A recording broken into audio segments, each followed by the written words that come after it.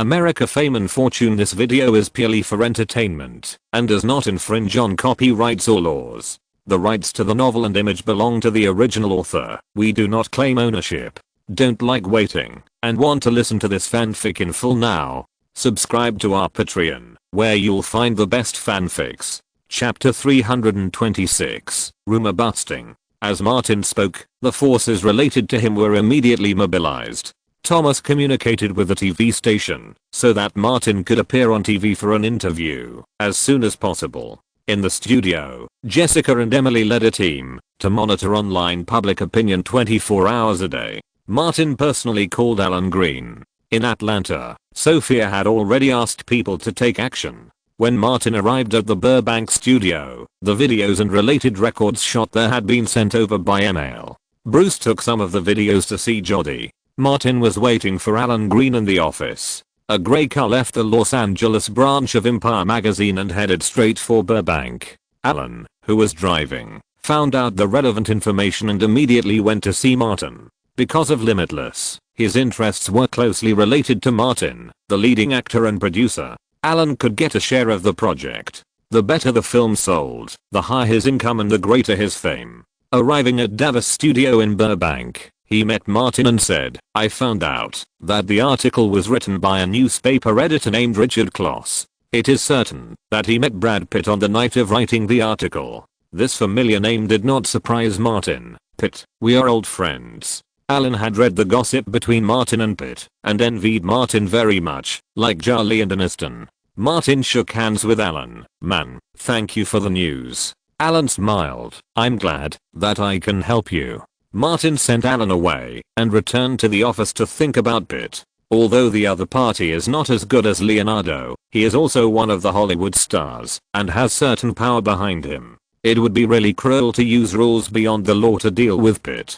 Martin thought of Babel, which was still being screened, and Pitt was the male lead. If nothing unexpected happened, Pitt would strive for a nomination for Best Actor through this film. Martin sighed secretly. A good person like himself also had to smear people. At the entrance of Warner Studios, Jody got out of a car, found the target vehicle, and got on the passenger seat. As usual, Bruce was sitting on the passenger seat. Jody asked, "Is there any big news?" Bruce handed her a copy of American Rumors. "I've read it." Jody, "Read the relevant news this morning. What they wrote is very troublesome."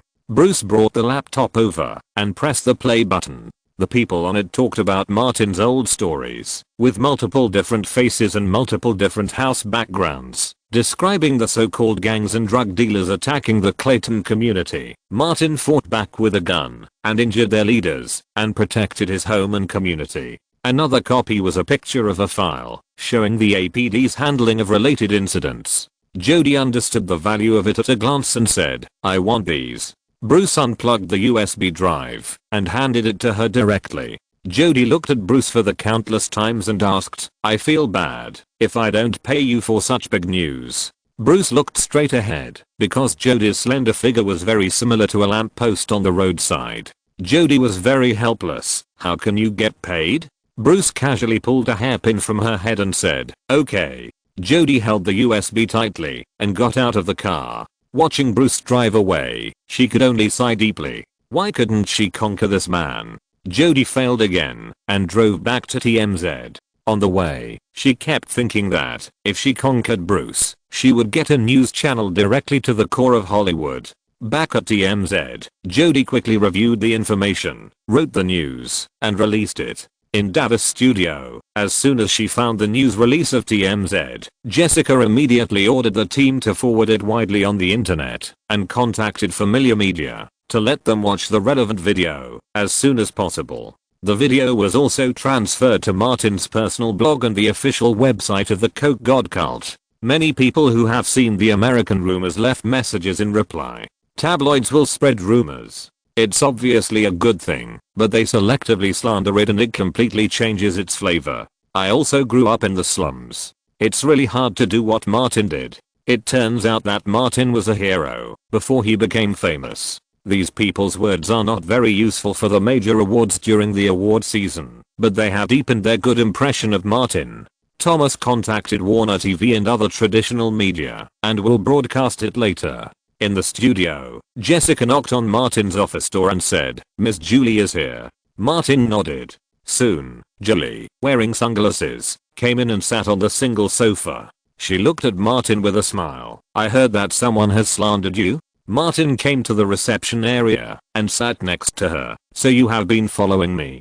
Julie asked. "Who did it? Have you checked?" Martin nodded. "Pitt. There may be other people behind it. For now, we can only go after Pitt. Do you want revenge?" Julie leaned her upper body almost close to Martin's ear. "From what I know about Pitt, you held me with one hand and Aniston with the other, kissed us at the same time, and appeared in front of Pitt in public. With just a little provocation, he will definitely lose control." How could Martin not understand her thoughts? "You will be the first to go crazy, right?"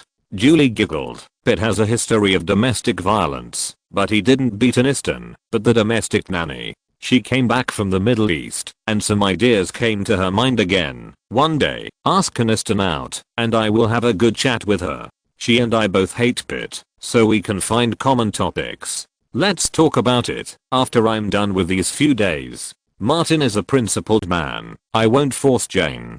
Julie stood up and prepared to say goodbye. "I'll call you again." Martin said, "You've been interviewed recently. Please praise me." Julie's eyes wandered. "How to praise me?" Martin waved his hand. "I'll discuss it with you another day." Julie left quickly. Thomas came in at this time and said, "I just received a call. Ellen DeGeneres wants you to be on her talk show again." Martin had a very unpleasant quarrel with her last time and said, "Refuse. Go on Warner's Helen show as planned." Because of the Burbank High School incident, Helen, the hard-working female reporter of Warner TV, became famous. Last year, she started her own talk show on Warner TV. The ratings were quite high, not worse than the Ellen show. Thomas immediately said, "I'll go and discuss the process and manuscript with Helen now." It was quickly determined here that the theme of the talk show would revolve around Martin's poor background and hard work. Youth and qualifications are his weaknesses, which cannot be changed. Martin can only start from other aspects. On the other side, Jolie, who was on business at Warner, deliberately wandered around the entrance of the studio. She easily attracted the attention of reporters. The reporter asked a few questions about gossip and the new film Changeling. Under Jolie's guidance, the reporter asked, "You have worked with many male actors in the past. Which one impressed you the most?" "Martin Davis." Jolie praised Martin as she said, "At Martin's age, it is the first time I have met an actor with such outstanding acting skills in my more than 10 years of working. He always devotes himself to a role and does not hesitate to immerse himself in it in his spare time for the credibility of the role." She knew that what Martin needed now was good words. "I don't know what other people's criteria for judging a good actor are, but in my eyes, Martin is a talented and good actor." Almost at the same time, WMA arranged for Aniston to accept an exclusive interview in Century City, during which Martin was also mentioned. Aniston said, "When filming Limitless, Martin not only performed well himself, but also guided me into the role. Although I entered the industry earlier, in terms of acting, I think Martin is more like my teacher. He taught me many new ways and new knowledge." California Institute of the Arts, Sculpture Hall. The afternoon class came to an end for the time being, and the students packed up their tools and prepared to leave. Several girls came over, and the tall and strong fat girl asked, "Lily, do you want to go to the apartment or the restaurant first?" Lily smiled brightly. "Let's go to the restaurant first. I'll treat you to a good meal." The fat girl laughed. Okay. The group was ready to leave. Two girls nearby whispered. The blonde girl said, "He knows how to buy people's hearts and form gangs. Don't you know Martin Davis?" The other brown red-haired girl suddenly raised her voice. "Didn't you read today's newspaper? That Martin Davis is not a good person. He is in collusion with gangs and drug dealers. He will be finished soon." "What did you say?" Lily came to the two with a stern face. Lily didn't care about other things, such as her forming gangs to bully people, but she couldn't care less about Martin. The sisterhood she formed after coming to Los Angeles lined up behind her. The girl with brown hair was about to fight back, but when she saw Lily's hand, she quickly shut up.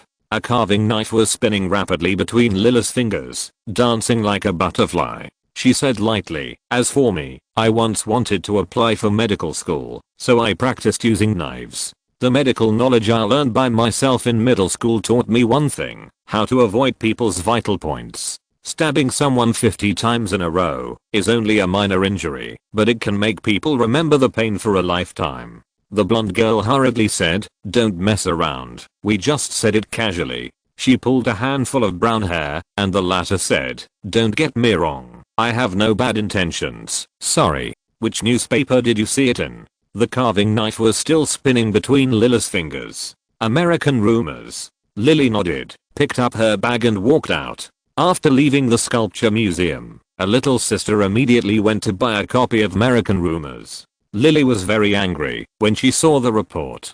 She wanted to help, but didn't know where to start. She was relatively unfamiliar with Hollywood and the entertainment industry. After thinking for a while, Lily called Louise and quickly told her the situation. "I want to do something to help Martin, but I don't know how to do it." Louise smiled and said, "How about this? I'll pick you up, and we can discuss it together."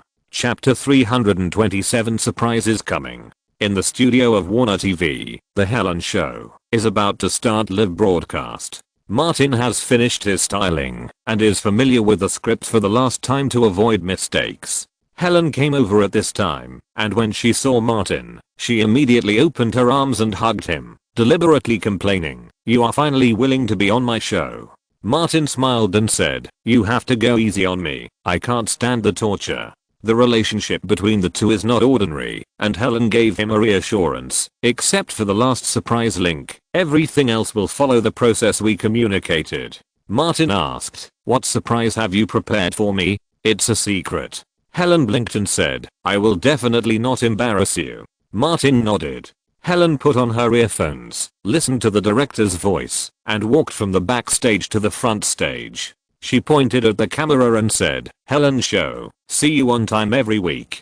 Her expression turned serious and deep. "As for me, I once suffered a terrible attack. Fortunately, I survived under the protection of Martin Davis. Please welcome my patron saint, Martin Davis." Martin, wearing a jacket and jeans, with a very ordinary look, walked from the backstage to the stage, like a friendly big boy next door. Helen opened her arms and hugged Martin tightly. At the same time, in Nicholson's mansion on Sunset Boulevard, the old man gathered a group of old friends tonight to drink and chat. Al Pacino, Robert De Niro, William Hurt and Dustin Hoffman, etc. They also had fights when they were young, but they became relatively peaceful after they got old. They can sit together from time to time to have a few drinks and miss their era. Nicholson took the remote control, switched to Warner TV, and said, "Watch a show as our side dish."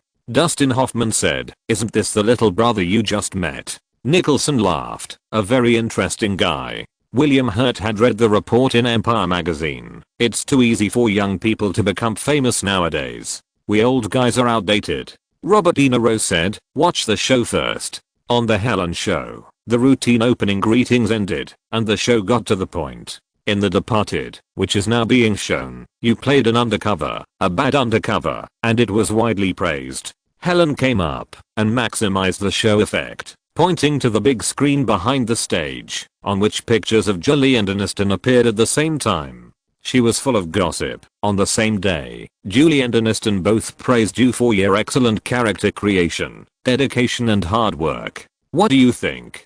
How to play it in private is one thing, but it is absolutely impossible to admit it publicly. Martin came up with standard wording. "I have worked with Angie and Jen in 2 films. They are very outstanding and dedicated actors. We became friends at work, and have continued to do so until now." Helen was very gossipy. "As far as I know, Julie and Aniston are mortal enemies. Have you ever thought about mediating?" Martin was so thick-skinned that he said, "There is a plan. How about this? We call them to the scene." Helen suddenly said, "You mediate on the spot?" Martin thought to himself, "Is this the surprise part of the show?"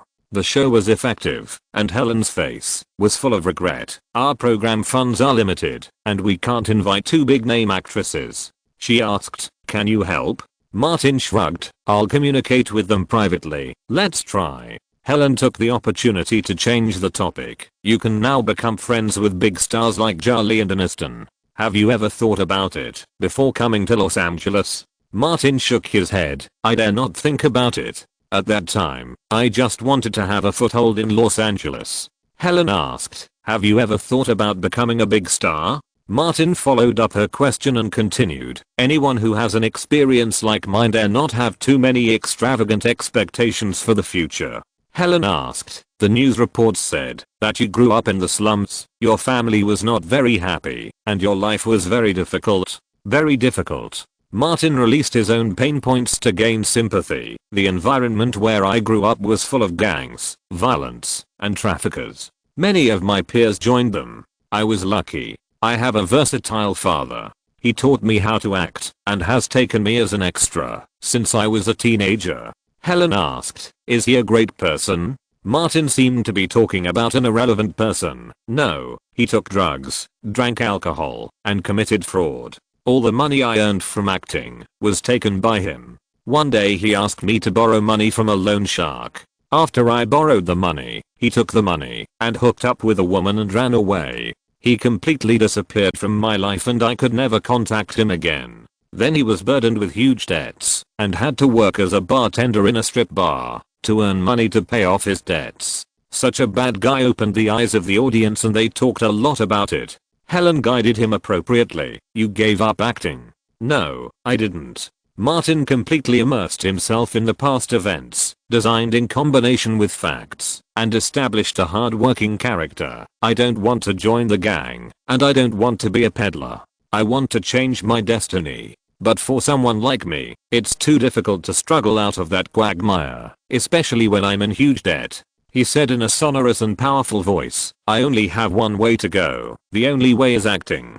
I met noble people, Captain Jerome, Ms. Kelly Gray. Martin mentioned the names of those who helped him and continued to talk about his own experience. After getting the key role, I was thinking about the role every day, studying how to shape it, and asking everyone around me for advice. I made great efforts for this because I had no way to retreat. If I retreated, I would only fall into the quagmire and could never get out. I saw with my own eyes a childhood playmate who was shot in the chest and abdomen by a shotgun in a gang fight. Helen exclaimed slightly, it's terrible. In order to avoid these tragedies, I bought a gun to protect myself and the family of my neighbors who had helped me since I was a child. Martin continued, fortunately, God protected me. The late night film was a success, and I paid off my debts, but I did not relax. Instead, I worked harder, because I knew there was a place called Hollywood, which is the temple of film art. He talked about his experiences from Atlanta to Los Angeles and emphasized, later, I met many artists. They made me understand one thing. Performing arts is never a sprint. It is a protracted battle and a marathon. You cannot stop halfway. You must persist and work hard to make yourself better and touch the real performing arts. Helen said, many directors who have worked with you, including Martin Scorsese, have praised you and think you are a talented and good actor. Martin will be humble when he should be. Some people are the darlings of Hollywood and performing arts. I never think I belong to this category. I'm more like a conscientious blue-collar worker who is willing to work several times harder for the role and the job. I know very well that I have no way out. He knew how to please the old guy and he always talked about hard work. I have touched the threshold of performing arts. In this marathon, that is like life, I have never thought of relaxing or giving up. From Wax Museum to Wanted, from The Departed to The Reader, I have been working hard. The support of my predecessors has allowed me to achieve some success. The more successful I am, the more motivated I'm to work harder. The show was going on, and several rounds of wine had already been drunk in the Nicholsons' living room. Dustin Hoffman watched the show and laughed. He's a very interesting young man, much smarter than Tom Cruise, when he worked with me in Rain Man. William Hurt had a hard time wandering when he was young, and he resonated with Martin's experience to some extent. His perception changed. It turns out that it was not easy for him to become famous. Robert De Niro said, he has little experience, but someone who works so hard deserves a chance. Nicholson spoke much more directly, old guys, among the younger generation, can you find anyone more pleasing to the eye than him? Look at the young actors today, those who come from middle class or upper middle class families, or child stars from wealthy families, or second generation stars, or the godsons of some bigwigs. There are fewer and fewer people like us bastards who have climbed out of poverty. Most of them back then were poor people who became actors. As the leader of the three bastards, Nicholson simply canvassed for votes on the spot. That little bastard is my brother. You have the nomination tickets and the votes you can influence. Give them to him if you can. I knew that the free wine from you, an old bastard, is not tasty. Al Pacino said, I admire Martin, but he is too young. William Hurt echoed, this year, there are many senior friends who want to compete for the best supporting actor. He seemed to be talking about himself. They will never get the best actor in their lifetime. Dustin said, I promise to vote for Alan Arkin first. William Hurt said, me too. Nicholson filled the glasses for the old guys one by one. It's just a nomination. Hearing this, William Hurt nodded, no problem with me. Others also said that they could give Martin a nomination ticket. Even if they couldn't give him the first place, they could give him the second place on the ballot. After a quick chat, everyone's attention returned to the talk show. The stage background switched to pictures of reports related to American rumors. I looked at the internet and saw many people discussing it. Helen asked, is what was published there true? Martin said, it is true. The audience was shocked. Martin said, but they selectively reported it and ignored the cause and effect. The actual situation was that gang members in southern Atlanta occupied the community where I was at the time and wanted to develop that kind of white business. The community was disturbed by them. The friend I just mentioned died in the struggle. We are a slum and there are not so many police forces. At that time, I and several other neighbors formed a community defense alliance together. This is very common in the United States and the audience can understand it. Helen asked in cooperation, did the defense alliance have a conflict with gang members? 4 gang members wanted to break into the house and rob, but I discovered it in advance. Martin did not exaggerate and told what happened that night truthfully. So, you protected the 4 good friends of your neighbor? Helen saw Martin nod and said, surprise, one of them came to the show. Hearing this, Martin was quite surprised. Which of the 4 idiots came to the show? Elena? Obviously impossible. Hall can only make the earth. Harris would have told him in advance. It could only be Lily, the idiot. Chapter 328 We are a family. After leaving the lounge and coming to the backstage waiting area, Lily's hands were so nervous that she had no place to put them. She felt her heart beating wildly, and it might jump out of her mouth at any time and fall to the ground and become a frog. A female producer of the show comforted her. Take a deep breath, relax, it's no big deal. Helen has talked to you for a long time. She is very kind, right? She won't embarrass you. Martin grew up with you. Lily took several deep breaths, but still couldn't calm down. After all, she was only 17 years old. Lily asked, am I lame? Have I never seen the world? The female producer encouraged her at this time. You are very good, much better than most people who are on camera for the first time. Be brave and confident. Lily's heart was still beating violently, and she couldn't help but return to her old habit and cursed inwardly. Fuck. Fuck. As soon as the swear words came out, she suddenly calmed down a little. The female producer heard the voice in the headset and patted Lily on the back gently. Go on stage. Lily did not lack courage. She clenched her fists and strode onto the stage. After turning around the exit, she saw Martin and couldn't help but think of something. In the past 10 years, Martin, like Elena, has raised his fists. The girl who grew up under the heavy education suddenly wanted to punch herself. I'm so stupid. For a moment, Lily stood there. Martin saw Lily's nervousness, embarrassment, and uneasiness, and could guess why she was here. He stood up and walked towards her, and at the same time, signaled the audience under the stage to applaud to encourage Lily. The applause of encouragement rang out, and Lily came to her senses. Martin was already approaching. She said with a slight stutter, I'm sorry, I shouldn't have come here without saying hello. Martin gently hugged her and said, we are a family. Lily's smile bloomed naturally on her tense face, and she forgot all the nervousness, embarrassment, and uneasiness at this time. Why did she take the initiative to stand up? And why did she listen to Louise's persuasion to participate in this show? Because she and Martin are a family. The audience was still applauding. Helen came over and asked, "What did you say?" When Martin came over, he took off the microphone and turned off Lily's microphone. Lily did not answer. Martin said, "A secret between relatives." Helen invited the two to sit over and took out a bottle of mineral water for Lily. Martin unscrewed the bottle of water and Lily took a sip. Her nervousness was relieved again. The people present and the audience in front of the TV could clearly see that this girl was a rookie in front of the camera. She had no experience at all and was so nervous that she could dig a bomb shelter with her feet. But she was beautiful, so this kind of embarrassment became a plus point, making Lily's words highly credible. Lily didn't have to lie, she just had to tell what happened that night.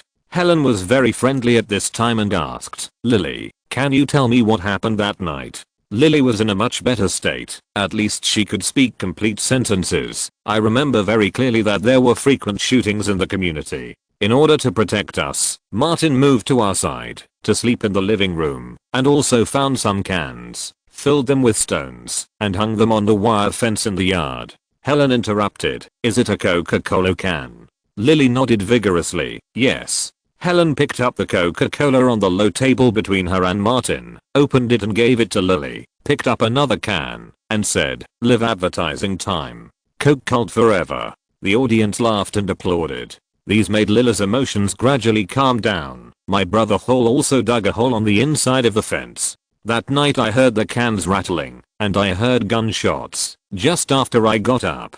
She recovered a little and started to make trouble. I hurried out of the bedroom to see what was going on, and I was scolded by Martin as soon as I went out. The camera lens and the audience's eyes fell on Lily. Helen asked at the right time, "Why?" Lily said aggrievedly, "Martin told me to go back to the bedroom, hide behind the masonry wall, and don't show my head." Everyone was relieved. Helen was smiling, but she was muttering in her heart that this girl had adapted so quickly. Lily told the story that happened later, and there was no need to exaggerate, showing the deep affection of the family. Seeing that this girl was beautiful, cute, and had a good personality, Helen decided to give her more time. Helen asked, "You said you studied sculpture at the California Institute of the Arts?" "Yes, I'm good at handwork and have a talent for it." Lily looked at Martin, and she wanted to curse him, but what she said was completely the opposite. After Martin came to Los Angeles, he purchased a lot of raw materials and mailed them back to Atlanta for me to practice. He would give me a lot every once in a while. I practiced a lot, and my level improved quickly. Helen asked Martin, "Did you give me a lot?" Martin couldn't tell her that his goal was to make the saltwater crocodiles and bison in Australia into rare and protected animals. He smiled and nodded. "I gave me a lot." He then added, "I will give more in the future." Lily stopped talking and sat back on the sofa, not knowing what to say for a while. Helen was keenly aware of something strange and said, "How about a live performance?" Lily nodded gently. "Do you have colored clay for sculpture?" Soon a staff member brought it up. Lily didn't bring a carving knife, so she made a prototype of the clown sculpture and modified it with a knife provided by the crew. The sketch took shape quickly. The red mouth, white face and purple suit, in the close-up, look a little rough, but people can tell that it is based on Martin. In the mansion on Sunset Boulevard, Nicholson put down his wine glass and walked to the shelf where the gift from Martin was placed. There were various sculptures, including a clown based on Martin. Nicholson shook his head and laughed. "This guy is interesting." In a villa in Beverly Hills, Angelina Jolie was also watching the show. In her hand was a 30cm long clown sculpture. The statue's straight legs were just right for handles. The huge head and the uneven patterns were very useful. It turned out that these sculptures were all made by this little girl. Julie nodded slightly. Lily Carter's carving skills were quite good. Her focus was not on this. What Julie was concerned about was whether Martin would really reconcile his conflict with Aniston. At the same time, hundreds of Hollywood practitioners turned their eyes from the TV to the souvenirs from the crew. Few people complained. After all, they were just souvenirs given by the crew. On the contrary, most people think it is good.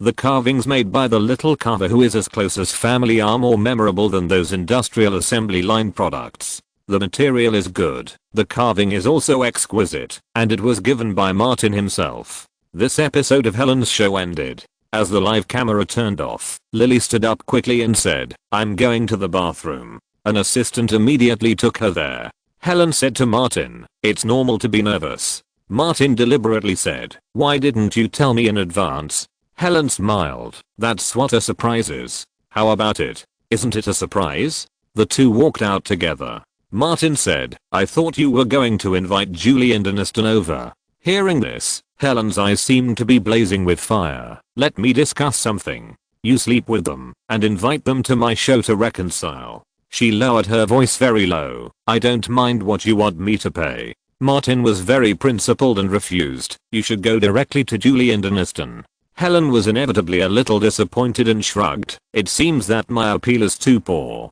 Martin said seriously, "Because we are friends." Helen couldn't help laughing. Lily came over from the bathroom at this time.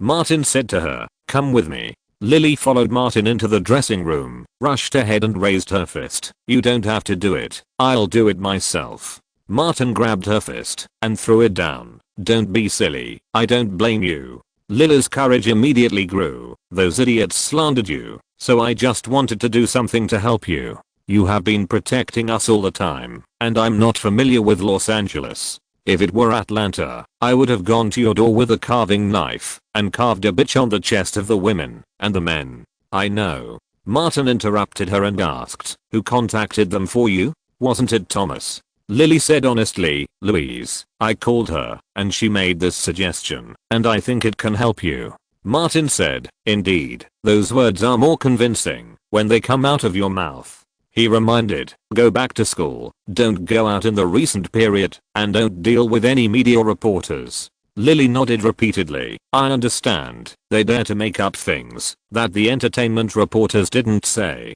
Martin suddenly found that from this aspect alone, the reporters of the news of the world were actually very professional. Afterwards, the two left the studio and got into the car driven by Bruce. Martin said, "I'll take you back to school first." Lily knew that Martin had a lot of things to do recently, so she said, "I'll stay in and concentrate on studying and attending classes." Before the car left Burbank, Lily received a call from Elena, and it was naturally the usual sisterly love. Elena didn't hang up until Martin took the phone and talked for a while. After sending Lily back to school, Martin asked Bruce to return to Shimonosky and go straight to Louise's residence. When he entered the living room, he saw Louise sitting in front of the bar, sipping wine and watching the replay of the Helen show. Louise poured Martin a glass of wine and said, "Lily wanted to help you. I couldn't stop her enthusiasm, and I could really help you, so I just helped her, and the effect was good."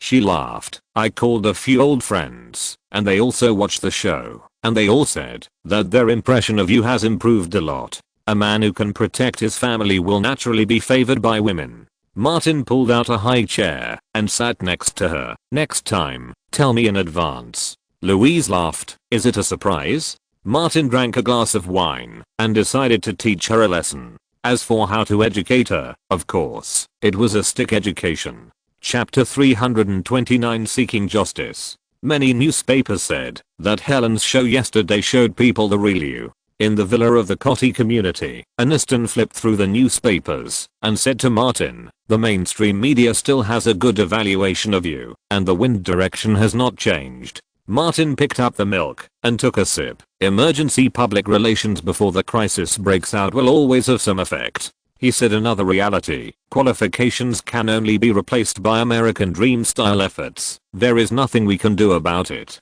Aniston entered the industry earlier and said, "The Oscars have another nickname, the consolation prize for middle-aged and elderly people. The 4 major acting awards plus the best director. Young people can be considered victorious if they can get nominated as runners-up." Martin said, "Who made the judges mostly old people? On Helen's show, you said you would mediate the conflict between me and that bitch Julie?" Aniston stared at Martin and asked, "Really?" Martin said without any hesitation, "When Helen raised this question, I always had to evade it." Aniston said, "That bitch has made herself a saint."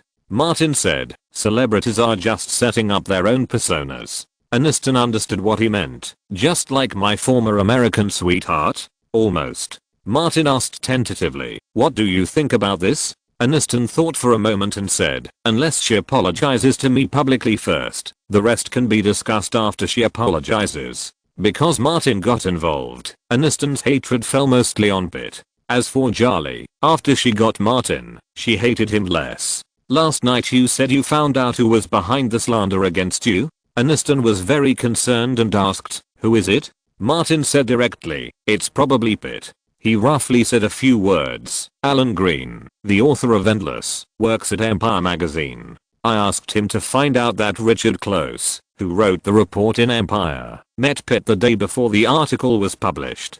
It's not the LAPD, and there is no need for evidence for this kind of thing. Aniston was silent for a moment and said, I'm sorry that you were implicated by my affairs. She got the little milk dog, so Aniston believes that she is the active one in this relationship. It's okay. Martin held her hand. I'm just trying to get an Oscar nomination. This matter doesn't have as big an impact as I thought. Yesterday's interview and talk show were all planned, but they were just a little earlier. Aniston said, Pitt is too despicable. He is shameless enough to discredit you in this way. Even if Martin can tolerate it, she can't tolerate it. Don't you want to find a way to fight back? Martin spread his hands. I haven't thought of a way for the time being. Pitt didn't provoke me in person. I can't just press Pitt on the table and scare him with a Coke bottle, like I did last time at the Avalon bar. Aniston's tone suddenly changed. What did Charlie say? Martin has never concealed the fact that he has been in contact with Charlie. She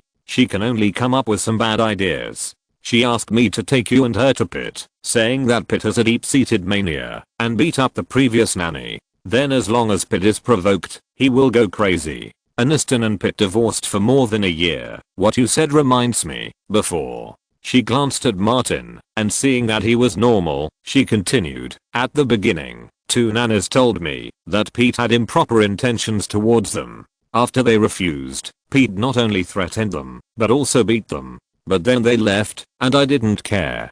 Combined with Julie's words, Martin could basically make a judgment. Aniston sighed. I was so stupid at that time. I only had love in my eyes, and ignored so many important things. Martin said, Jane, this is not your fault. You are too kind. Since there is kindness, there must be evil. Aniston naturally put the blame on Pitt. Since the divorce, I have figured out that Pitt, like CAA, has changed since the completion of Friends. He didn't marry me, but America's sweetheart. It was also in the past few years with me that he became a superstar. At this point, Aniston found a pen and paper and an address book, and flipped through them carefully. I remember the names and contact information of those nannies. These things were all caused by me, and it is not over yet. Martin was also unambiguous. I will seek justice for us. Aniston found it, quickly wrote it on a notepad, kissed Martin, and stuffed it into his hand. Let him lose face. Martin nodded. As you wish, my lady. Aniston showed a look of reminiscence. Looking back now, I find that Pitt seems to be different about domestic nannies. I see. Martin didn't stay here for long, and left soon after breakfast. After getting in the car driven by Bruce, Martin thought for a while and asked, Old Bruce, the Foot Gang has changed the venue of the event, right? Bruce turned onto the main road and said, in Butch's strip club. A bar called Palm Springs, near the club. The bar Martin was talking about was where Pete met with the Empire magazine people. Bruce had been there before, on the same street. Martin guessed, maybe the Foot Gang was having a party that night. Bruce understood what he meant, not just Pete. Martin took out his cell phone, found Georgina Chapman's number, and called her. The call was answered quickly, and the other end asked tentatively, Martin? It's me. Hello, Georgina. Martin had talked to Georgina during the Toronto Film Festival, and continued the topic at that time. The last time we met, you said you were going to Los Angeles to hold a fashion party? Georgina said, it will be after the new year, and then it will be close to the various award ceremonies during the award season. Do you really want to attend? Martin said, once the time is confirmed, don't forget to send me an invitation. I will definitely go to support you. Georgina smiled and said, can you bring Aniston with you? Martin would not make decisions for others. I need to ask her opinion. Georgina said, Please wait patiently for my invitation," Martin said politely again, and hung up the phone. Bruce turned his head quickly to look at Martin, and then turned his head back. Martin reminded him, "Focus on driving, Bruce. Do you want us to get into a car accident together? Man, you're too cruel, aren't you?" Bruce was impressed. "You're going to drive Harvey crazy." Martin was surprised. "Isn't it normal for people in the industry to attend big name fashion parties?" "Bruce, you have a problem with your thinking." Bruce didn't want to talk to this jerk. Martin didn't let him go and handed Bruce a note. "These people were the housekeepers when Jen and Pete were still married. They may have problems with Pete. Go check it out." "I see." Bruce said specifically, "We are not suitable to show up for this kind of thing, and we can't even have any contact with us." Martin nodded. "Call Atlanta and ask someone to ask Ivan to come over." Bruce said, "I'll call him later." After sending Martin to the studio, Bruce went out to find a public telephone booth and dialed Atlanta's number. In Atlanta, as soon as Ivan received the notice, he packed his luggage without saying a word, said a few words to Sophia, booked a plane ticket, and rushed to Los Angeles. In the mansion in Beverly Hills, Georgina stood in the Fountain Square and waved at a Rolls-Royce. The rear window of the Rolls-Royce was lowered, revealing Harvey Weinstein's fat face. He smiled and shouted, "Dear, don't worry, I will definitely come back before the Oscars." This year, Weinstein Pictures did not have a suitable film to compete for the Oscars. Harvey was going to travel all over Europe, Asia, and Australia to find a suitable film to prepare for the next year. Georgina was reluctant to leave. "Harvey, remember to call me often." The Rolls-Royce drove farther and farther away. Harvey raised the window and looked back at his wife, who was more than 20 years younger than him. He was overwhelmed with happiness. But he would never give up the entire entertainment industry for one person. This time, with his reputation, there would definitely be a lot of actresses sent by the producers, or who came to his door. After seeing so many things, Harvey came back to appreciate the goodness of his wife. In the Fountain Square, Georgina saw the car go out of the gate, and the smile on her face instantly disappeared. She twisted her tall figure and walked towards the main entrance of the villa. She sighed softly. "Finally I can relax a little. I don't have to face a fat old face all day." The assistant followed. "Boss." Georgina kicked off her high heels and fell on the sofa. "What's the matter?" The assistant put the phone next to her. "Ms. Winslow just called." Georgina sat up and called back. "Hi, Kate. You are in Los Angeles? Great. Let's find a place to chat this afternoon." Kate asked, "Don't you need to accompany Harvey? He went to Europe. I can finally relax." Seeing that the assistant was far away, Georgina lowered her voice slightly. "For my career, I have sacrificed too much, and my life is too difficult. If you don't come out to chat with me, I will get depression."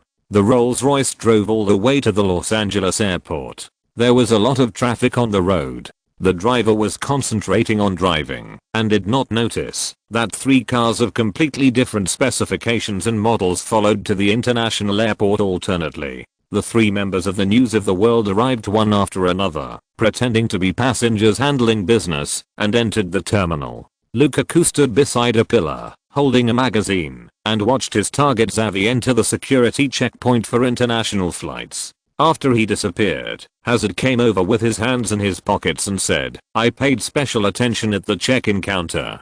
This guy's going to Europe, I think France." Courtois came over, a little annoyed. "We finally set up the phone tap in the hotel room, but he went to Europe."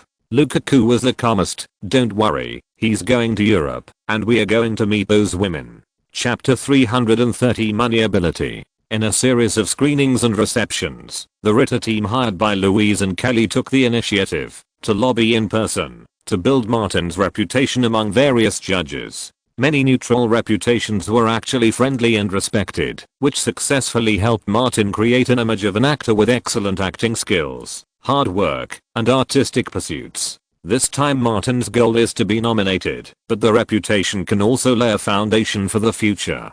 As we all know, the public image of an actor is very different from the actual situation. Martin is at least relatively reliable. In the selection results announced by film critics associations including Hollywood, Chicago, Boston, San Francisco and New York, although Martin did not win the Best Supporting Actor award, he was included in the list of 5 nominees. The Departed and Martin Scorsese almost swept these awards. In the awards season, these can not only improve the reputation of the film, but also play a role in publicity. After the second weekend of December, The Departed had grossed $167 million in North America and over $300 million worldwide, making it a standout among all the award-winning films during the awards season. Congratulations, Martin, another $300 million worldwide. Inside the Smokehouse restaurant, Julie took a sip of juice and asked, "When you invited me to star in your project, I still had doubts in my heart and almost refused. Fortunately, I didn't make a fool of myself. You let me return to the front line and even have the hope of becoming a superstar." Martin always spoke nicely, and we are mutually accomplished.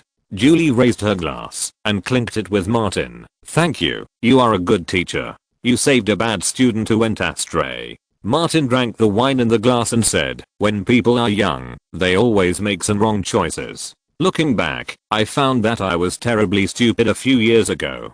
Julie laughed. "So, a good teacher, like you can always correct the mistakes of students." Martin deliberately sighed. "There is one thing that is difficult. You and Zenban should not be like this now, but you have to pay for the mistakes of others." This reminded Julie of the proposal a few days ago, and she couldn't help asking, "How about we accomplish another thing for each other?" Martin saw that she looked strange and said, "I'm a serious person. Don't make excessive demands." "Yes, he's a good person when he's serious." Julie nodded repeatedly. "When he's not serious, he's a stick to beat people." Martin disagreed with the latter part. "That's because you need it, and I'm happy to help." Julie's eyes were fiery. "Then help me again." Martin is a good person after all, and he can't stand seeing others begging. "Tell me, what's the matter specifically?" Julie said, "Take me and Aniston to fly together." "You're crazy." Martin shook his head directly. "I'm not crazy yet." Julie was silent for a moment, thought for a moment, and decided to take a roundabout way. "Can you help me reconcile with Aniston? Like you said, she and I shouldn't pay for Pitt's mistakes." Martin poured Julie a glass of juice and said, "This matter is not easy to handle." Julie said, "You know Aniston's depth, and you must know where her bottom line is." "I did hear her talk about it." Martin said directly, "Jane wants you to apologize to her publicly first, and then talk about other things." Julie thought it was no big deal, and that this little thing could be completely ignored compared to the happiness that might come later. She said, "I'll buy space in the Los Angeles Times to publicly apologize to Aniston. You ask her out, and the 3 of us will talk about it together." Martin was surprised. "Aren't you going to talk to her? What's the point of 2 circles put together without the J in the middle?" Julie was very smart in this matter. She said, "Without you to help lubricate the situation, what will happen if 2 people get into a fight?" This sounded strange, so Martin ignored it and said, "You apologize publicly in the newspaper first, and I'll talk to Jane." Julie grabbed Martin's hand and said urgently, "You must make this happen.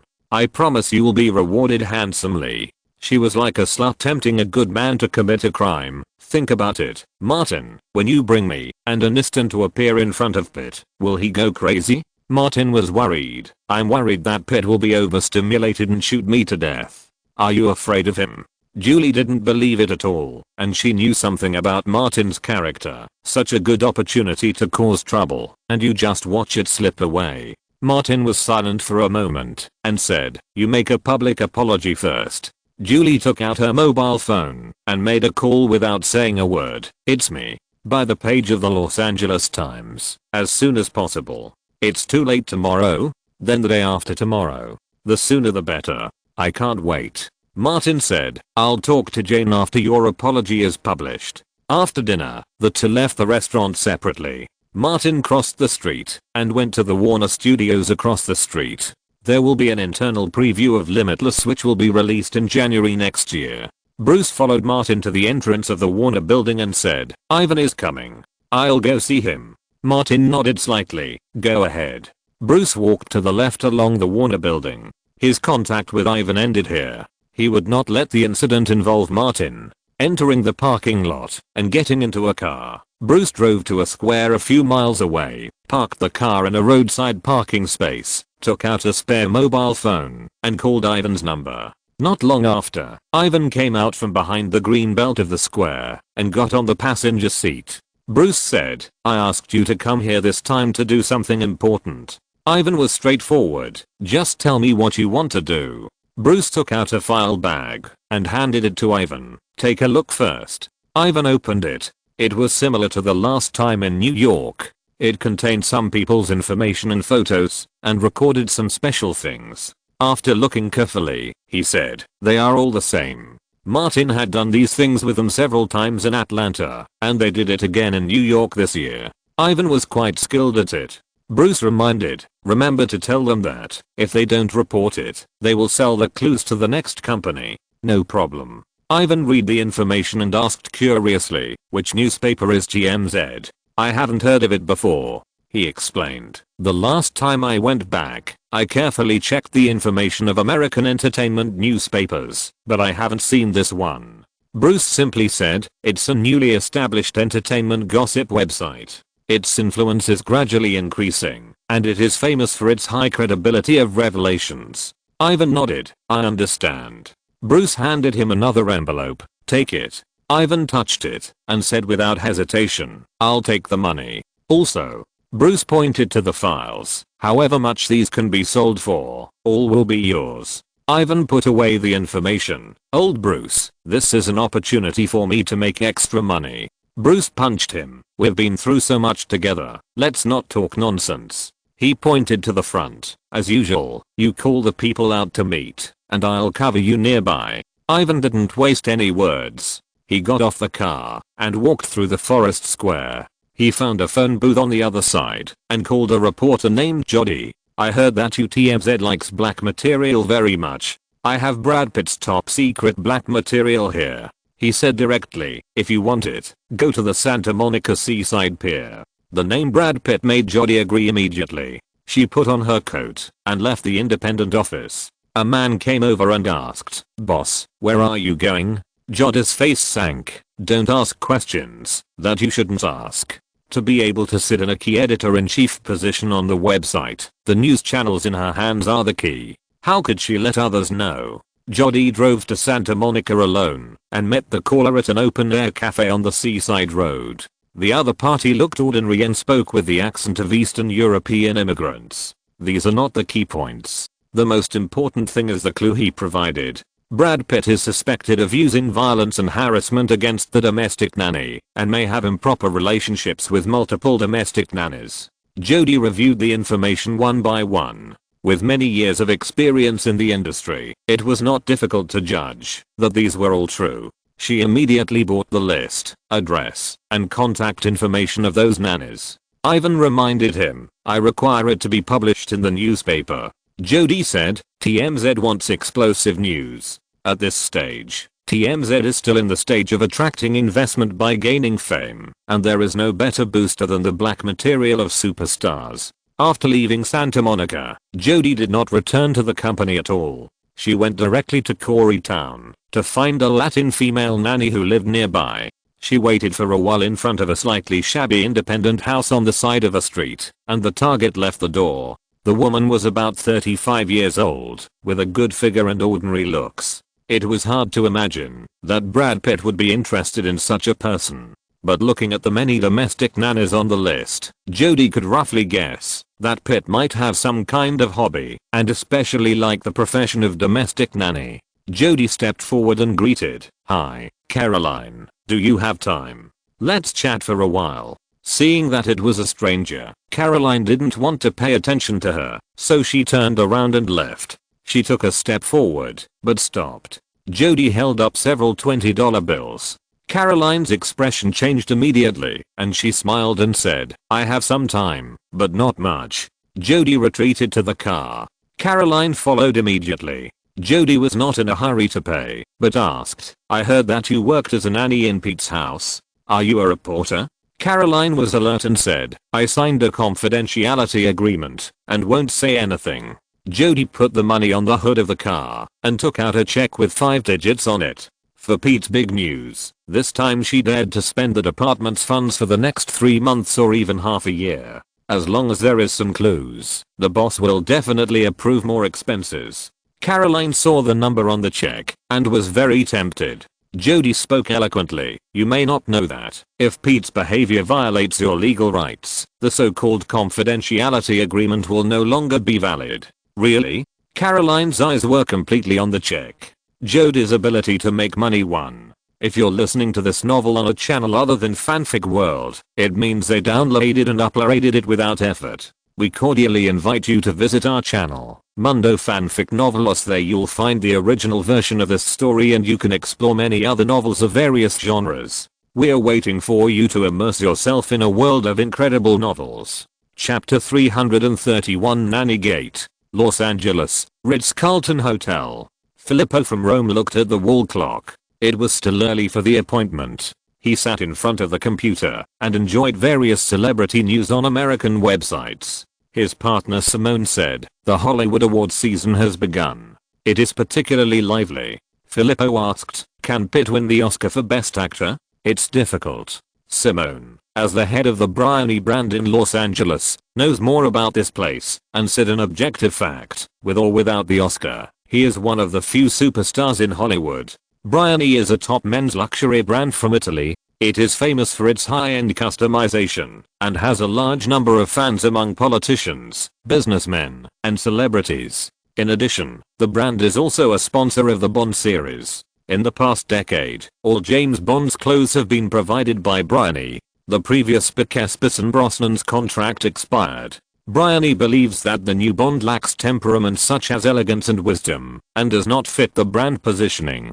Filippo came from Rome this time to sign a contract with Brad Pitt and make him the global spokesperson of the brand. Simone reminded him, the Avalon bar incident had a big impact on Pitt, but Pitt has withstood the impact after years of accumulation.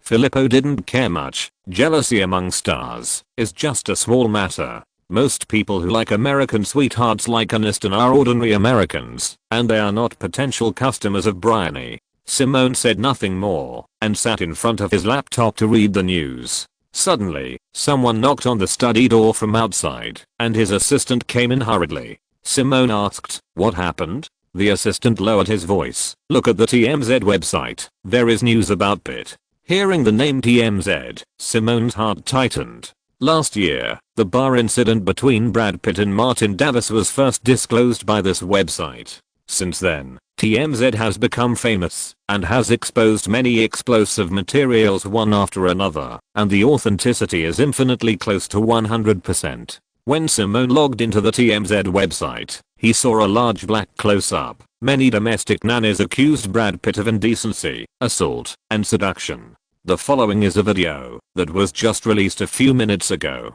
The first person to show up was a Latina woman with an average appearance, but not ugly. "I served the Pitt family for a period of time in 2002. It was normal at the beginning, but after a while I felt something was wrong. When the mistress was not at home, Brad Pitt always stared at me. About a month after I started working, Pitt blocked me at home while the mistress was out filming. He took out $1,000 and tempted me to have sex with him, asking me to kneel down and serve him, but I refused. But Pitt threatened me that, if I didn't do as he said, he would fire me, and he would call my company and let the company notify all colleagues in Los Angeles. Woo woo. I still have 3 children to raise, and I have been doing housework. I don't have other skills. I can't lose my job, so I can only agree to Pitt." This relationship didn't last for a few times. I found that Pitt had violent and manic tendencies. He hurt me several times. I secretly hinted to the mistress, and the mistress was very nice, so she gave me a sum of money to let me go. Behind her was a white nanny, who looked ordinary. The employer had obviously selected her, but she couldn't stop Pitt, who was passionate about housekeeping. Brad Pitt is a scumbag. He tempted me with money, threatened me with work, and went behind my mistress's back with him. I had no choice, really no choice. I didn't agree, and he hit me. My mistress was very good to me. I felt sorry for her, so I took the initiative to resign. There are 2 more videos with the same accusation, all of which are real appearances of female nannies, accusing them by their real names. On the side of these 4 parallel videos, there is another video with a larger window. It was a video secretly filmed by a nanny with Pitt. Although there was no sound, the video screen showed that Pitt slapped the nanny, and then the nanny squatted down. Violent coercion. Simone has been based in Los Angeles, and knows that Pitt will face a huge storm. Even if he can settle it later, his reputation will be greatly damaged. He picked up his laptop, came to Filippo and said, "Take a look at these videos. TMZ just broke the news today." Filippo browsed through them, and immediately realized the problem. He made a prompt decision. Brad Pitt's risk has increased sharply. We need to make changes, and postpone the meeting with him, and the endorsement negotiation. Simone said, "I agree. Let's wait and see what happens next." The assistant came in again and said, "Brad Pitt and his agent are here." Simone looked at Filippo, who thought for a moment and said, "The matter has not been finalized yet. Let's go meet someone first." The two went downstairs at the same time to the business reception room on the 4th floor. In the reception room, Pitt and his agent Maggie Darkhill were already waiting here. The latter was full of confidence in this cooperation. Bryony is a top-tier brand among relatively popular men's clothing brands, which will help expand your influence. Pitt nodded. The endorsement fee of $7 million a year basically satisfied him. Maggie continued, "This sponsorship contract is signed at a critical time during the award season. It will attract a lot of attention and help you get an Oscar nomination." "Just a nomination?" Pete wanted more. "I want to win that little golden man." Maggie was clear-headed. "It's difficult to win an award. Let's take it step by step. After all, you will have plenty of opportunities in the future." Pete thought of the old men in the academy and said, "I'm not old enough. It doesn't matter. If it doesn't work this year, we can continue next year." The door to the living room was opened from the outside, and Filippo and Simone came in one after another. After greeting each other, Maggie quickly got to the point. For this endorsement, Bryony chose Pete. But Filippo interrupted her. "Ms. Darkhill, Mr. Pete, there are some problems within the company. I need to return to Rome urgently. The endorsement contract will have to be postponed for a while. I'm very sorry for this." Hearing this, Pete and Maggie's first reaction was that something was wrong. Maggie asked tentatively, "Can we know what happened?" Simone replied vaguely, "Please give us some time to deal with internal affairs." Pete wanted to speak, but Maggie stopped him with a look. This time, the endorsement negotiation had a change that she didn't understand. "Let's figure out the situation first, then talk about other things." Filippo and Simone said a few polite words, and Pete and Maggie said goodbye and left. After going downstairs, Pete was very angry and said, "What is Bryony doing? Is she playing tricks on us?" Maggie said, "When we contacted this morning, everything was normal. It's impossible for such a change to happen for no reason. Let me figure out the situation first." Pete turned around on the spot and put his hands on his waist. "They lack the respect they deserve for me." Maggie and Pete's phones rang one after another. After the two answered the phone, they only listened to one sentence and hurried to a secluded place. After listening to the situation described by their respective assistants, they hung up the phone almost at the same time. Maggie asked, "TMZ?" Pete's face was extremely serious. "Yes." Maggie asked again, "What happened?" Pete certainly would not tell the truth and gave a limited answer. "Those domestic nannies always like to seduce me, and sometimes I can't help it, and I can't help making some mistakes that men would make." He added, "I gave them compensation and signed a confidentiality agreement. It's no use saying this now." Maggie called him. "Call your public relations and ask him to meet up at the company. TMZ is becoming more and more famous in the industry, and its revelations are known for being credible. She also knows her clients, so this matter is very troublesome. By the way, call your lawyer." Pete followed Maggie out of the hotel gate while making a phone call. Before they reached the parking area, a group of people came towards them, and the person leading the group looked vaguely familiar. Maggie was still recalling that the man stopped a few meters ahead, showed his ID and related documents, and said to Pitt, "Mr. Brad Pitt, we have received reports from multiple women. We are now summoning you to assist in the investigation." He said the routine words and gestured to the police car parked nearby. "Mr. Pitt, please cooperate. This is slander. Pitt was furious. "You should arrest them for defamation." The man said again, "Please cooperate." Maggie looked at the documents and knew that she could not refuse, so she said to Pitt, "You go first and don't say anything before the lawyer arrives." Pitt had a blank expression on his face and followed these people into the car and went to the police station. Nearby, 5 photographers from TMZ, holding cameras and video cameras, took pictures of Pitt being taken to the police car from different angles. When the police car whizzed away, 3 of them continued to chase and shoot on motorcycles, and the other 2 got into a car nearby. In the driver's seat, Jody had already opened his laptop and connected the data cable, saying, "Hurry up and upload the pictures and articles.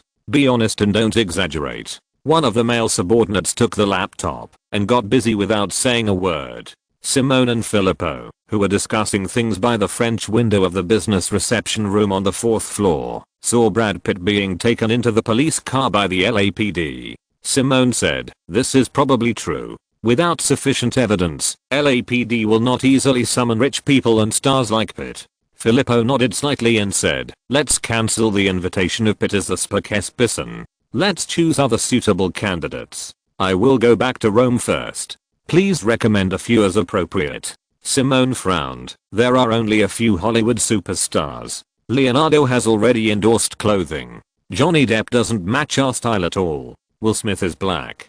George Clooney has signed an Armani contract. Keanu Reeves is too decadent in his daily life." Filippo said, "Look slowly. There will always be a suitable one. This is an ordinary day in December, and it is another day that has caught the attention of the public. Just when other media have not yet reacted, and those who have reacted are still verifying the authenticity of the nanny gate, Brad Pitt has made the headlines of TMZ again. This time, it was the photos and videos of him being taken away by LAPD. The whole city of Los Angeles was shocked." Chapter 332, adding insult to injury and drawing a clear line. It was a hot topic in Los Angeles in half a day and spread all over the United States in a day. Even the media in Europe and Asia reprinted it. Brad Pitt's nanny scandal became the most sensational entertainment news in December. Even Jolly's public apology to Aniston in the Los Angeles Times did not cause too strong a response. This is Megan from Los Angeles TV2 reporting from Beverly Hills. Behind me, you can see that the door of Brad Pitt's mansion is closed and hundreds of reporters are waiting here. In the Coty community, the TV in the living room of the Martin family was broadcasting the news of the nanny scandal 24 hours a day. Aniston lay in Martin's arms, watching with relish, with the gate of Pitt's mansion as the background, the reporter said in the live broadcast. According to reliable information, LAPD has obtained extremely unfavorable evidence against Pitt from the victim and the reporter. Although Pitt returned home shortly after being summoned, LAPD has applied for a relevant restraining order. Without permission, Pitt is not allowed to leave the surrounding area of the residence. Seeing this, Aniston felt relieved and kissed Martin hard. "Thank you for everything you have done. I finally let out a breath that was blocked in my heart.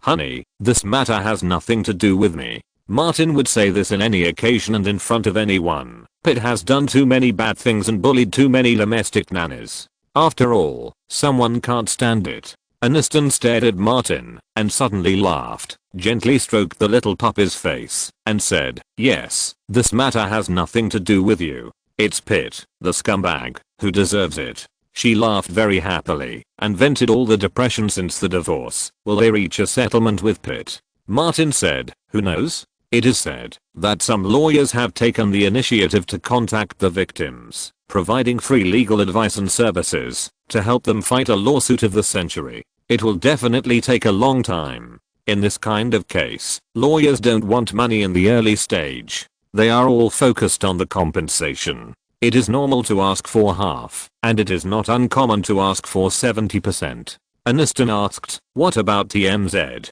Martin analyzed. TMZ is determined to become the #1 gossip website in the United States and even the world, and to be the Sun newspaper on the internet. It needs explosive news the most. They have offended Pitt, and they will definitely chase him and continue to dig deeper. Aniston just felt happy. Hold the knife in your hand and kill the dog named Pitt. The TV screen briefly left Pitt's mansion and switched back to other news reports. In today's Los Angeles Times, Angelina Jolie issued a public statement, formally apologizing to Jennifer Aniston. In the statement, she said that she was deceived by Pitt's sweet words, but by chance, she not only discovered that Pitt had cheated on the housekeeper after drinking, but also threatened with violence, so she decisively broke up with Pitt. Because Pitt begged hard and vowed to change his ways, she thought Pitt was just impulsive after drinking and made such a mistake for the first time, but she didn't expect he had many previous convictions. For this, Jolie deeply apologizes and has decided to stand with all the victimized women and their children, draw a clear line with the abuser, and will not cooperate with Brad Pitt on any film and television projects in the future, will not attend the same show or award ceremony with Brad Pitt, and will not use any products endorsed by Brad Pitt. After listening to the news report, Aniston was shocked and asked Martin, "Did you teach Jolie all this?" "I didn't teach you that." Martin, who has never taught his good students, said these things. Jolie has completed her evolution. Jolie, who has established a saintly image in the United States, publicly jumped out to step on Pitt, which was much more severe than the media reports. In particular, the practice of drawing a clear line in the name of women and children was a fatal blow. If it becomes a trend, the result can be imagined. Martin felt that Aniston and Jolie must reach a reconciliation. Isn't Pitt the only one who made a mistake? Aniston was still listening to Jolie's apology and the statement that condemned Pitt, and suddenly said, "I found that she is not so bad." Martin pointed to Pitt, who appeared on the TV screen again. "The real bad guy is there. There is always someone in this world who has to move forward with guilt. Martin doesn't want to, Jolie doesn't want to, and Aniston doesn't want to, so it can only be Pitt.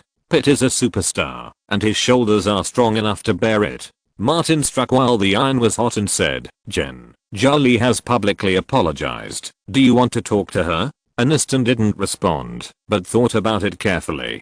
Who is Martin? He can make a big fuss out of nothing, especially now that the fuss is big. "I think you can join forces with Jolie, use Pitt as a stepping stone, become an opinion leader for women in the circle, and push your reputation to a high point." Aniston has always known that Martin is a man with ideas. At first, he snatched the little milk dog for revenge, but later found that he was willing to pay attention to people, which was both considerate and thirst quenching, so he continued. "I underestimated you, Martin." Aniston asked, "Tell me your ideas quickly. Use the Pitt incident to speak for women, especially women in the circle, and call on victims to speak out." Martin roughly talked about concepts such as the Me Too. Of course, it is a modified version. The social environment is different, so it is naturally not so radical. Even without Martin, this movement would appear. Martin's goal is to put Brad Pitt on the pillar of shame, and when people think of the Hollywood Women's Awakening movement, they will spit on it. In the game of fame and fortune in Hollywood, it is impossible to really kill a person, and that will also pay a heavy price. But there are many ways to kill a person, not just physical destruction. Martin had considered how far he could go from the beginning. No matter who the feud between him and Pitt originated from, after the Avalon Bar incident, the two of them were at loggerheads in the entertainment industry, and it was an unchangeable fact. Aniston was still thinking, and Martin waited patiently. After 10 minutes, Aniston said, "You call Jolie. I agree to talk to her privately." Martin went to get his phone. Aniston made a request. "The prerequisite is that you must be present. If you are not here, there is no point in talking." Martin was slightly stunned and vowed, "I promise, I will accompany you throughout the whole process." Aniston smiled. "Martin, if I hadn't been lucky enough to meet you, I would not have been able to get out of depression and hatred so quickly." Martin smiled back and called Jolie. "It's me. Teacher, have you seen my statement?" Jolie was very excited when she received a call from Martin. "How about it? Have I made great progress?" Without waiting for Martin to answer, she said, "I was worried that the bastard would not die, so I stepped on him a few times." "Very well done." Martin, like Jolie, did not mention people's names on the phone. Jolie also laughed happily. "The student has taken the initiative to do so much. Shouldn't the teacher give her some reward?" Martin glanced at Aniston, saw her nod, and said, "Jane has read your public apology statement and is willing to talk to you privately." As soon as these words came out, Julie's body was burning with nameless fire, and she urgently needed Martin's help, and asked, "Now? Where?" "I'll rush over right away." Martin said, "At my house. Come over. Wait for me." Julie hung up the phone and ran out. The adopted son and daughter chased after her and called her mother, but the cruel mother didn't even turn her head back and ran away like a 100-meter sprint. The two children cried loudly, and the nanny hurried over to comfort them. What sons and daughters, at this moment, were all thrown behind Julie's mind, and she had only one thought in her mind. Aniston is at Martin's house. Martin invited me to rush over immediately. What should I do there? Even if the San Andreas fault collapsed at this time, it would not shake Julie's determination to go there. Is there anything more important in the world than this? This is a top priority in life. Not long after, Julie drove a hitchhiker to Martin's house and honked. The iron gate opened automatically.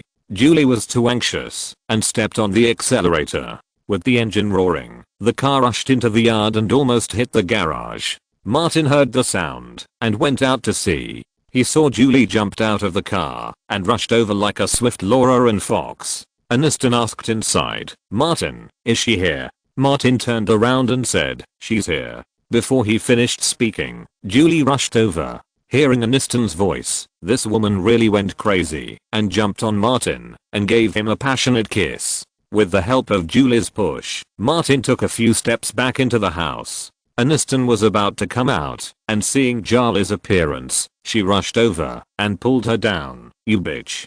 Julie was forcibly pulled down, but she licked her lips and said, "It tastes great." Aniston pushed Julie away like a child whose favorite toy was taken away. "You are shameless." Julie replied, "Face is not as important as happiness." Aniston was furious. Although they are both actors, shamelessness is the norm, but Julie is much better than Aniston.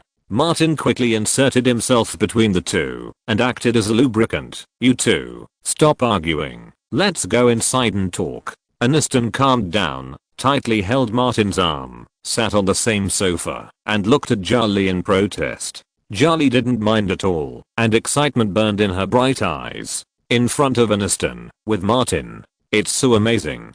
Julie had a plan in mind, and she smiled on her face, with a very sincere look. "I'm sorry, it's my fault about Pitt, but it's also true that he cheated on me. He told me that your relationship has broken down, so I made the mistake that women often make." Martin took the opportunity to say, "Pitt is a man who lies all the time, and has always relied on cheating women to get to the top.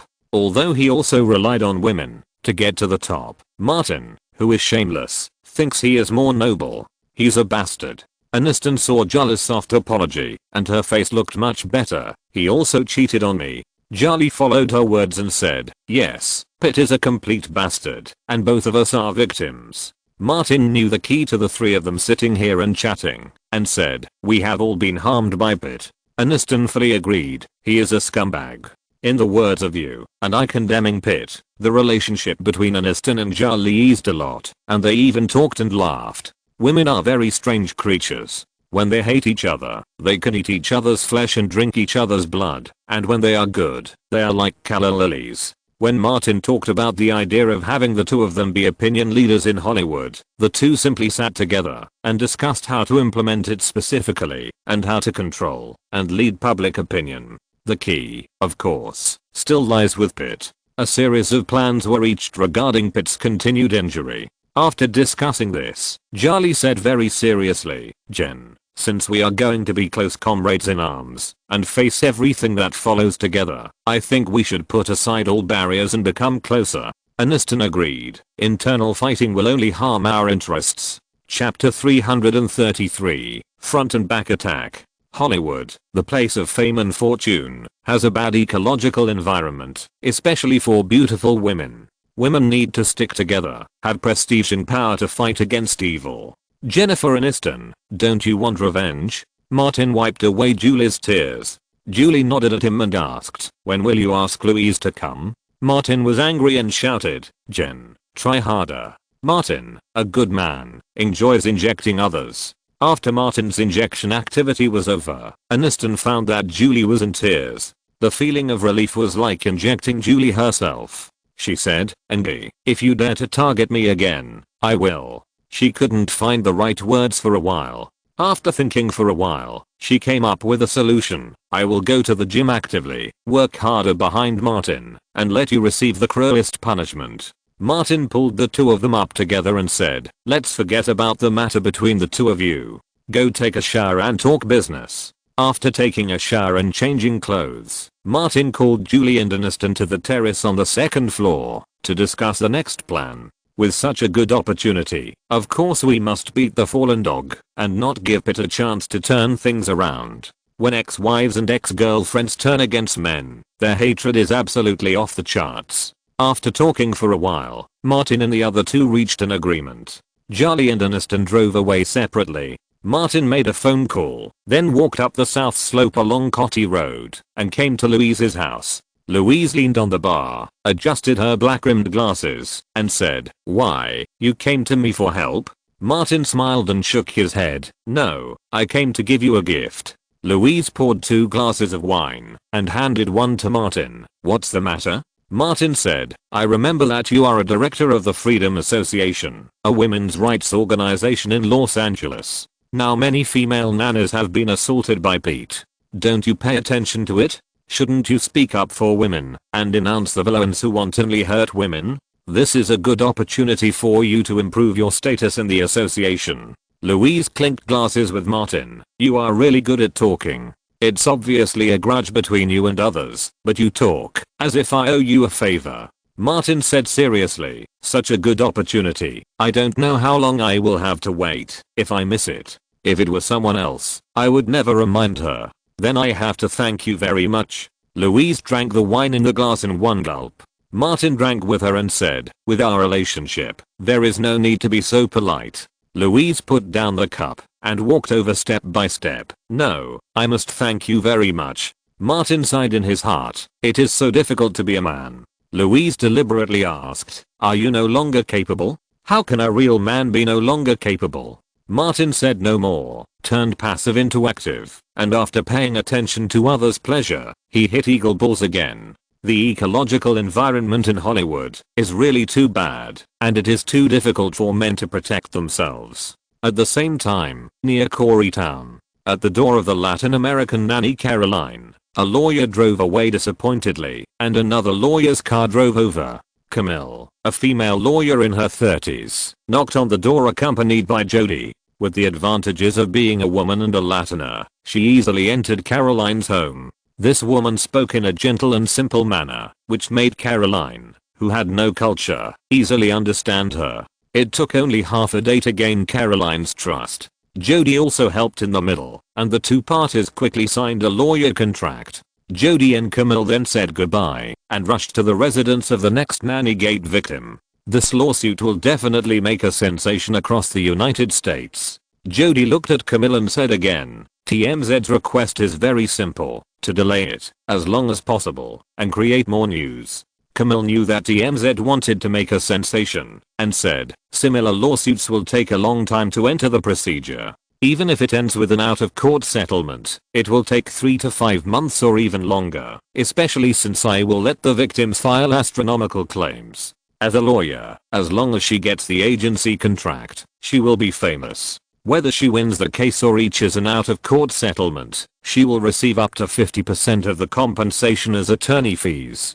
Jody said, someone is behind this, and Pitt will definitely bleed a lot. You also read today's news. Jolly can't wait to step on Pitt. Currently, Jolly represents a certain mainstream voice in Hollywood. If I'm not mistaken, more people will step on Pitt.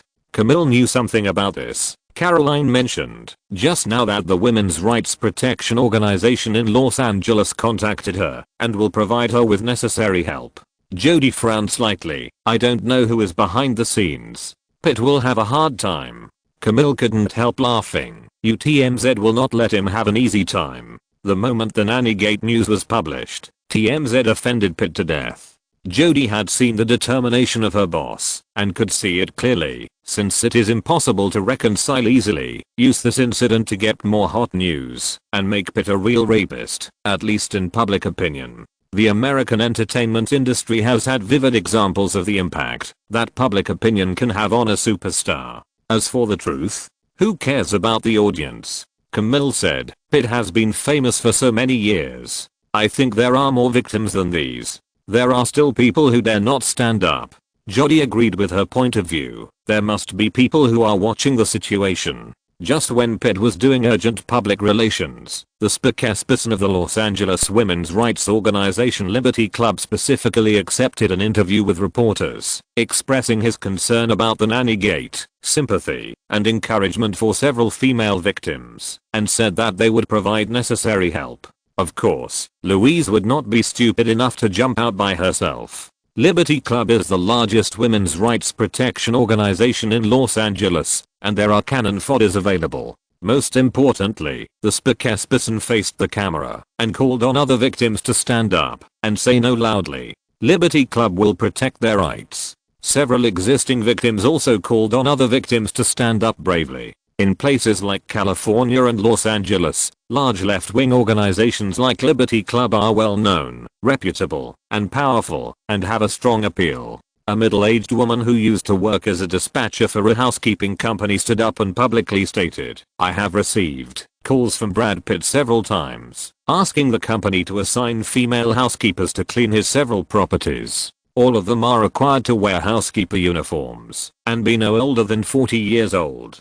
I have communicated with them, and many of them have been violated by Brad Pitt. The news that Caroline and other victims signed a lawyer contract with lawyer Camille also spread, and the compensation they demanded was also exposed. Huge amounts of money are definitely the best tool to inspire people. In just one day, 2 more victims emerged and publicly denounced Brad Pitt's persecution of them. As for whether there are any of them who are taking advantage of the situation, it is estimated that Pitt can't remember how many housekeepers he has had over the years. The direction of relevant public opinion is increasingly biased to the left, and the situation is becoming increasingly unfavorable to Brad Pitt. After Charlie, the ex-girlfriend, Aniston, the ex-wife, also stood up and stepped hard on Pitt. In the press room of the Warner Building, a routine promotional meeting for Limitless had just entered the question and answer session, and all the reporters' questions were thrown to the heroine Jennifer Aniston, and the questions were about Brad Pitt.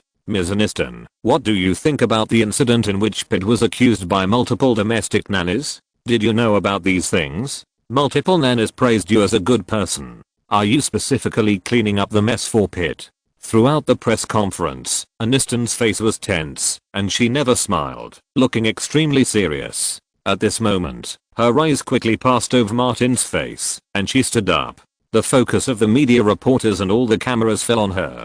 Aniston bowed deeply and said, I apologize to all the victims for my negligence and for all the comments I made in the past praising Brad Pitt. I'm sorry.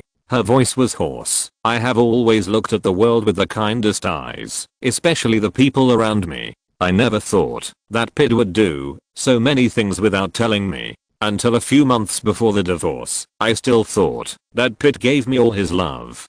2 lines of tears flowed from Aniston's eyes. I divorced Pitt not only because of Charlie, but Charlie was also a victim. We were all deceived by Pitt. She said a lot of accusations against Pitt, which were 90% true and 100% false. These words may be questioned if spoken by others, but who is Aniston? America's #1 sweetheart. The image of a silly girl has long been deeply rooted in people's hearts. After being sad and sincere, Aniston showed courage again. I have decided to sever all ties with Brad Pitt. Angelina Jolie, as a victim of the Pitt incident, has bravely stood up and said no to everything related to Pitt. I hereby declare, me too. I refuse any form of cooperation with Pitt. I call on other victimized women to bravely stand up and tell the whole society, me too. It's not you who made the mistake, and it's not you who should be ashamed of it, but Brad Pitt. I don't know who started it, but the whole audience burst into warm applause. Chapter 334, Triple Kill. After the press conference, the main creative staff of Limitless walked out of the Warner Building together. At the main entrance of the building, Angelina Jolie hurried to meet them. Aniston stopped. The 2 women looked at each other affectionately. This glance, spanning more than a year, seemed to resolve all the grievances. Jolly and Aniston walked towards each other at the same time and hugged each other tightly in front of the cameras of dozens of reporters. Not to mention the media reporters. Even many people in the crew did not expect that this pair of mortal enemies would reconcile in such a grand way. Reporters rumbled to interview. Sisters reconcile. Pitt sacrifices to the gods. Aniston said, I have always had a good relationship with Angie. All the conflicts came from Pitt's deception and instigation. Pitt poor us. Jolly continued, Jane and I had a phone call. We confirmed everything one by one and found that Pitt was the culprit. He deceived us, and hurt more people. She was like a saint. I call on everyone to stand up and say me too, like me and Jen. Then, the two, escorted by security personnel, squeezed out of the reporter's blockade and got into a business car that came out of the underground parking lot. The car door was closed and the curtain was drawn, isolating the inside and the outside. Martin applauded. Ladies, your performance is wonderful. Aniston smiled happily. My acting skills have always been excellent. Jolly's mouth curled up a smile. I have won an Oscar. Aniston's smile froze on her face. In this respect, she really can't compare. Martin naturally leaned towards Aniston and immediately changed the subject, asking, who do you think will stand up first? Aniston immediately regained her original spirit and said, it will be a fatal blow to Pitt if I and Jolly speak out. The Freedom Party will also promote it. The leftists in the circle, especially those who advocate feminism, will not miss this opportunity to establish their image. Jolly mentioned a candidate, Meryl Streep. She has always been the most active among left-wing actresses. The car returned to Martin's house, where Jolly and Aniston stayed temporarily for the next 2 days. Playing landlord is very exciting and addictive. After the two entered the living room, Martin whispered to Bruce, let Ivan notify the TMZ people to interview Meryl Streep. Bruce nodded and reminded, what about the victims? Martin said, let Ivan also come forward and let TMZ or other tabloids report the amount of compensation the victims are claiming from Pitt as exaggeratedly as possible. Those who received hush money from Pitt will definitely jump out when they see the amount. In order to fight for compensation, they will add a lot of unfavorable private goods to Pitt's stories of their persecution. Bruce understood instantly. At this point, no one will care whether it is true or not. Pitt must bear all the blame. That's right. Martin thought a lot. In fact, before Paris Hilton, celebrities were not very aware of preventing candid photos and recordings. Maybe someone has some black material about Pitt. Bruce nodded and contacted Ivan. Pitt took the blame and continued to move forward with guilt. Martin entered the house and made hot dogs with Jolly and Aniston. Perhaps influenced by Jolly, Martin suddenly had an idea. It's a pity that Pitt can't watch the live broadcast. No, you can't be too jolly. In the past 2 days, countless people in the United States have been watching the TMZ website. TMZ can always get the first-hand news of Pitt's incident and carry out the next crazy operation. TMZ's traffic has skyrocketed to a jaw-dropping level, and the limelight has completely overwhelmed all entertainment gossip media. Because they want to be the world's #1 whistleblower website, they will not let Pitt go. More victims have appeared, and some people have evidence such as recordings and secretly filmed videos. The hush money Brad Pitt gave at the time was indeed very effective. These people had all become silent. But the claims figures published in TMZ and various newspapers were too shocking. How could they bear it? In the understanding of these people, Pitt slept with those claimants, and also with them. Why is it possible for those people to get so much, while they only get so little? Is it to send away beggars? No, they must jump out and share a piece of the pie. There is no more fiery motivation than this. As soon as the video of Jolly and Aniston's reconciliation was posted on the website, Jody found the person who was most likely to respond. Meryl Streep. Meryl is very familiar with taking advantage of others' misfortunes to improve her reputation. She has done this many times since the 1980s. I will support all the victims in the incident with practical actions. Women's legal rights should not be trampled on like this. She has always stood firmly on the left. I respond to Jolly and Aniston's call. Me too. From now on, I refuse to cooperate with the abuser in any film and television projects, and refuse to appear on the same show with him. The abuser should be punished. Charlie and Aniston opened a door to a certain road. Merrill's public speech was like a light, allowing many people in the industry to find that there is such a road that is comfortable to walk. Because there are too many testimonies, so many that Pitt is unable to defend himself. One by one, left-wing actresses joined in the criticism of Brad Pitt. Words such as disgusting, murderer, sadist, and rapist appeared in the newspapers. It is not too easy to beat a drowning dog. In just a few days, the Me Too app blew up in Hollywood like a whirlwind. The trend inevitably affected the crew of Babel. The film started to be screened in November and has been limited to double-digit theaters in order to control and operate word of mouth and make an impact on the Oscars. Among them, the crew applied for the Best Actor for Brad Pitt and the Best Actress for Cate Blanchett. The nanny gate affected the crew, and Pitt dragged down the film to some extent. Left-wing actresses have spoken out on Me Too, and as a representative among them, Blanchett has remained silent due to the relationship with Babel. In an office in Burbank, the PR manager looked at Blanchett and analyzed the current situation. Kate, you were originally an opinion leader among Hollywood actresses like Streep and Charlie, but you remained silent on the matter of Pitt, and your voice was completely suppressed. Aniston not only squeezed out your position, but also became one of the two leaders of this Me Too movement. Blanchett said, I have always been concerned about the film. The PR manager interrupted her, I know your concerns, but the reality is that the crew and you are not separated from Pitt, and you are more dragged down.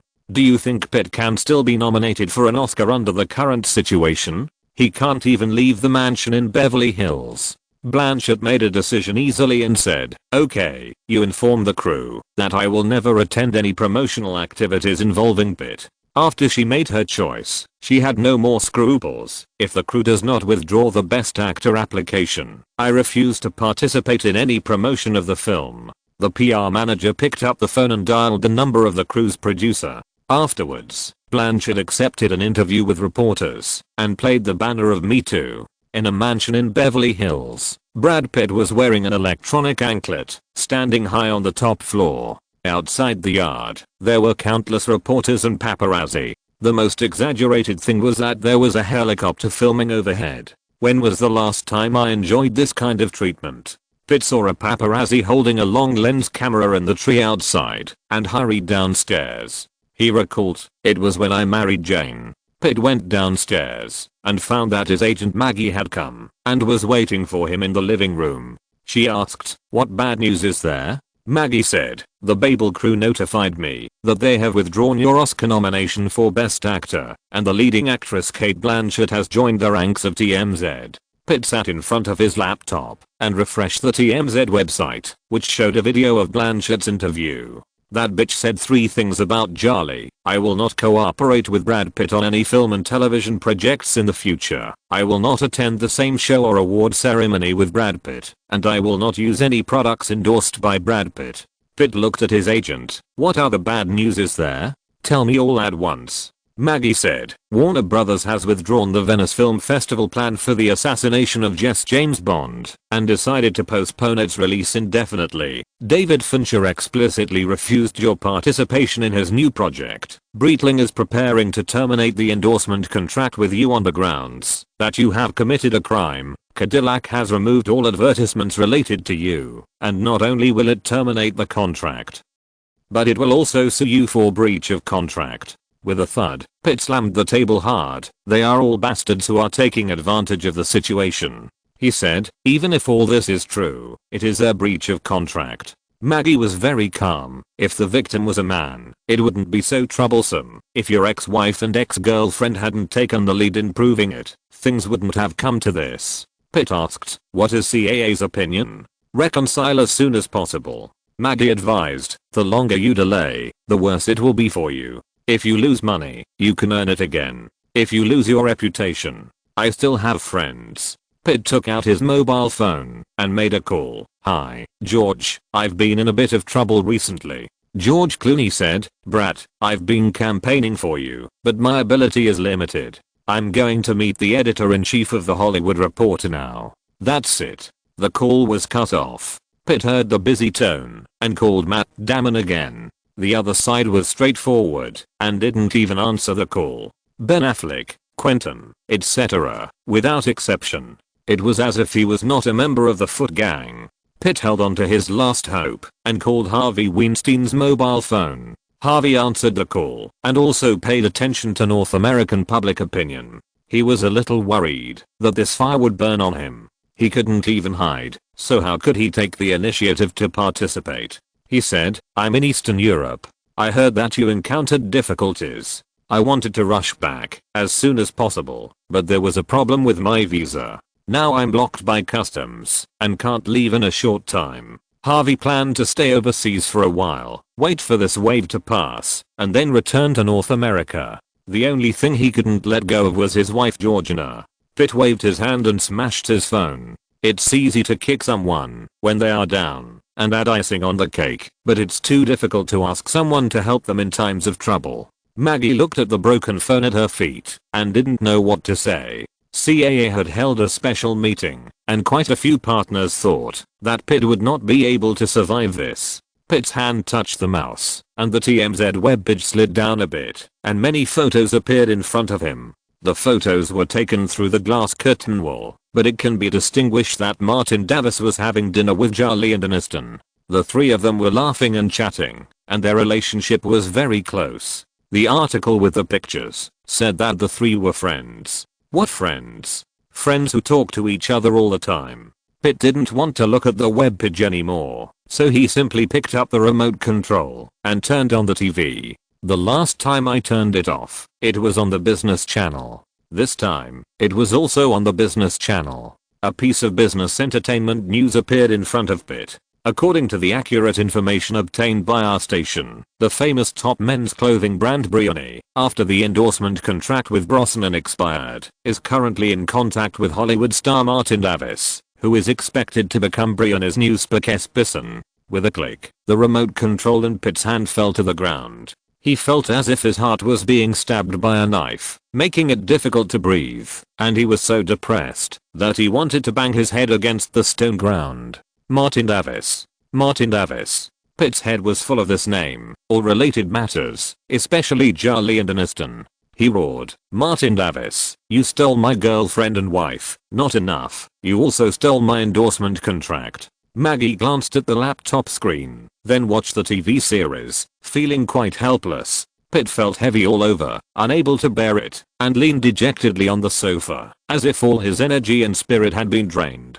Chapter 335. Life is full of surprises. Los Angeles, Ritz-Carlton Hotel. Accompanied by Thomas, Martin entered the business reception room and met Simone and Filippo from Italy. They were also representatives of the top men's clothing brand Brioni. After shaking hands and exchanging a few words, they quickly got to the point. Simone was the first to say, "The reason we invited Mr. Davis to come for an interview this time is mainly because Brioni intends to hire Mr. Davis as the global image spokesperson for the brand." He asked Martin, "Have you heard of Brioni?" Martin smiled and said, "Of course, the Rolls-Royce of men's clothing." Filippo was not in a hurry to speak. While listening to the conversation between the two, he was always looking at Martin. He was dressed in formal clothes, with an upright figure, a resolute face, a generous and elegant temperament, and spoke calmly. After watching for a while, he found that Martin's gestures had a kind of unrestrained charm and character. Before meeting the real person, Filippo had always been worried that Martin Davis was of a lower class and his words and deeds might be as vulgar as Sean Connery. That person is a standard British gentleman. After observing Martin, Filippo was very satisfied with him. He had good looks, good temperament, tall and broad shoulders, and a perfect clothes hanger. Martin currently only has one endorsement, Coca-Cola. Thomas briefly introduced the situation. In terms of clothing, several brands have contacted us, but Martin is very rigorous in choosing brands, especially focusing on their image, history, and connotation. Brioni is the best in all these aspects. After a proper conversation, Martin rarely spoke again, and Thomas did everything for him. Filippo had the power to make decisions. After observing for a while, he spoke. "A week ago, Brad Pitt was still the first choice for Brioni's spokesperson. I came from Rome to discuss relevant matters with him. I didn't expect such a big change in just a few days." Martin and Thomas looked at each other and thought, "Isn't this a coincidence?" Pitt's endorsement could actually fall into their hands. Filippo continued, perhaps this is also a kind of luck. We found that Mr. Davis has a series of advantages and strengths. Compared with Brad Pitt's yuppie, you are more suitable for Brianny's temperament and image. Martin smiled and said, it's Milner. Simone said, if you are interested in cooperation, how about we start formal discussions next week? No problem. Martin looked at Thomas. My agent will be fully responsible for this matter. Today's meeting ended here. Both sides exchanged a few polite words and left. Martin and Thomas went downstairs. After leaving the hotel and getting into the Escalade driven by Bruce, Martin stretched his body and felt inexplicably refreshed. In the morning, he was still playing poker with Jolie and Aniston, and in the afternoon, he grabbed Brad Pitt's endorsement. Life is really full of surprises. Thomas said, the other party is quite willing to cooperate. If nothing unexpected happens, I can negotiate this endorsement in 1 to 2 weeks. Martin nodded and asked the key question. What about the endorsement fee of top clothing brands? For clothing, especially top brands like this, the endorsement fee is not particularly high. Thomas had made detailed inquiries in advance. You can refer to George Clooney in this regard. He just signed a contract with Armani Menswear this year, with an annual salary of $6 million. The highest we can negotiate is this level. Martin said, okay, go ahead and negotiate. Thomas responded and said, we are lucky this time. Brianny took a fancy to Pitt, but unexpectedly Pitt had an accident, and the endorsement fell on us. Is it a blessing from heaven? Bruce, who was driving, kept silent, but he was muttering in his heart. It was indeed an accident that Brianny came to him, but it was not an accident to get this endorsement. What happened to Pitt was not an accident at all. Bruce asked, will Martin's dresses be sponsored by them when he attends public events in the future? Yes, Thomas replied. There must be relevant clauses in the endorsement contract. There may be no restrictions for small events and award ceremonies, but there must be requirements for the Golden Globe Awards and Oscars. Martin then remembered something. As a Hollywood superstar, Pitt must have endorsements and potential endorsements beyond Brianny. Now Pitt's situation is worrying, and he is almost nailed to the pillar of shame. What about the endorsements of other brands? He is not doing it for money, but, no, he is not doing it for anything else, just to increase his income. What about Pitt's other endorsements? Martin asked.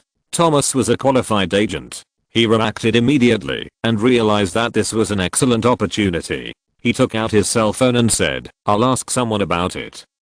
Before the Escalade arrived in Burbank, Thomas asked about the specific situation and said, according to reliable information, Cadillac and Breitling have notified Brad Pitt that they will terminate the endorsement contract on the grounds that he had unilaterally breached the contract. This was not surprising. Similar things had happened to more than just Pitt in Hollywood. Martin asked curiously, what kind of brand is Breitling? Thomas said simply, it's a Swiss watch brand. I think it's a third-tier brand. He emphasized one situation, because they are going through the termination procedure with Pitt. Cadillac is ready to find a new spokesperson. Martin had gone to great lengths to make Pitt notorious, and he felt at ease taking this kind of remuneration. Don't you think I'm suitable? Thomas nodded without hesitation and said, we are indeed very suitable. Cadillac's global spokesperson, the endorsement fee agreed to is tens of millions of dollars per year. Next month, which is January 2007, Martin will have a new film released, and then the Oscar nominations will be announced. These are all good news that will help increase the bargaining chips. Find a way to contact Cadillac, Martin said, and Thomas ran around. If he could get this endorsement again, he would have an extra income of more than $10 million a year. Martin had to admit that Pitt was a good man. Thomas got out of the car halfway and was busy handling the matters that Martin had asked him to do. He walked along the sidewalk towards the parking lot where the car was parked. The bright California sunshine fell on his body and it was faintly reflected. The hardworking always have their own light, and people can't help but throw a heavier burden on his shoulders. In the car, Bruce asked Martin, do you feel good? Martin was very straightforward. From the body to the spirit, it feels so good that I want to take off. Bruce said half jokingly, have you noticed? You are not as bad as before. Old Bruce, you really know how to compliment people. Martin raised his middle finger to the rearview mirror. Bruce hadn't finished his words yet. You are getting closer to Angelina Jolie. Martin felt that he was not. Impossible. I'm not that kind of person. That's right. Bruce actually admired Martin very much. She robbed Pitt's woman and Pitt's money. Jolie can't do this. She is far worse than you. Martin didn't respond, but he had an indescribable feeling, probably the kind of thing that was often said in the previous life, that it is better to rob than to steal. The two came to Warner TV and joined Aniston to participate in a program to promote Limitless, which will be released next month. The relevant publicity and marketing has been rolled out on a large scale. All the posters have been put in place, and the first trailer has been released early. Compared with the past, except for the rumor that Martin and Jennifer Aniston may be dating, the crew did not deliberately hype other aspects. The main rumor about Martin and Aniston is enough to attract people's attention. Among the 10 most anticipated movies in 2007 listed by The Hollywood Reporter, Limitless ranked first because of its recent release time. Martin and Aniston have been appearing in various promotional activities recently. The latter's work is relatively easy. Martin's work is more complicated. In addition to the new film, to be released next month, he also has to mention The Departed appropriately, to continue to build momentum for the awards. The Departed failed in both word of mouth and box office in the East Asian and Southeast Asian markets, but in the North American market, which is Hollywood's base, it is definitely a masterpiece that has both word of mouth and box office success. Many media even list it as a classic. While Martin and Aniston were busy on the show, Bruce was not idle either. He left Warner TV alone and came to the forest park not far away to meet Ivan and learn more first-hand information. After Martin came out and got into the Escalade, Bruce said, "There are more than 10 victims who have come forward to accuse Pitt. They have jointly hired a team of lawyers represented by Camille Vacquez. In addition to calling the police on the LAPD, they have also formally filed a lawsuit with the court." Martin nodded. Even if an out-of-court settlement is eventually reached, Pitt will have to pay a huge price. Bruce continued, TMZ believes that they and Pitt are at loggerheads and will pursue this matter closely. Camille is the lawyer introduced to the victims by TMZ. This lawsuit will take at least half a year to have preliminary results. If the lawyers work on it a little, it may last longer.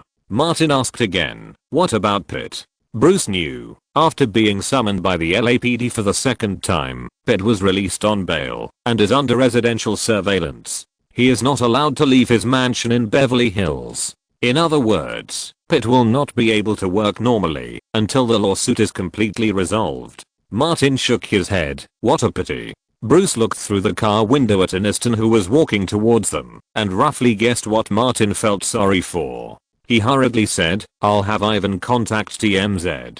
TMZ will soon interview Ben Affleck and Matt Damon. Martin couldn't help but laugh. Old bull, be a man. The car door was knocked from outside. After Martin opened it, Aniston lowered her head and got into the car. Martin asked, where are we going?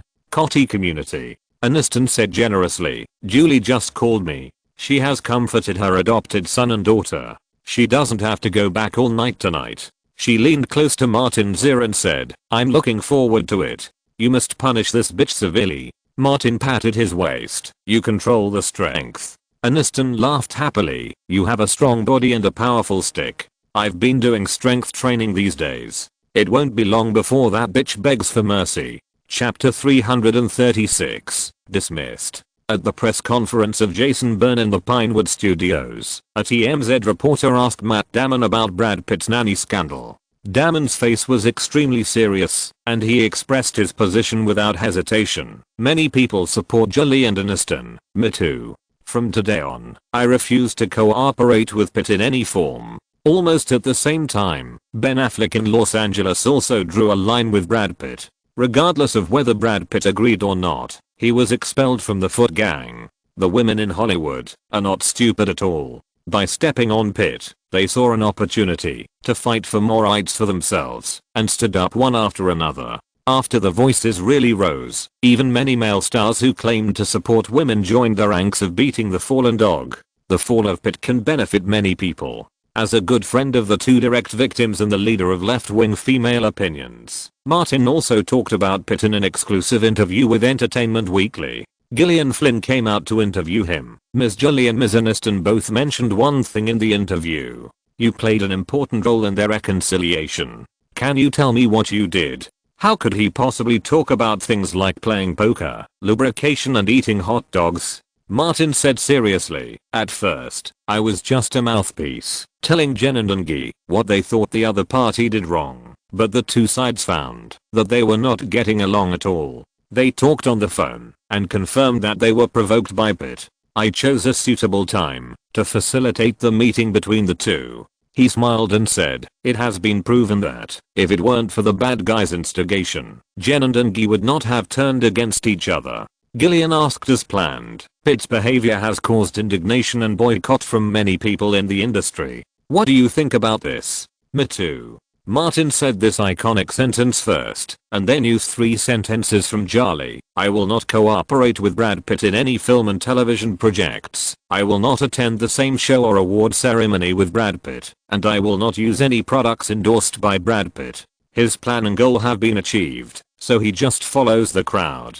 From the beginning to the end, Martin never thought about jumping out first. After the interview, Martin returned to the lounge. Bruce handed over the phone and said, Leonardo called. Martin called back, what do you want to talk to me about? Are you still a member of the trio? Leonardo seemed to be accusing the scumbag. Have you forgotten everything you promised me? Martin has recently become a good person after being beaten by the landlords. He doesn't remember what the bastard trio is going to do. I haven't forgotten it, have I? Leonardo was very angry. Your head is full of Julie and Aniston now, and you forgot about me and old Jack. You forget your loyalty for the sake of beauty. He reminded, Blood Diamond, which I starred in, is about to be released.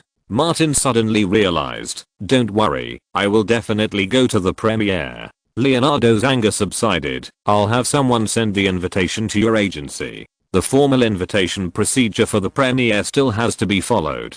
When Martin went out and got in the car, Thomas called and told Martin that he had received an invitation from Leonardo. At the same time, she said another thing. When I received the invitation, I was discussing endorsement cooperation with Simone and Filippo of Bryony. They said that from now on, they will sponsor your red carpet dress.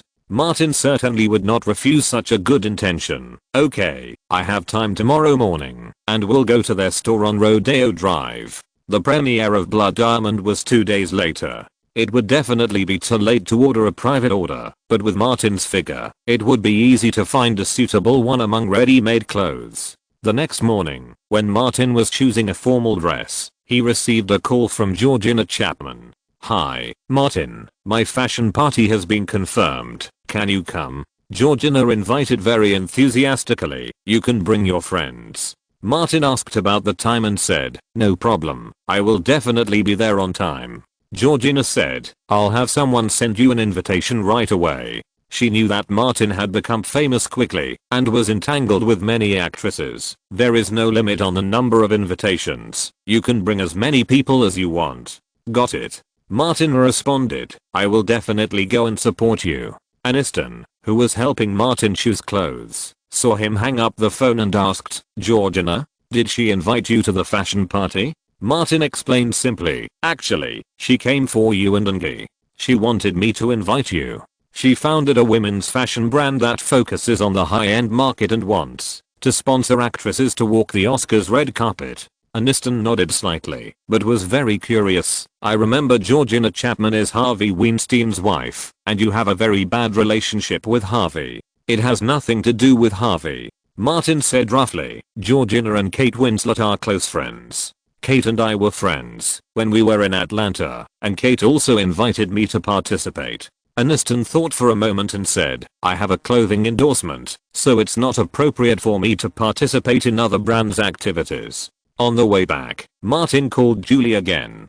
Julie was going to accompany her son and daughter to Southeast Asia to celebrate the new year. The Virgin Mary is about to start a new round of actions to save the world's refugees. Her motherland has been helping her to create refugees. Before the arrival of a new weekend, Blood Diamond held a small premiere in Los Angeles. As a member of the Bastard Trio, Martin certainly would not miss it. He walked the premiere red carpet very low-key and entered the theater. The number of ordinary audiences attending the premiere was limited, mostly insiders, critics, media reporters, etc. Then outside the theater, a large number of protesters from the diamond industry gathered. No one cares, because Hollywood films have encountered too many protests. From the media to the fans, they have long been numb. Martin saw Kate Winslet as soon as he entered the theater and opened his arms to hug her. "You are still so beautiful." Kate smiled and said, "You are still so good at talking." Martin also smiled. "I'm the most honest person and always tell the truth." Jack Nicholson came from behind and suddenly popped his head. "Is it not disturbing for me to interrupt you?" Martin was helpless. "You know it will disturb you, but you still come over to interrupt." Kate nodded to Nicholson and said, "You guys chat." After she left, Nicholson said, "I heard from my friends that the play you starred in was very bold." Martin said, "Generally speaking, the scale is not as bold as yours." Nicholson automatically changed the subject. "Pitt was screwed a bit. I saw in the newspaper that you also issued a statement. It's the general trend." Martin shrugged. "He can't even clean his, but after doing something, it's mainly because he used force." Nicholson agreed. "When it comes to playing tricks, he is far inferior to me, Warren Beatty, and even Leo and you." Martin was unhappy. "Don't put me on the same level as you perverts." Nicholson seemed not to hear him and said to himself, "Because we all believe in mutual consent and will not force others. When everyone gets together to play, it is not only men who get joy, but also women." Martin agreed with this. "I didn't expect that you, a bastard, could have such a clear cognition in your mind. Do you think I'm a pervert like Marlon Brando?" Nicholson seemed to be a gentleman. But as soon as he finished speaking, a girl walked over quickly and greeted him. "Jack, I looked around, but couldn't find you. So you came here." Martin looked at her briefly. The other person was about 17 or 18 years old, with an average appearance, but very familiar. After a little thought, Martin remembered that Jennifer Lawrence was once nicknamed Big Cousin on the internet on the other side of the Pacific Ocean. Nicholson also introduced the two. "Jenny, this is Martin, my best friend.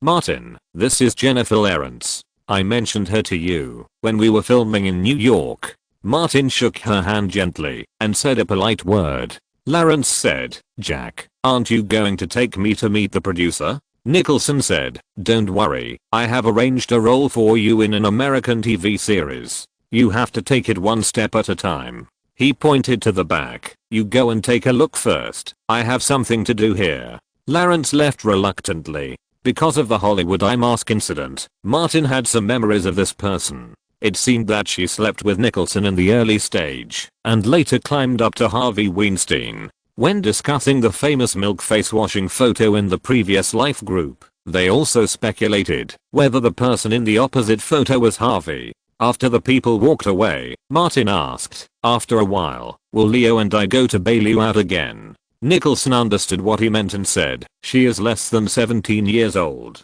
I'm not stupid." Leonardo came from behind and interrupted, "Martin, when the time comes, we will not bail this bastard out, and we will just draw a clear line with him." Nicholson sighed. "I thought the face gang and the foot gang were different, but it turns out they are the same kind of people."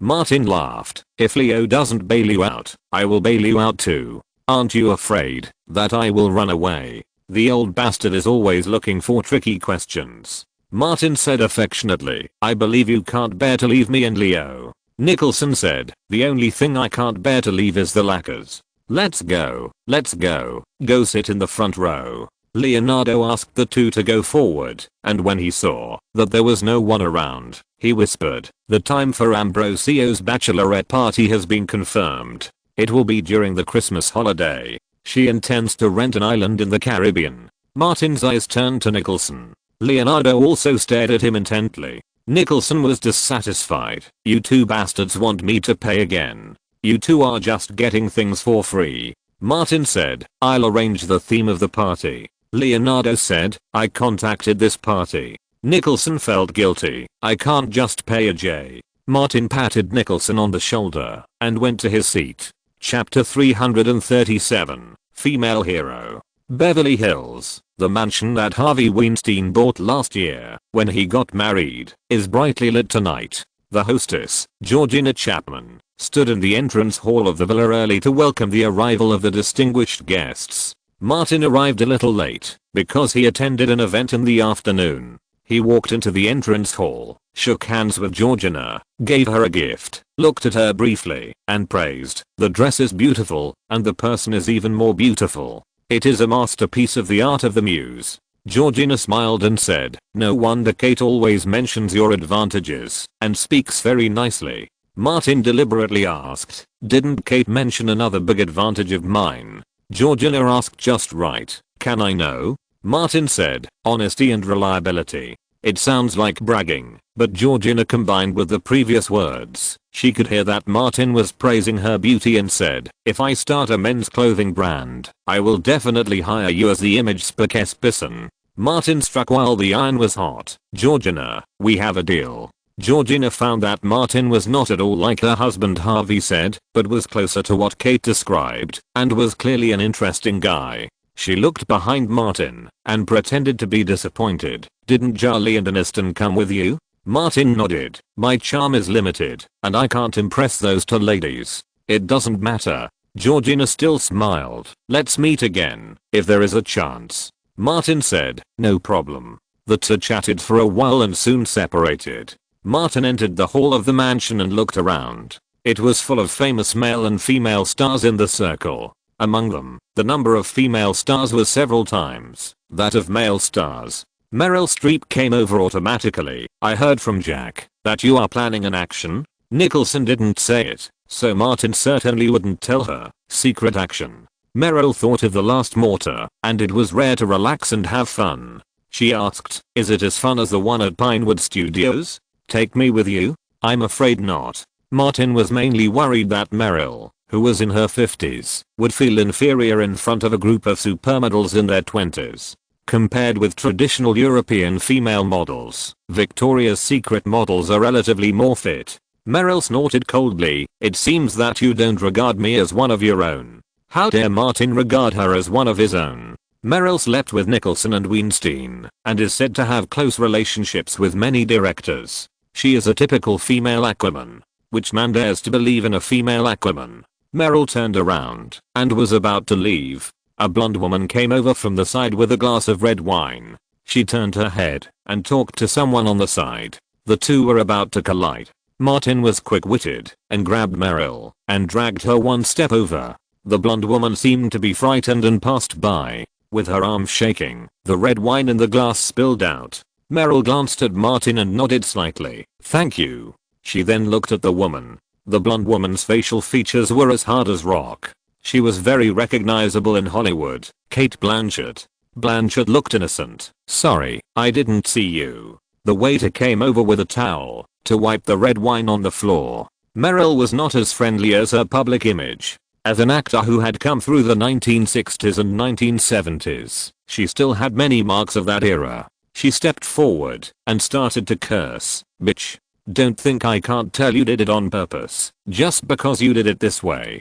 Blanchett saw that the other party was so simple and rude, so she put away the innocence on her face and said, "I really didn't see you." An old woman. Someone had already informed the host Georgina. Blanchett was relatively elegant, and she stopped entangled with Meryl, and turned around and left. Meryl looked around. Martin was hiding nearby, and quietly extended a finger from an angle that only Meryl could see. Someone put a glass of red wine on the long table over there. Meryl's liking for Martin increased greatly. Now was not the time to talk. She took 2 steps to the table, picked up the wine glass, and caught up with Blanchett. "Be careful," someone reminded Blanchett. Blanchett turned around, and before she understood what was going on, the red wine splashed in her face. Her golden hair, delicate makeup, and beige dress were all wet with wine. Blanchett was stunned. Meryl said viciously, "Bitch, what other tricks do you have? Just use them. I will accompany you to the end." The onlookers gathered at this time. Who would want to miss such a good show? The circle is full of fighting, especially among actresses. The competition is so fierce. It is not only about who has good acting skills, who dares to take off clothes and sleep with others, but also who is more scheming and even more cruel. With the sound of hurried footsteps, Georgina rushed over and stopped between Meryl and Blanchett to prevent the situation from getting worse. Kate Winslet also rushed over and found Martin nearby. She asked with her eyes and saw Martin shook his head slightly, helping Georgina to restore the atmosphere. Georgina accompanied Blanchett to another room nearby. The waiter quickly cleaned up the remaining traces. Kate said a few words, and the atmosphere in the hall was more or less restored. Meryl was going to leave early, and before she left, she found Martin and said, "Thank you." Martin said directly, "You're welcome.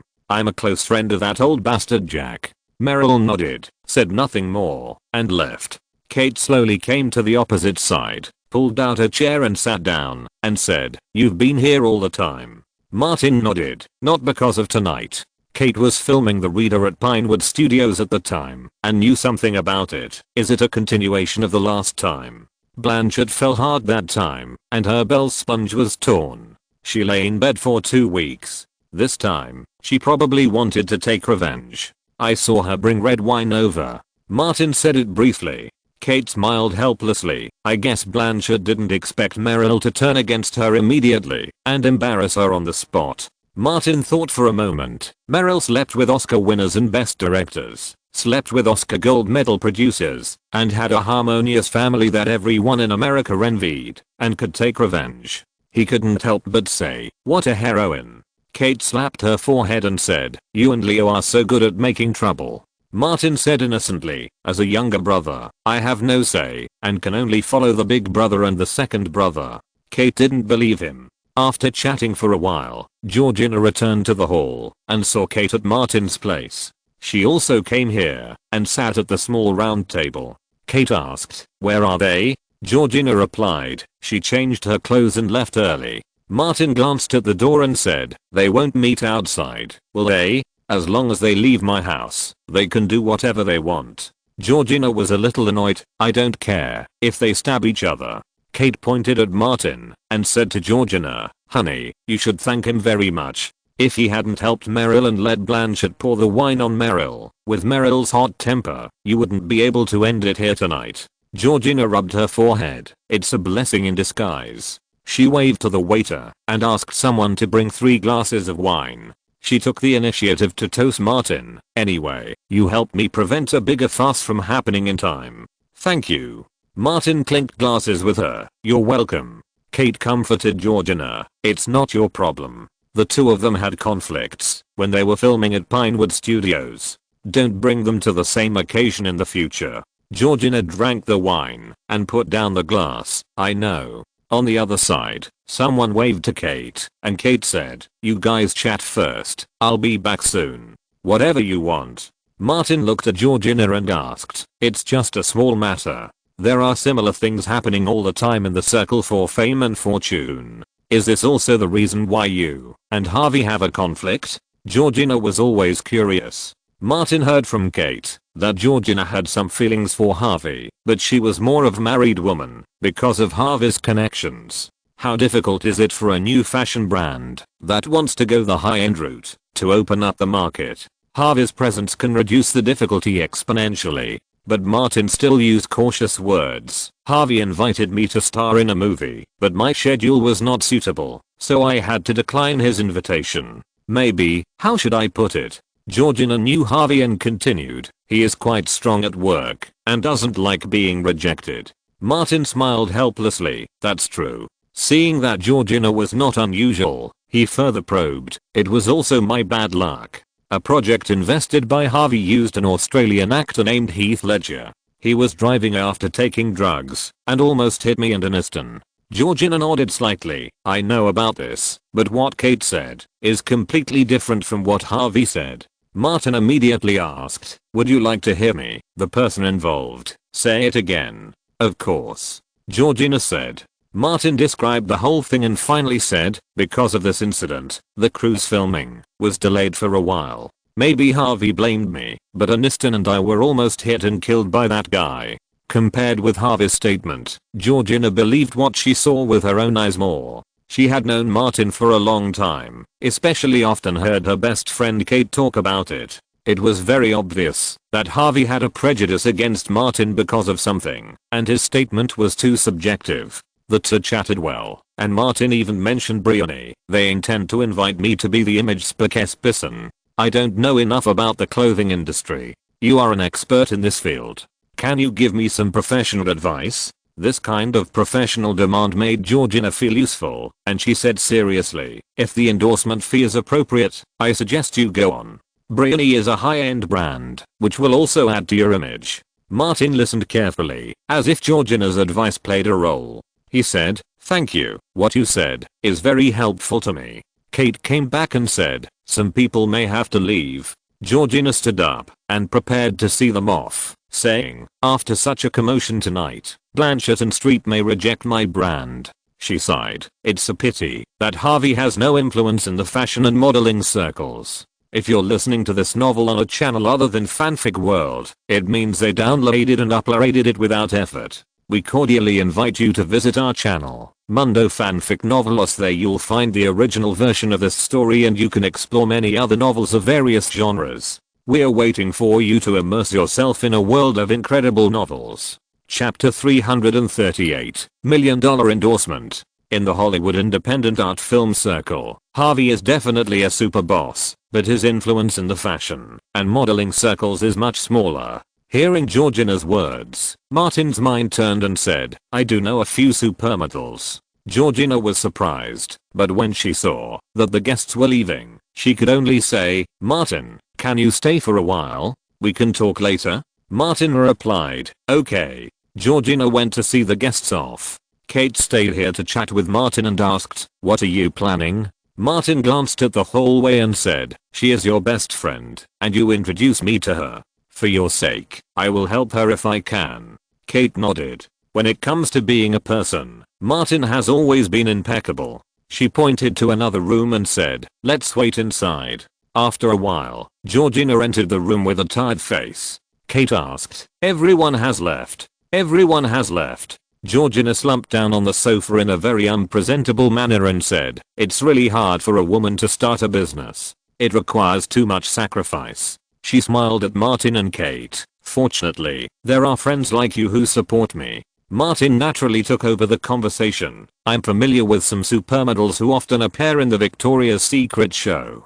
I can introduce you to them. As for the others, Georgina had to negotiate on her own, such as whether the price and brand were suitable. Georgina reminded, the 5 Victoria's Secret angels cannot endorse other clothing brands. Martin nodded, I understand. The 3 discussed this for a while, so they left a little late. When Martin left the villa, it was almost 11 o'clock in the evening. After saying goodbye to Georgina, he accompanied Kate to the parking lot and took the initiative to invite her. Let's find a place to chat for a while.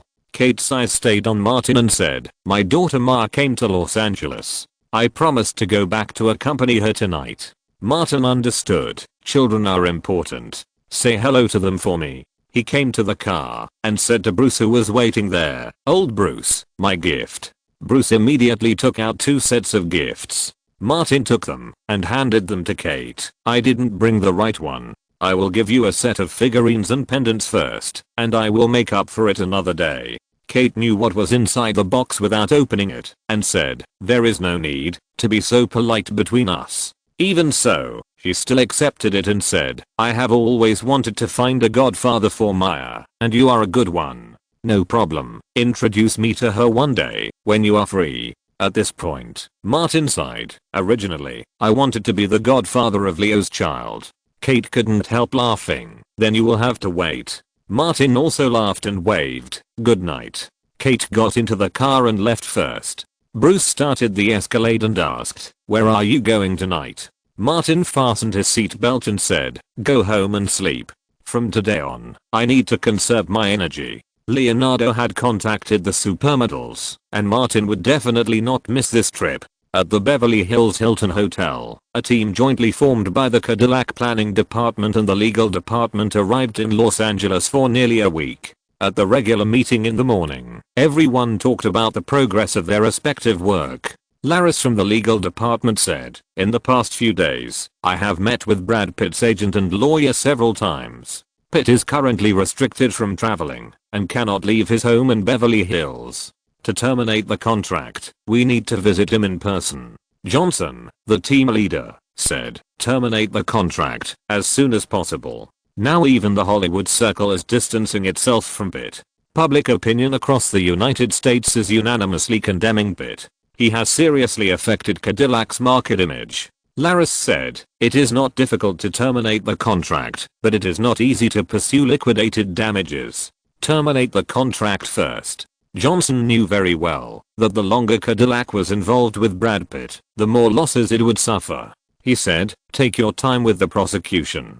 There's no need to rush. Laris responded, I'll resolve it as soon as possible. Johnson looked at Michelle from the planning department and asked, what do you think about the new precarious person? Michelle said, someone recommended Matt Damon to me. The first 2 Burn movies made him famous. If nothing unexpected happens, the 3rd movie to be released next year will also be a success. Someone immediately objected, Damon's image is average, especially his appearance. How should I put it? He has a sad look by nature, which doesn't fit the positioning of a successful Cadillac owner. Michelle agreed. I have always had concerns in this regard. What about Ben Affleck?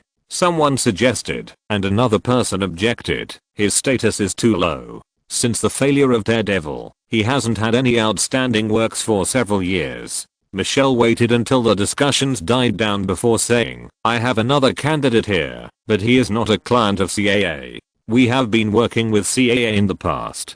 Johnson didn't care about these. For Cadillac, there was no difference between CAA or WMA, or other agencies. He nodded. Tell me about it. Martin Davis, a movie star under William Morris. Michelle was very satisfied with the candidate recommended by WMA, and deliberately mentioned it at the end. Martin Davis, I believe everyone knows him, a Hollywood star, an American hero, an honorary citizen of Los Angeles, and he assisted the FBI in catching Russian spies. The person who first refuted said, Martin Davis is much more suitable than Matt Damon. The others also nodded in agreement. His personal image and temperament are also good. He is on the rise, and acted with Leonardo in The Departed. He is young, but relatively stable, which fits Cadillac's market development strategy. Johnson was also carefully considering this candidate. Michelle took out a USB flash drive and handed it to his assistant, asking her to play the slideshow,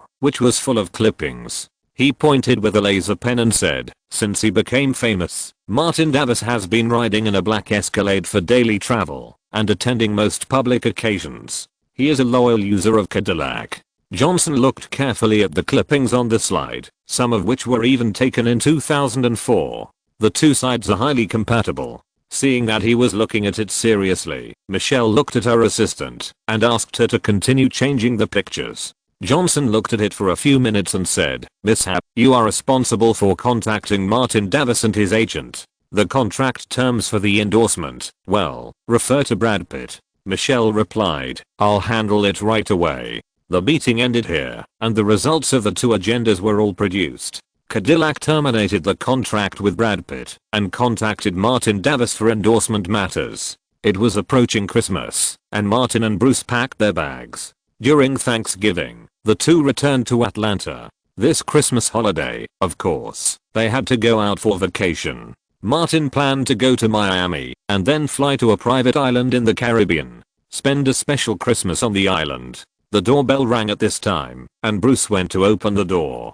Thomas took a few newspapers and walked into the living room excitedly, saying, good news. Cadillac just contacted the company and intends to invite you to be the global image spokesperson. He did a lot of work and recommended Martin to Cadillac. Sit down. Martin pointed to the sofa opposite and praised Thomas. You are so efficient. You did a great job.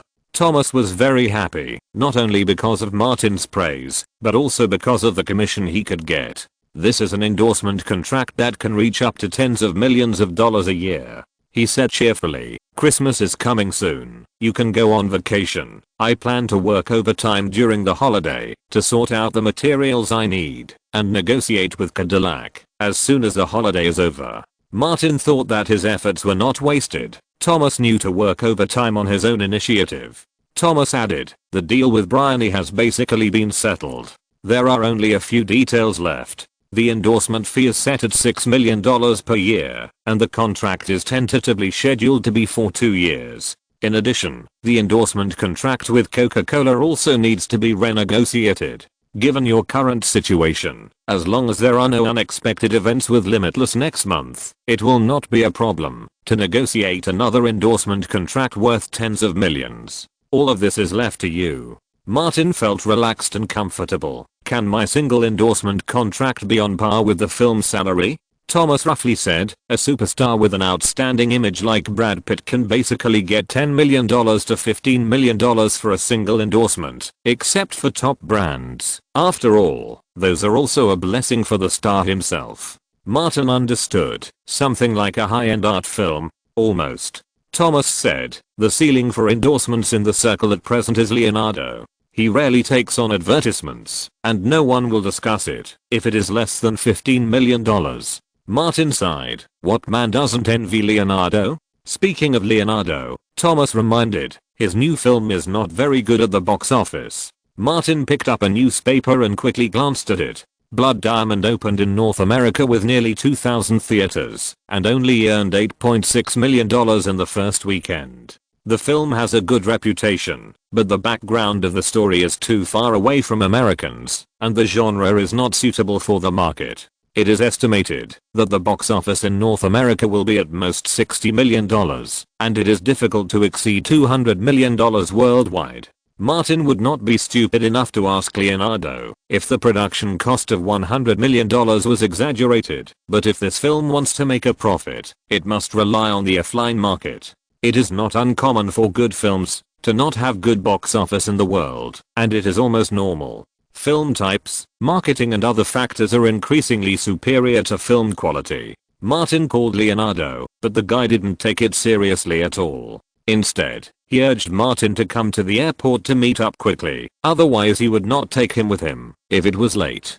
Thomas said goodbye and left quickly. Martin and Bruce got in a car and drove straight to Burbank Airport. On the private helipad there, Martin and Leonardo jointly funded and rented a business jet, preparing to fly directly to Miami.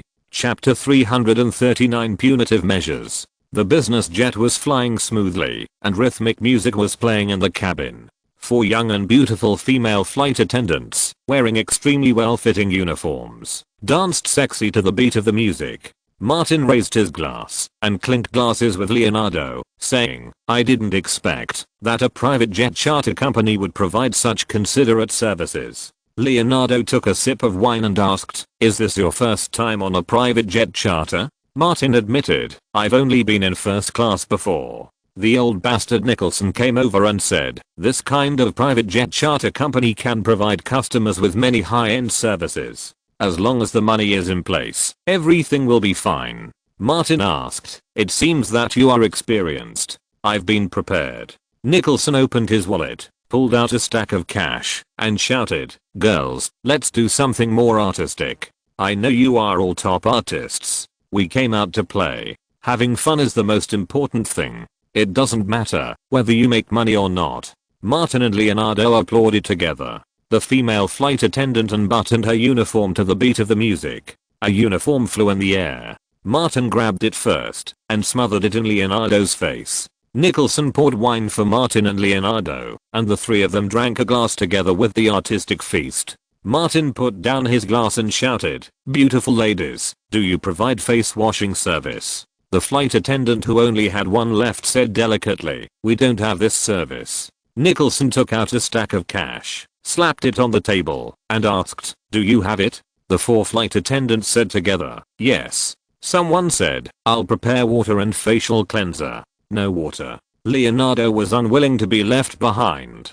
pointed and said, you need milk. The delicate flight attendant said, we don't know how to do it. Martin's cash was all in the luggage, so he took a stack of money directly from Nicholson and asked, really? The 4 flight attendants said in unison, we can learn. At this altitude of 10,000 meters, the 3 bastards, who were originally a little tired, enjoyed the face washing service. The quality of the facial cleanser is obviously better than that of the nightclub, gentle, fresh and refreshing. Unfortunately, with a gust of air turbulence, the face washing had to be interrupted. As the plane was shaking, Nicholson asked Martin loudly, "Have you ever tried to have sex in the air?" Martin replied, "No. You are too behind." Nicholson said disdainfully, "Come back and catch up, or Leo and I will fire you." Martin suddenly remembered that he had to take a helicopter to go to the private island. Maybe when he was on the island, he could ask the supermodels he was interested in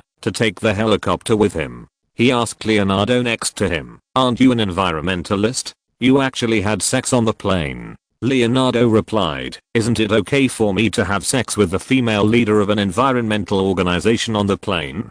Isn't that environmentally friendly enough?" Martin was speechless. These rich and idle people really know how to have fun. The business plane arrived at Miami Airport smoothly. In the presidential suite on the top floor of a hotel near the airport, the three bastards met all the people who attended Alessandra Ambrosio's pre-wedding bachelorette party. After this year's Victoria's Secret show, Gisele Bündchen ended her many years of cooperation with Victoria's Secret, terminated her Angel contract, and has been flying solo since then. Heidi Klum is getting older, so the number one angel of Victoria's Secret naturally fell on Ambrosio's head. This time, Ambrosio held a pre-wedding party, and 18 models came. Martin stood at the door of the presidential suite, and saw many familiar faces at a glance. Heidi Klum, AA, KK, Adriana Lima, Angela Lindwall, Miranda Kerr, Erin Heatherton, Doutzen Crows, Isabel Gola, Caroline Turtony, etc. There were more people than last time. Heidi Klum spotted Martin at a glance and came over to ask an accusation. "Have you been avoiding me?" Martin spread his hands. "Hey, Heidi, why should I avoid you?" Angela Lindwall walked over, put her arm on Martin's shoulder, and said, "Of course I feel guilty." Heidi was dissatisfied. "You attended my bachelorette party, but not my wedding. I'm disappointed and sad." KK followed Angela and suggested, "Heidi, how about we stay here? Angie and I will hold him down. You can use whatever means you have." Martin looked around at the three sluts and said, "Your memory is too bad. You have forgotten the fear of being dominated by me last time." Angela zipped down her zipper. "Would we be afraid of you?" She pointed behind her. "Look at our sisterhood. We said when we came here that, if you can't do it, you don't have to come back. We can just dig a hole on the island and bury you." Seeing that the war was about to break out, Ambrosio jumped onto the table in the living room and clapped his hands vigorously. "Stop all of you, scumbags and sluts. You have been so horny and coquettish that you have to wait until you get to the island." She suddenly reached down and said, "Sisters, don't forget our agreement." A blonde girl next to him handed Ambrosio two things. Ambrosio held them up high. One was a clown sculpture about 30 centimeters long, and the sculpture was clearly based on Martin as a model. The other was a glass bottle filled with green liquid. The label on the bottle had 3 words written on it, "Fengouging." Ambrosio shook the two things in his hand and talked about the punishment measures. "You have all experienced their taste. If anyone secretly messes around before going to the island, all the sisters will take turns to use these against her." Martin looked at the two things in Ambrosio's hand and couldn't help but be a little dazed. He didn't remember giving souvenirs to the supermodels. "Okay." Leonardo agreed with Ambrosio on the side. Martin separated Heidi and Angela, pulled Leonardo over and asked, "What's the matter with the things in AA's hand?" Leonardo laughed. "Didn't I ask you for some souvenirs last time? I gave them all to the supermodels." Nicholson stretched his face over. "The fengouging was given by me." Martin said hatefully, "You two really deserve to be my good brothers." Leonardo put his arm around Martin's shoulders. "Good things must be shared." Ambrosio brought her blonde assistant over to negotiate with the asshole trio. Martin saw the blonde assistant and thought she looked familiar. "AA, why don't you introduce me? Why, are you moved? Are you excited?" Ambrosio pulled the blonde assistant to him and introduced her. "This is Candice, a model from South Africa."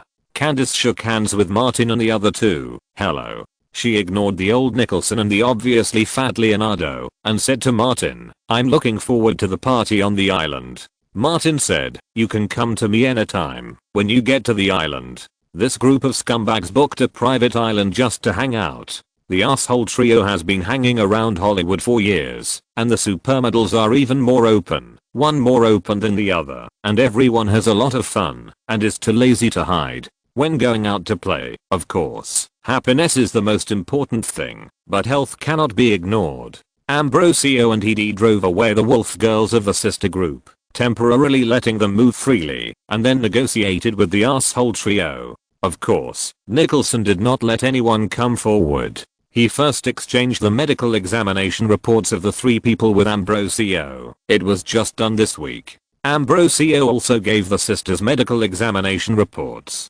Leonardo took it and read it with Martin. The supermodels not only had blood test reports, but also records of contraceptive injections. In this case, the man can't be asked to provide a sterilization certificate. Maybe Nicholson doesn't care. Martin and Leonardo will definitely withdraw. They are not stupid love war gods. All of these are also responsible for both parties, so there will be no scruples when playing. Just have fun. The two sides even discussed the cost issue seriously. Ambrosio thought that this was her bachelorette party, and the cost of renting the island should be paid by her. And the cost of renovating the room in the early stage was also paid by her. Other expenses such as flights and food are borne by the 3 bastards. Nicholson waved his hand and said heroically that he would pay for this money. After the two sides completed the negotiation and confirmed, they destroyed the relevant reports. Ambrosio came over on behalf of the sisters and hugged Martin and the other 2.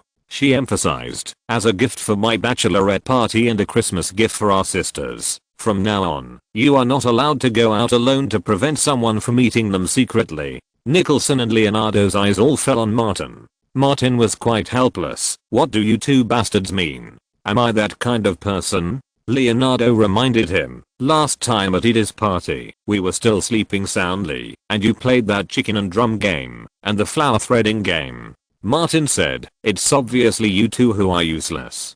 Cough. Ambrosio coughed hard, interrupting the 3 of them, and said, in order to prevent the situation last time, and prevent Martin from being beaten up, this time I specially found a nutritionist to prepare a high protein menu for you 3. You will definitely like it. Martin stepped forward and hugged Ambrosio again. Dear, you are so thoughtful. Leonardo asked, who will you marry next? Ambrosio laughed. I will definitely invite you to the bachelor party in the future. She looked at Martin. It's mainly you. We had fun playing with you last time. For a long time. Martin thought to himself that these supermodels participating in the Victoria's Secret show may get married every year in the future. A good man like him should of course send wedding blessings. Sincere blessings in the billions. Is there any blessing more sincere than this? Both sides rested well in the hotel for a night. Apart from drinking together, they abided by the agreement and did not cross the line. After all, once you are on the island, you can go as crazy as you want. The next morning, 3 passenger helicopters flew to the rooftop platform of the hotel. A group of more than 20 people left Miami by helicopter and came to a private island south of the Florida peninsula. Martin had communicated with Ambrosio a long time ago, and some rooms on the island were specially renovated to meet the needs of the party. After arriving on the island, including chefs, housekeeping and security personnel, all rushed to the east side of the island. The entire southwest was left with only the carnival crowd. Chapter 340 New play, new role and new studio. The train arrived at the station, the door opened, and the career elite Martin Davis, carrying a black briefcase, hurried into the carriage and found an empty seat to sit down. As if he was really in a hurry, he frequently looked at his watch. Just as the door was about to close, the sound of high heels landing on the ground was heard. 8 career women, wearing suits, women's small suits, NYPD uniforms, or flight attendant uniforms, entered the carriage one after another. Not only were they tall and well made, but their work clothes were also beautifully designed, especially fit, and highlighted their curves. Carolina, wearing a lavender flight attendant uniform, and Angela Lindwall, wearing a NYPD uniform, sat on Martin's left and right. Opposite, the domineering President Ambrosio sat in another row of seats with her assistants Candace and Dodson. There were no seats left, so Heidi Klum led Miranda Kerr and Isabel, holding the handrails, and standing in the carriage. The train started and shook slightly. Angela and Carolina could not sit steadily and leaned on Martin. Opposite Martin, Ambrosio, who was wearing a short skirt, seemed uncomfortable with the shaking. His legs crossed up and down in another direction. Candace's buttons were not sewn properly, and they flew out at this time. The buttons rolled around in the car and landed at Martin's feet, as if to protest. Martin simply designed the scene and concept, and the rest depended on improvisation. The sisters had played a lot and had already entered the role. Martin sighed. How can it be so challenging? Heidi Klum bent down and suddenly asked, "Handsome, are you alone?" She wore a silk shirt with a white collar under her light blue suit jacket. When she bent down, the collar fell down. Martin had experienced the test of waves and waves. Although he was a little excited, he still sat as steady as a mountain. Today's theme is that he, a normal office worker, encountered a group of wolf girls on the commuter train. On the left and right sides, Carolina and Lindwall leaned on Martin. Heidi Klum grabbed the handrail, took off her high heels, stretched out one foot, and attacked the vitals directly. Martin was frightened, broke free from the shackles on both sides, jumped up and hid to one side, leaning on a handrail. Others surrounded him. At this moment, Oscar-level acting skills broke out. Martin seemed like a sheep frightened by a group of wolves, full of fear and terror. Such a scene, such a look and atmosphere, led all the wolf women in the workplace to immerse themselves in the play. As long as they believe that all this is true, it is true. Heidi was the first to force forward. Miranda Kerr and Isabel went around and cut off Martin's retreat. Ambrosio, Candace and Outson blocked Martin's left side, and Carolina and Angela blocked Martin's right side. This poor man is so miserable that it makes people feel extremely sympathetic. Wolf-like people blocked Martin from all sides, approached him, and stretched out their evil hands. Facing the siege of 8 people, Martin had no power to resist. He was like a canoe in the waves, caught in the wind and rain, and could sink in the tide at any time. In an instant, Martin was in a terrible state. He was beaten by the wolves to the point that he no longer conformed to the normal human structure. A normal person has 206 bones, but Martin now has 207, and he has an extra very hard bone. Facing the bastard who missed her wedding, Heidi rushed to the front and entered the towering pillar first. But the one who rushed to the front was defeated the fastest. Others came forward one after another, and many people besieged Martin alone, vying for the first place, and ended up dancing Latin dance. Carolina suddenly shouted, "I feel that after this island party, we can save 200 batteries." Angela laughed and said, "Don't you like to use Martin's clown statue? That thing needs manual operation." Candace pushed the 2 people away and shouted, "It's my turn, it's my turn." The tram carriage shook violently at this time.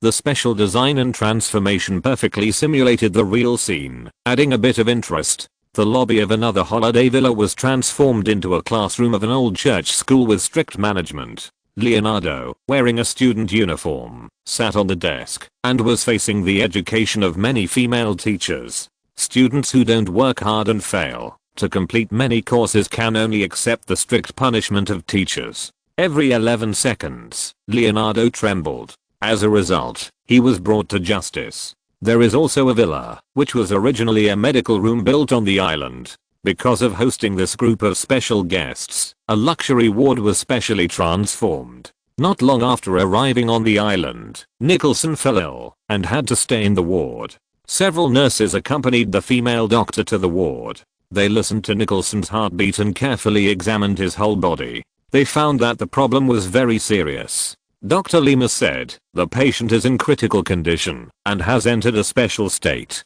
Emergency measures must be taken, otherwise his life will be in danger." "Doctor, let me do it." Nurse Rosie was conscientious and took the initiative to stand up. "I will definitely get him out of danger." Several other nurses said, "You go first, if not, we will." Dr. Lima nodded. "Time is life, my friend. Hurry up and rescue."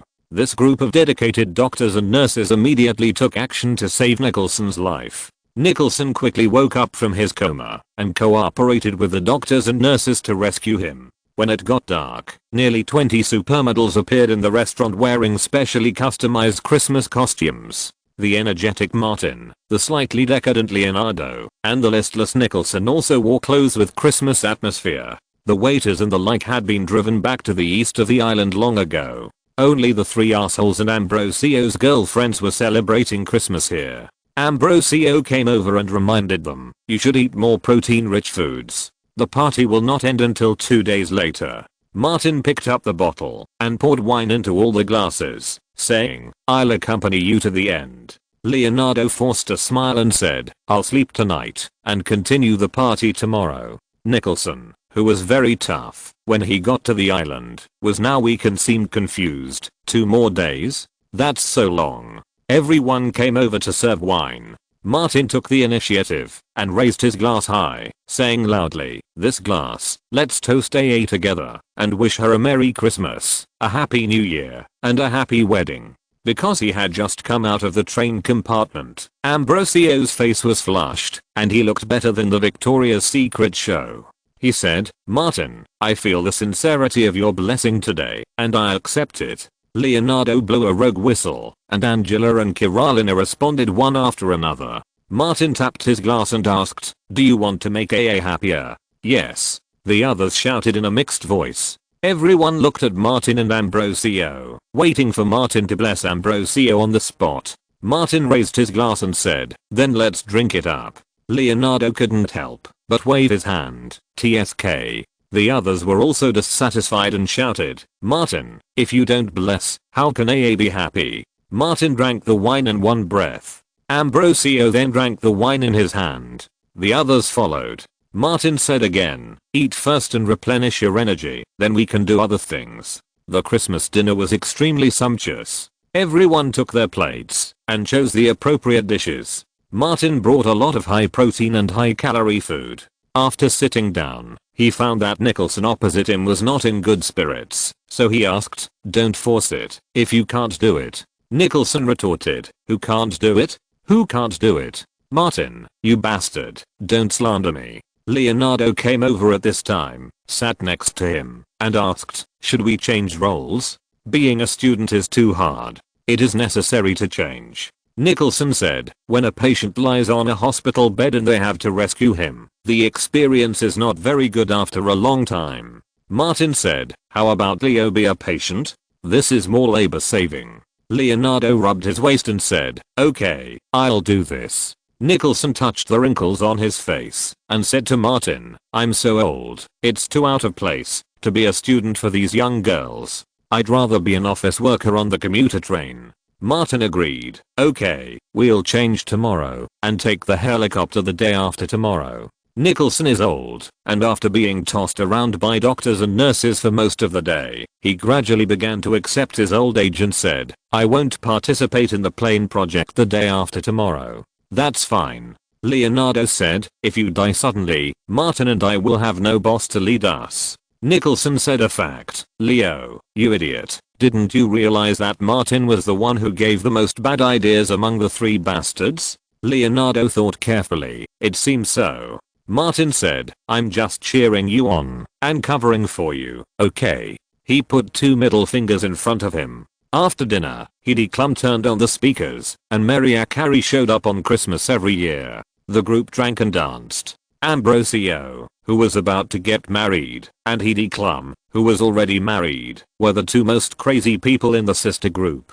The next morning, at Martin's suggestion, everyone changed roles and sets. Unlike Leonardo, Martin put on a priest's outfit, entered the classroom, and became a teacher, teaching female students a course on human anatomy. Yesterday's female elites in the workplace have all become female students. There was no anatomy teacher, so Martin waved to the youngest blonde model and said, Candice, come and be a human body model. I'll help you check your body. Martin was a good teacher, and he explained the course seriously, asking questions from time to time. Now Miranda, answer the question. Martin asked seriously, from a physiological point of view, what is the best evaluation of men on women? Miranda Kerr, who had been a model since she was a child and was a complete academic failure, said, you are beautiful? Martin walked towards her and said, wrong answer. Miranda asked curiously, teacher, what is the correct answer? Martin said, you will understand soon.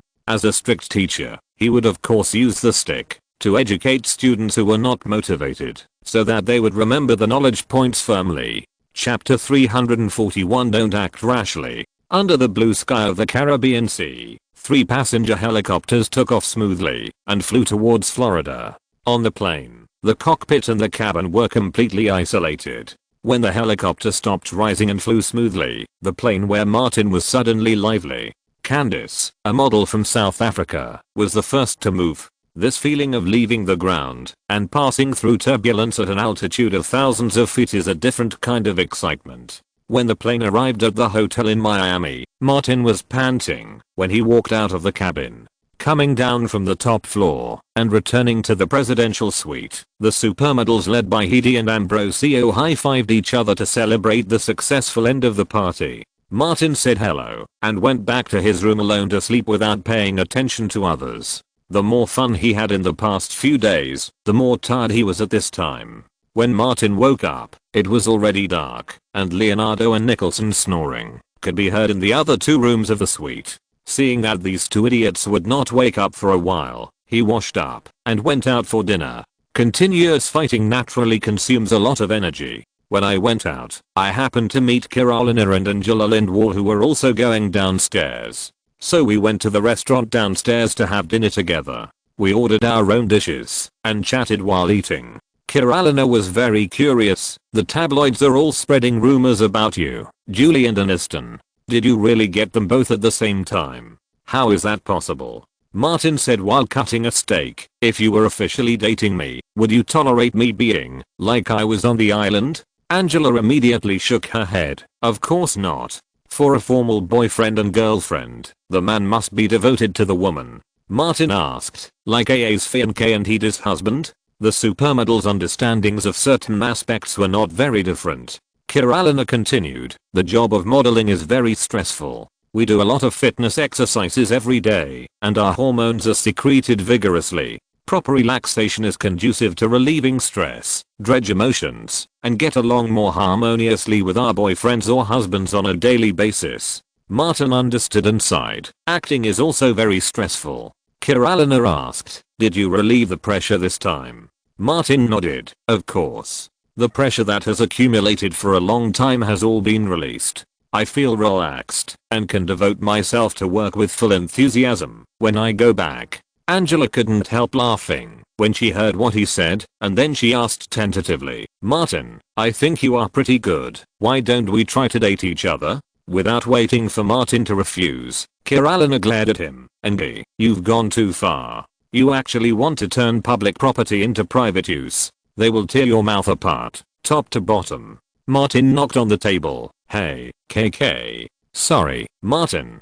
Carolina realized that she had said the wrong thing. I didn't mean that. It was just a metaphor. Martin nodded. I know. Angela could see that Martin had no intention of dating her officially, so she could only say, you have to be responsible for receiving me when I go to Los Angeles. This reminded Martin of Georgina, and he replied, no problem. I will introduce you to people in the Los Angeles fashion circle. Carolina quickly said, don't forget me. Martin replied, of course, I will receive each of you in the most enthusiastic way. Before the meal was over, Martin received a call from Leonardo. He and Nicholson had already woken up and were ready to go to the bar downstairs for a drink, so they called Martin to go with them. Martin paid the bill, asked about the location of the hotel bar, and took the elevator downstairs. Angela and Carolina followed him. When they arrived at the lobby, Martin saw Bruce and said, you go first, I'll be there soon. The 2 women went straight to the bar. Martin asked Bruce, what's the matter? Bruce said, Thomas called and basically reached an agreement with Cadillac for the endorsement. The contract is for 2 years, $10 million per year. This was also within Martin's estimate. Okay. Bruce continued, Cadillac asked to sign the contract as soon as possible and shoot a promotional advertisement in January. They want the new advertisement to catch up with the Super Bowl. In addition, they plan to sponsor the main creative car of the crew at the premiere of Limitless. Martin said directly, tell Thomas to let Cadillac talk to the crew. Bruce said, I'll call Thomas back right away. Martin finished his instructions and walked towards the bar. Bruce called Thomas, said a few words quickly, and followed him. Martin entered the bar and turned through the soundproof porch. He heard a chaotic quarrel. Many people in the bar were watching. Through the gaps between people, Martin saw Leonardo and Nicholson in the not too bright light. Next to them were several supermodels such as Angela, Carolina and Miranda Kerr. Opposite these people, there were several people standing, confronting Leonardo and Nicholson. The two sides had already quarreled, and it seemed that Miranda Kerr was involved. Leonardo blocked her behind him. The leader on the opposite side was arguing with Leonardo, and it seemed that he might fight at any time. Although he was the last one in the bastard trio, Martin never hesitated when encountering things. He strode over there and said to the people blocking the aisle as he walked, "Make way, make way." Passing by the bar, Martin saw the bottles of Coke on the table, picked up a bottle, and passed through the obstacles of the crowd. Bruce behind him took out $1 and put it on the bar. Orlando Bloom was arguing with Leonardo, and all kinds of bad words kept coming out of his mouth. "Miranda, have you forgotten the promise you made to me after the Victoria's Secret show? Come here quickly." Orlando Bloom saw Leonardo blocking the way in front of him. "Damn it, you are destroying other people's love." Leonardo stood in front of Miranda Kerr. "Shut your stinky mouth. Get out of the way. Miranda rejected you. Don't be entangled with her." Orlando pointed at Leonardo. "Fuck again. You shameless third party." Nicholson glanced at Orlando's side and only knew Viggo Mortensen on his left, and the two people behind him were unfamiliar. There were 4 men on the other side and only 2 on his side. What if a fight broke out? Nicholson quickly turned off the video recording on his mobile phone and prepared to dial Martin with one click. Before he pressed his finger, he saw Martin separate Carolina and Angela and strode over. Seeing the bottle of Coke in Martin's hand, Nicholson was instantly relieved. The old bastard returned to his true nature, and the phone switched back to recording mode. Martin patted Leonardo on the shoulder, stood side by side with him, and said to Orlando Bloom, "Hey, man, don't do anything rash. It's easy to cause a conflict. You fuck." Orlando subconsciously wanted to swear. Martin raised the Coke bottle in his hand and rubbed it against his scalp, as if scratching an itch. The second half of Orlando's words were stuck in his throat, and his eyes were full of the bottle of Coke. He had just come to the bar, and he didn't drink much. His mind was not confused. He knew who the person opposite was, and what he had done. Leonardo's back suddenly straightened up, and he hardened up all of a sudden, saying, "Get out. Don't harass my companions." There was not only Milena Kerr on the opposite side, but also models such as Carolina, Angela Lindwall and Erin Heatherton. Orlando didn't want to give in, and was about to speak again, but was pulled back by Viggo Mortensen. The actor's personality is that of a good guy. He quickly stood between Orlando and Leonardo, but his eyes fell on Martin. "It's just a little verbal conflict. There's no need to make a big deal, right?" Martin put down his Coke and said, "I'm here to mediate." Orlando wanted to speak again, but Viggo Mortensen swung his hand back and hit him, saying, "You continue. We're in a hurry and need to leave." Leonardo stared at Orlando with contempt. Martin picked up the Coke again. Viggo Mortensen's eyes tightened, but he didn't avoid it, letting Orlando Bloom face the Coke god of war. Martin reached out and took the bottle opener handed by Bruce, opened the Coke with a bang, took a sip, and said, "Bottled Coke is still the best." Viggo Mortensen took Orlando 2 steps back and left quickly. "Okay, everyone, stop blocking the passage," Leonardo said loudly like a winner. "Give everyone a glass of golden whiskey, I'll pay." The people in the bar cheered loudly. Orlando and his 4 companions had not left the bar yet, and when they heard the voice, they turned around to look. Viggo Mortensen was fine. Orlando looked at Leonardo and Martin hatefully, but at this moment, he could only endure it. On the other side, Martin sat down and drank Coke slowly. Several women stared at Martin with burning eyes, and Carolina even called the waiter to ask for a bottle of iced Coke for everyone. Nicholson turned off the video on his mobile phone with great disappointment and said dissatisfiedly, "Martin, do it. I'm waiting to sell news to earn my pension." Hearing this, Angela and Carolina almost choked. Martin ignored him and asked, "What's going on?" Leonardo glanced at Miranda Kerr. "As soon as we came in, that idiot came over and tried to take Kerr away by force. Kerr refused, but he kept pestering her. None of these supermodels are easy to deal with. Miranda Kerr said, after the Victoria's Secret show, I talked to him for a while and accepted the flowers he sent me. I thought it was just because the audience liked my show. So I went backstage to send flowers, but he obviously misunderstood and thought I agreed to his pursuit. She looked at Martin and said in a teasing tone, I came to the bar with Leo and Jack because you wanted to come. Martin, we are companions. How could I go with such an rude person like him? Carolina and Angela looked at each other. The new Victoria's Secret model had a lot of ideas. You should thank Leo, Martin said deliberately. Miranda Kerr picked up the Coke. Leo, I toast you. Leonardo raised the bottle of Coke. Together, I toast everyone. Everyone clinked the Coke bottles. It was another pleasant night, and it was also the last day of the asshole trio's vacation in Miami. Chapter 340 To the truth about the Malibu wildfire. After returning to Los Angeles, Martin first communicated with Coca-Cola about the new endorsement. Compared with Bryony and Cadillac, Coca-Cola is much more important. Coca-Cola had no objection to this, and their restrictions were limited to beverages. Subsequently, Martin met with Bryony and Cadillac successively and reached an agreement with both parties on all the endorsement terms. The former signed a 3-year contract with an annual endorsement fee of $6 million and a series of activities in cooperation with the brand. The latter signed a 2-year contract with an annual endorsement fee of $10 million and the first advertisement will be filmed in January. Before the new year, Cadillac and Martin held a grand signing ceremony in Los Angeles. Hundreds of reporters gathered in the press room of the Hilton Hotel. Martin signed the contract template and then exchanged contracts with Johnson, who represented Cadillac. Warm applause rang out all around. The curtain behind the signing table opened, revealing the true appearance of Cadillac's flagship car SLS 2007. With the new car poster as the background, everyone, including Martin, stood on the signing table for a group photo. Thomas clapped his hands vigorously in the audience. After clapping, he touched his forehead subconsciously and felt that his hair was withered like winter grass. But he didn't care. Because these 2 commercial endorsements alone have booked $1 million of income for him as an agent. Counting Martin's commissions from other aspects, he earns $1 million a year. There are only a few dozen entertainment agents in Hollywood who can achieve this achievement.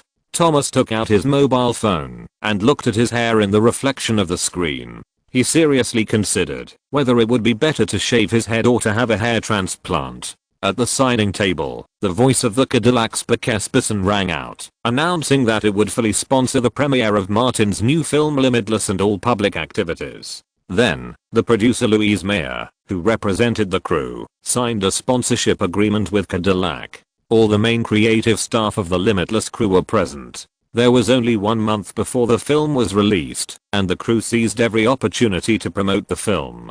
Martin was then interviewed by reporters. In addition to the regular questions, Jody, a reporter from TMZ, asked a gossip question according to the communication with Bruce in advance. Now there are rumors in many media and websites that you are dating Jennifer Aniston and Angelina Jolie at the same time. Martin denied it of course and asked back, do you think it's possible? Jen and Angie are both independent women, and I'm good friends with them. At noon that day, the relevant video appeared on the TMZ website. Brad Pitt, who was restricted from traveling, watched the video and burst into anger after being imprisoned at home for many days. He smashed the mouse. Shit, good friends. Who stabs good friends? Bastard. Martin, you bastard. I will kill you. He hadn't cleaned himself for many days. At this moment, his beard was messy and his hair was greasy, like a mad dog. On the webpage of the computer screen, another news was displayed. Cadillac and Bryony officially signed with Martin Davis, and the latter became the global image spokesperson for the 2 brands. Seeing the photo of Martin standing in front of Cadillac's SLS flagship car, Pitt felt worse than death. 2 brand endorsements, tens of millions of dollars, were just snatched away. Pitt picked up the phone and dialed his agent Maggie's number. When the call was connected, he said, I'm going to sue Cadillac for unilateral breach of contract. Maggie advised, forget it, Pitt, you should keep a low profile and keep quiet. Now people are announcing Me Too one after another, and it has even affected the director and screenwriter industry. If you jump out at this time, you will only cause greater disgust. Stay dormant and wait for your chance." Pitt hung up the phone. Since many stars and directors from Meryl Streep to Cate Blanchett to Nicole Kidman have joined Me Too, CAA is already considering giving up Pitt. In the carnival of the Me Too movement, 2006 passed quietly, and 2007 came to Martin again. Taking advantage of the New Year holiday, he gave himself a good vacation. It happened that the Coty community organized a New Year fireworks show. Martin and Bruce went to New Chinatown and bought a large number of them. They went to the hardware store again. The two bought a batch of steel pipes and tools. When they got home, they immediately started DIY. Martin was not so good, but Bruce was pretty good. He was mainly responsible for expressing his ideas, and then Bruce started making them. After 2 days of hard work, they modified a lot of fireworks and tools. After a simple test in the yard and confirming the effect, Martin called Leonardo and Nicholson and said, "I'm going to have a fireworks show tonight. Come and join us." When the two heard about fireworks, they immediately thought of the mortars at Pinewood Studios and agreed. As soon as it got dark, Leonardo and Nicholson drove to Martin's place.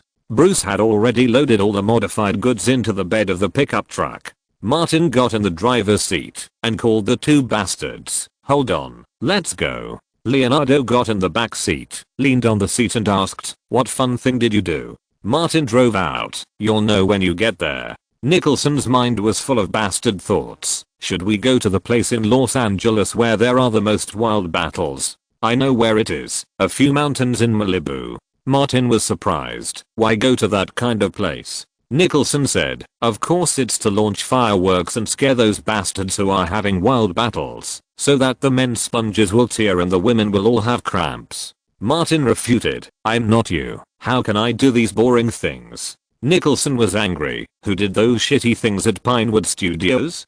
Didn't you and Meryl do it?" Martin asked Leonardo, "Am I remembering correctly?" Leonardo said seriously, "Yes, it was Jack and Meryl who did it, and the media reporters reported it." Nicholson was very angry, and the consequences were serious. "If you do shitty things in the future, don't think of letting me take the blame for you." Martin said, "Look at the fireworks this time, before you say that." The pickup truck drove to the community square. Martin had a brief exchange with Harold from the community committee, and the car entered the cargo parking area. Aniston, who had made an appointment before, also rushed over. It was getting dark, and hundreds of people gathered in the huge square. The community prepared fireworks, and some owners also brought fireworks to set them off in the designated lighting area. Martin and his two men moved several fireproof boxes to the edge of the lighting area, took out a pack of fairy sticks, and gave them to Aniston. The latter lit one, attracting many children. Martin brought another big bag and said, "They are all children from the neighbors, you can share them with them." Aniston didn't like children, but it was not difficult to share the fireworks sticks. A group of children waved the lit fairy sticks and circled Aniston. The joyful mood is contagious, and Aniston suddenly found that these children are also cute. But her attention was soon attracted by the three bastards. Martin opened the box and took out a thick iron pipe with many slender firework tubes stuffed in the pipe. Leonardo also took one and asked, "What's this new thing? It looks a bit like a Gatling gun." Martin smiled and said, "It's called a Gatling gun." He and Old Bull searched Chinatown and some shops selling fireworks, but couldn't find a Gatling gun, so they had to modify it themselves. "Jack, help me light it." Martin picked up the Gatling gun. Nicholson came over and lit the fuse. Martin raised the muzzle of the Gatling gun, and after a burst of burning smoke, one after another of brilliant fireworks flew into the night sky. It was like a Gatling gun firing tracer bullets. "This is interesting," Leonardo urged Nicholson. "Jack, light it for me." Nicholson also got interested and didn't care about Leonardo at all. He picked up one himself and shouted, "You light it for me first." The two bastards refused to give in to each other. Aniston took a heart-shaped fairy wand and said, "I'll help you light it." She used the fairy wand to light the Gatling guns for the two bastards. Nicholson was like a weird grandfather, shouting and shooting with his Gatling gun into the sky. This kind of romance can only be experienced by men. Martin's Gatling gun was extinguished, and he replaced it with a new one. Aniston came over to light it.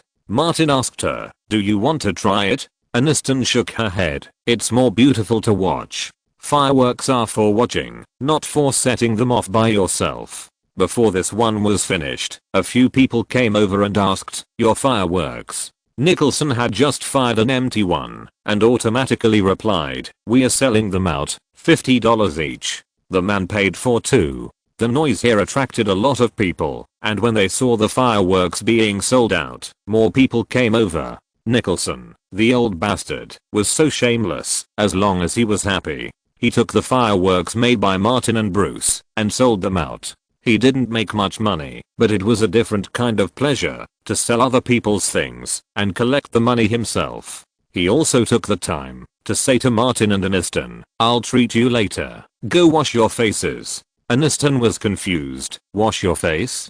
Do a beauty treatment?" Martin said, "Don't listen to Jack. He's not a good guy." The three of them put out and sold, and the boxes were soon sold out. When there was only one box left, Nicholson sat down on it and said, "This box is mine." Leonardo asked, "What do you want to do with this?" "The mountains over there in Malibu are a holy place for tourists." Nicholson said, "Leo, let's go there in a few days and blow up all those wild mandarin ducks." Leonardo agreed. "Good idea, then we'll see how many people will go to the hospital." The two bastards were making a lot of noise, and Martin quickly said, "I suddenly realized something." Nicholson frowned. "What did you understand, you bastard?" "So this is the truth about the Malibu wildfire." As the third of the three bastards, Martin was really worried about the eldest and second oldest. "It was you two bastards who did it." Nicholson and Leonardo understood what Martin meant. Malibu is a fire-prone area. Nicholson sighed. "We can only set off the fire in the studio."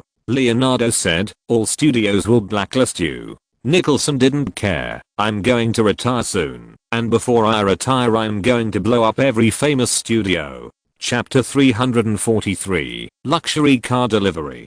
At the Los Angeles Country Club, a black Cadillac SLS drove smoothly past the white gate of the clubhouse and stopped at the roadside with flowers. The camera moved to the driver's seat along the slide rail. Martin opened the door and got out of the car. He looked formally dressed, and with the background of the luxury car in the clubhouse, he looked successful. Director Joseph said from behind the monitor, "Cut." This shot passed. A driver drove the car to the entrance of the clubhouse. The crew also moved to the entrance, where they were ready for filming. Martin went to the trailer to change clothes, and came back to continue filming. Not only videos, but also print ads. Although Cadillac is a luxury car brand among American cars, it is not as focused on high-end as Bryony. It requires that the commercial be filmed as soon as possible in order to catch up with the Super Bowl commercial in early February. The commercial with Martin and the car as the protagonist will be on the American Spring Festival Gala. This is also a great publicity for Martin himself. With the annual endorsement fee of $10 million from Cadillac, Martin fully cooperated and posed in various poses according to the photographer's requirements. After shooting here, he touched up his make-up again. The Cadillac SLS stopped in front of the clubhouse. Martin took a key and entered the lobby of the clubhouse. Director Joseph reminded him to move, pay attention to the camera and the key. Martin raised the key. The crew was ready, and Joseph gave an order, and the shooting began again. Martin came out of the clubhouse, took out the key, and pressed it on the car, and the car lights flashed. The cameraman who was following the shooting took a close-up. Joseph shouted, "This shot is past, return to position, and do it again." Martin was not tired of doing things for money, which was the most basic professional ethics. He shot this shot 8 times in a row. At about 4:30 in the afternoon, all the advertising shots and graphic pictures were shot. Martin removed his make-up and changed his clothes, got on a Cadillac SLS, and drove straight to Burbank. This was one of the several new cars sent by Cadillac. In addition to being used by Martin in public, it can also be given to relatives and friends. Agent Thomas was waiting in the car. Martin took out a car key and handed it to Thomas. "The car is in the Cadillac store. Go pick it up yourself." Thomas asked, "You gave me the car?" Martin said, "You fought for the endorsement contract, so you should have a car." This gain in addition to the agent's commission made Thomas feel a little warm. Compared with those stars who need to be coaxed and deceived after becoming famous, Martin is really a rare good client. Thomas put away the car keys. Bruce also has a car that belongs to him. In addition, Martin also left one for Mean, but Uncle Mean is filming in another place and will not return to Los Angeles for the time being. Thomas looked at his watch and said, "The preview is over. Today is the preview of Limitless for theater managers and media." Because he has to shoot a Cadillac commercial, Martin can only attend the reception party in the evening.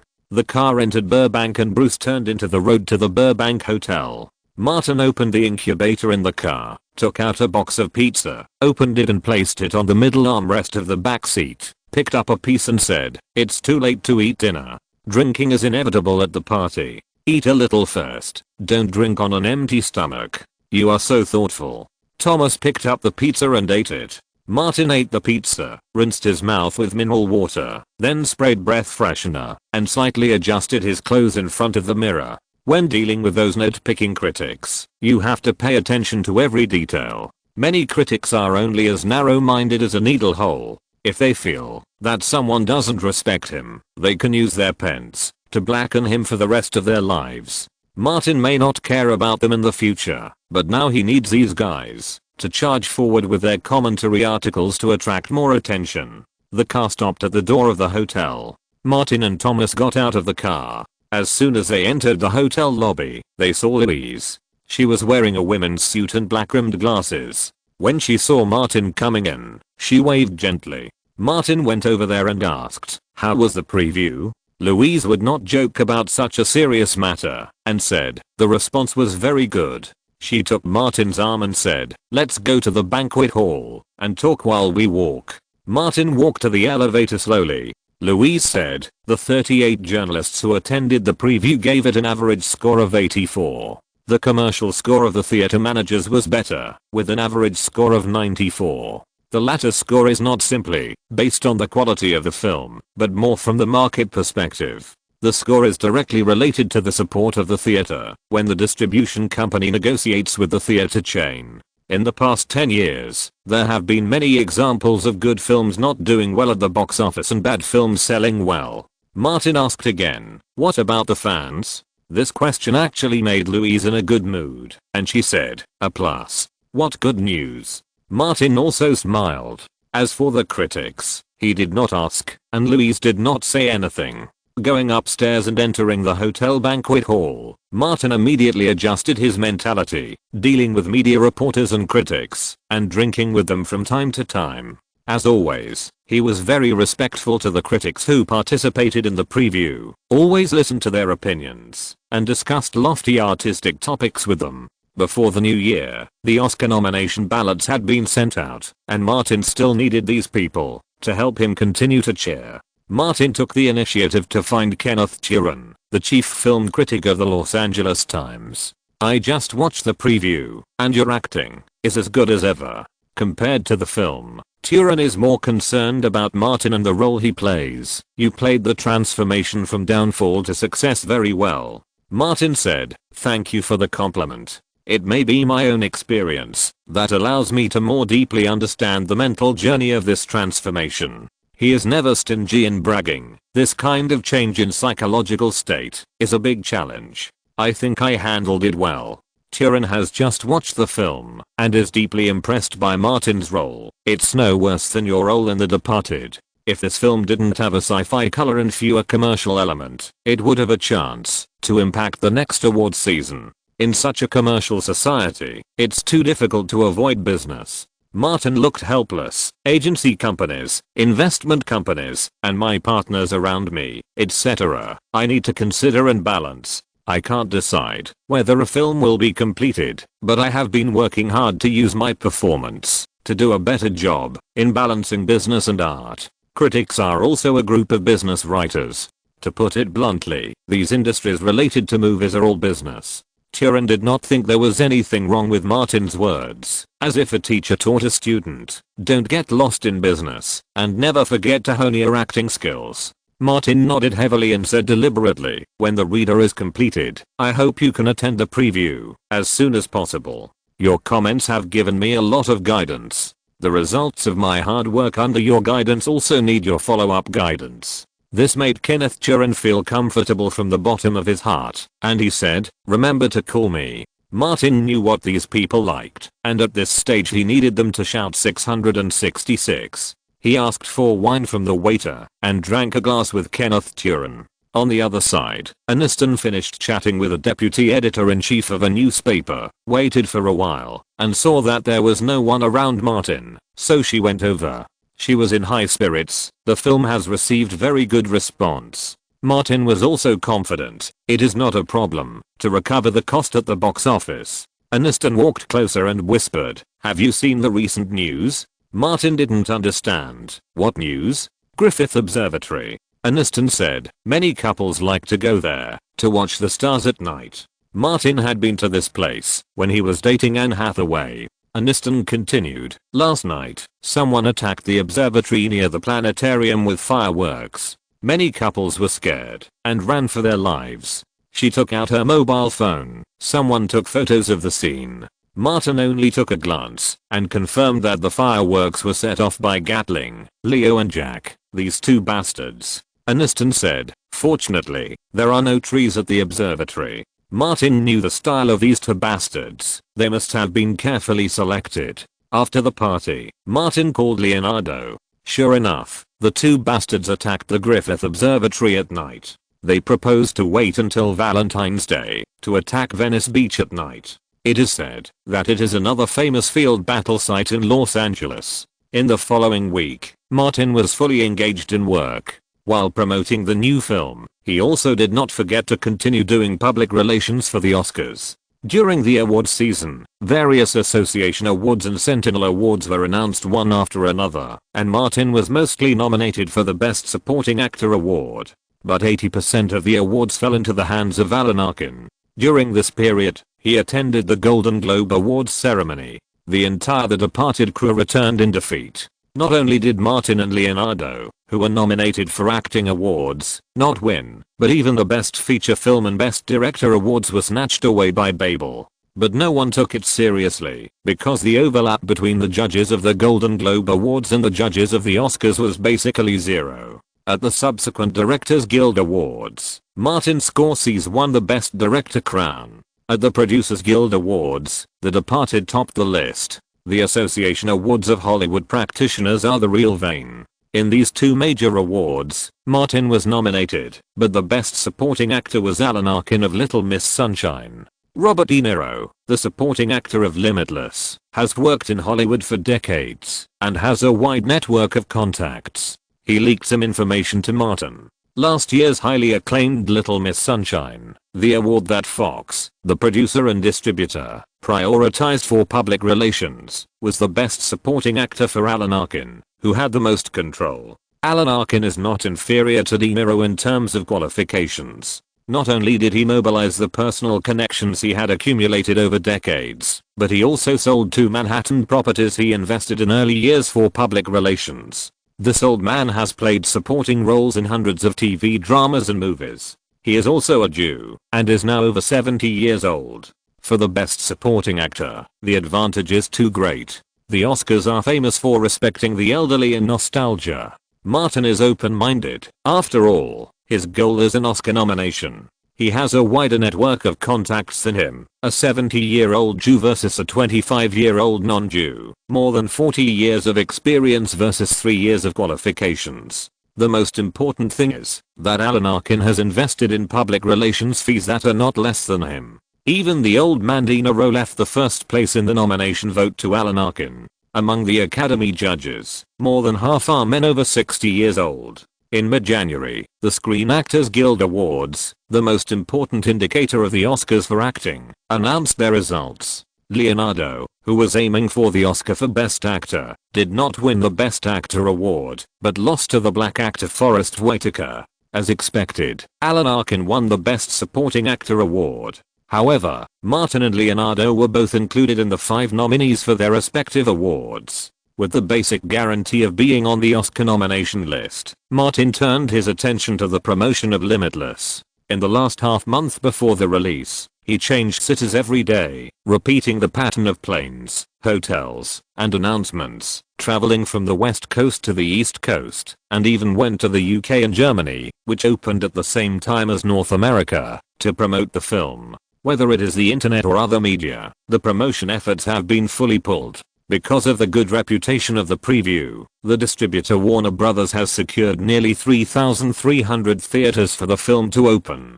Chapter 344, The News of the World's Proposal. The story of the film takes place in New York, and the crew deliberately put the premiere of Limitless in New York. On the day of the premiere, the weather was not good, and heavy snow fell in New York. In front of the Metropolitan Theater of Lincoln Center, the red carpet turned into a white carpet in a short time. The personnel sent by the organizer urgently pulled up the shelter and learned from the experience of the Oscars and erected an extra large tent in the waiting area. In the afternoon, the snow did not stop at all, and the premiere that had been prepared at a high cost could not be cancelled. In the driving Cadillac, Louise bent her fingers and rubbed the water mist on the car window glass. Looking at the heavy snow falling outside, she was a little worried. It is snowing all over the Northeast now. If the heavy snow continues until the weekend, it will affect many people's travel. Martin on the other side was also looking out the window. The weather forecast says there will be snow in the next few days.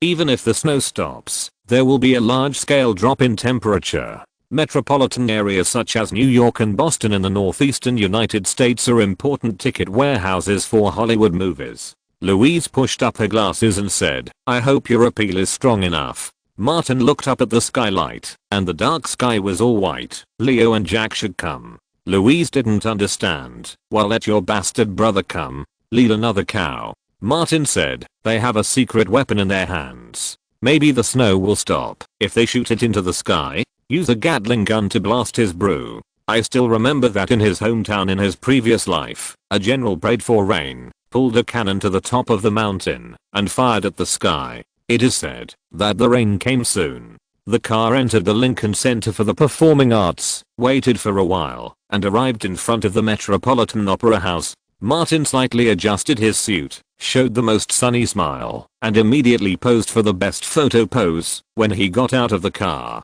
the flash illuminated the dim sky. Martin walked on the wet red carpet all the way to the Metropolitan Opera House. At the same time, he smiled and nodded around, looking for the fan club and the members of the Coke God cult. Near the media area, Martin saw a large number of people wearing red t-shirts and holding his special posters. These people specially put on a large Coca-Cola t-shirt over their thick coats. "Hi, Martin, I'm Ted." A young man in a red t-shirt shouted, "I'm one of the leaders of the New York fan club." Martin did his homework. "I remember you. The lucky audience of the hills have eyes. It's me. It's me." Ted was extremely excited and quickly handed Martin a signature pen and pulled up the red t-shirt. Martin signed directly on the t-shirt, and others followed suit and asked him to sign on the Coca-Cola t-shirt. Then, Bruce handed over a can of Coke, and Martin raised his glass to the people on both sides of the red carpet. This has become a necessary ritual for Martin,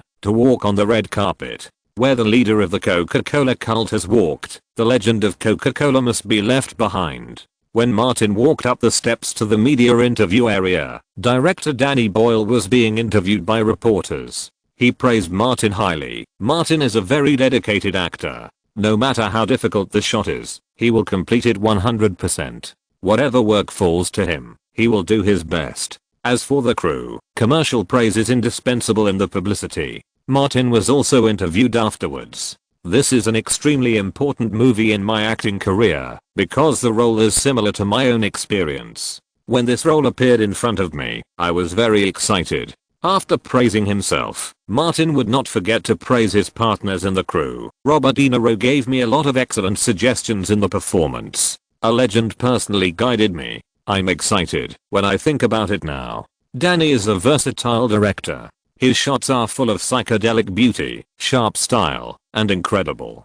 Finally, Martin talked about Aniston. "The first time I watched Friends, Jen became my idol. At that time, I was still a little kid. Rachel filled the empty spiritual world of a poor boy. She is my goddess. Do you know what it feels like to act with a goddess? Dreams come true." There was a sudden shouting on both sides of the red carpet. The two women who just walked on the red carpet had figures that instantly killed all the female guests at the premiere today. Carolina Kirkova and Angela Lindwall accepted Martin's invitation and also came to attend the premiere. They walked on this wet red carpet like a catwalk. Female stars in the Hollywood industry are generally reluctant to take photos with supermodels, especially those with a muscular body from Victoria's Secret. Body and fashion sense can be easily crushed into ashes in seconds. The main creative staff of the crew arrived, took a group photo in front of the sponsor's background board, and entered the theater together. The lounge of the Metropolitan Theater is large enough. After the main creative staff and guests arrive, they will stay here first, and then enter the screening hall after the ordinary audience enters. After Martin entered, someone came to greet him. Mockridge, the editor-in-chief of the News of the World, stood in front of Martin. "Long time no see, Martin. Your manuscript is unexpectedly brilliant." When Martin was secretly photographed by 3 News of the World reporters in Washington, he used his manuscript fee to pay for the compensation, but Martin did not have the ability to write a brilliant manuscript, so he threw it to Thomas to carry the burden. Thomas did a good job. Martin smiled and replied, "We can reach a new agreement. I don't mind continuing to contribute to the News of the World. If there is a chance," Mockridge said, "let's talk alone." Martin nodded. "Okay." The two found a place where no one was around. Mockridge asked, "I heard that you and Harvey Weinstein are not on good terms." Martin would not admit it and looked at Mockridge. Mockridge said vaguely, "I got some information about Harvey, and I want to find someone in the Hollywood industry to help verify it." Martin's first reaction was that the News of the World had found something after receiving Ivan's clues. How could a man like him easily believe in a media like the News of the World that has a conscience and professional ethics? He immediately said, "I have only been in Hollywood for 3 years. All my energy has been focused on work. I know too little, and I'm afraid I'm not qualified." Mockridge said, "You may not know Harvey very well. He is a very domineering person.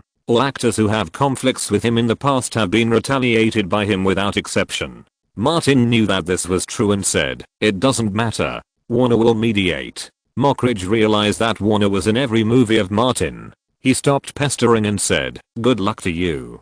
Bruce came from behind. Martin asked, "Pay more attention in New York. The News of the World has been operating here for many years."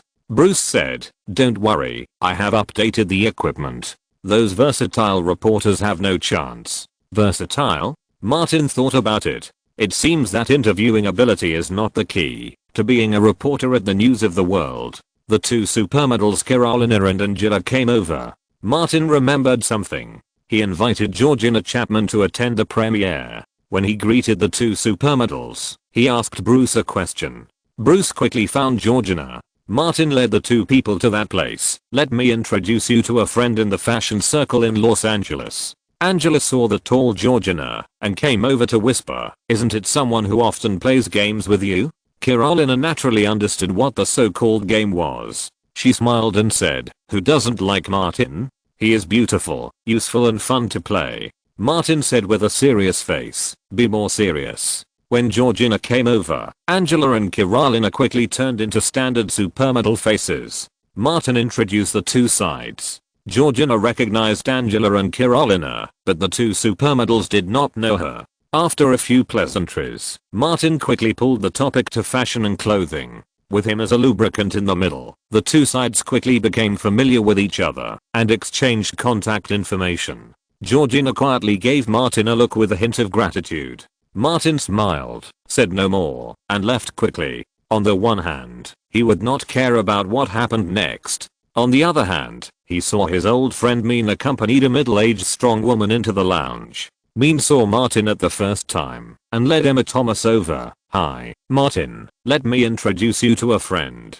It was the first time Martin met Emma Thomas in person. She was similar to his impression.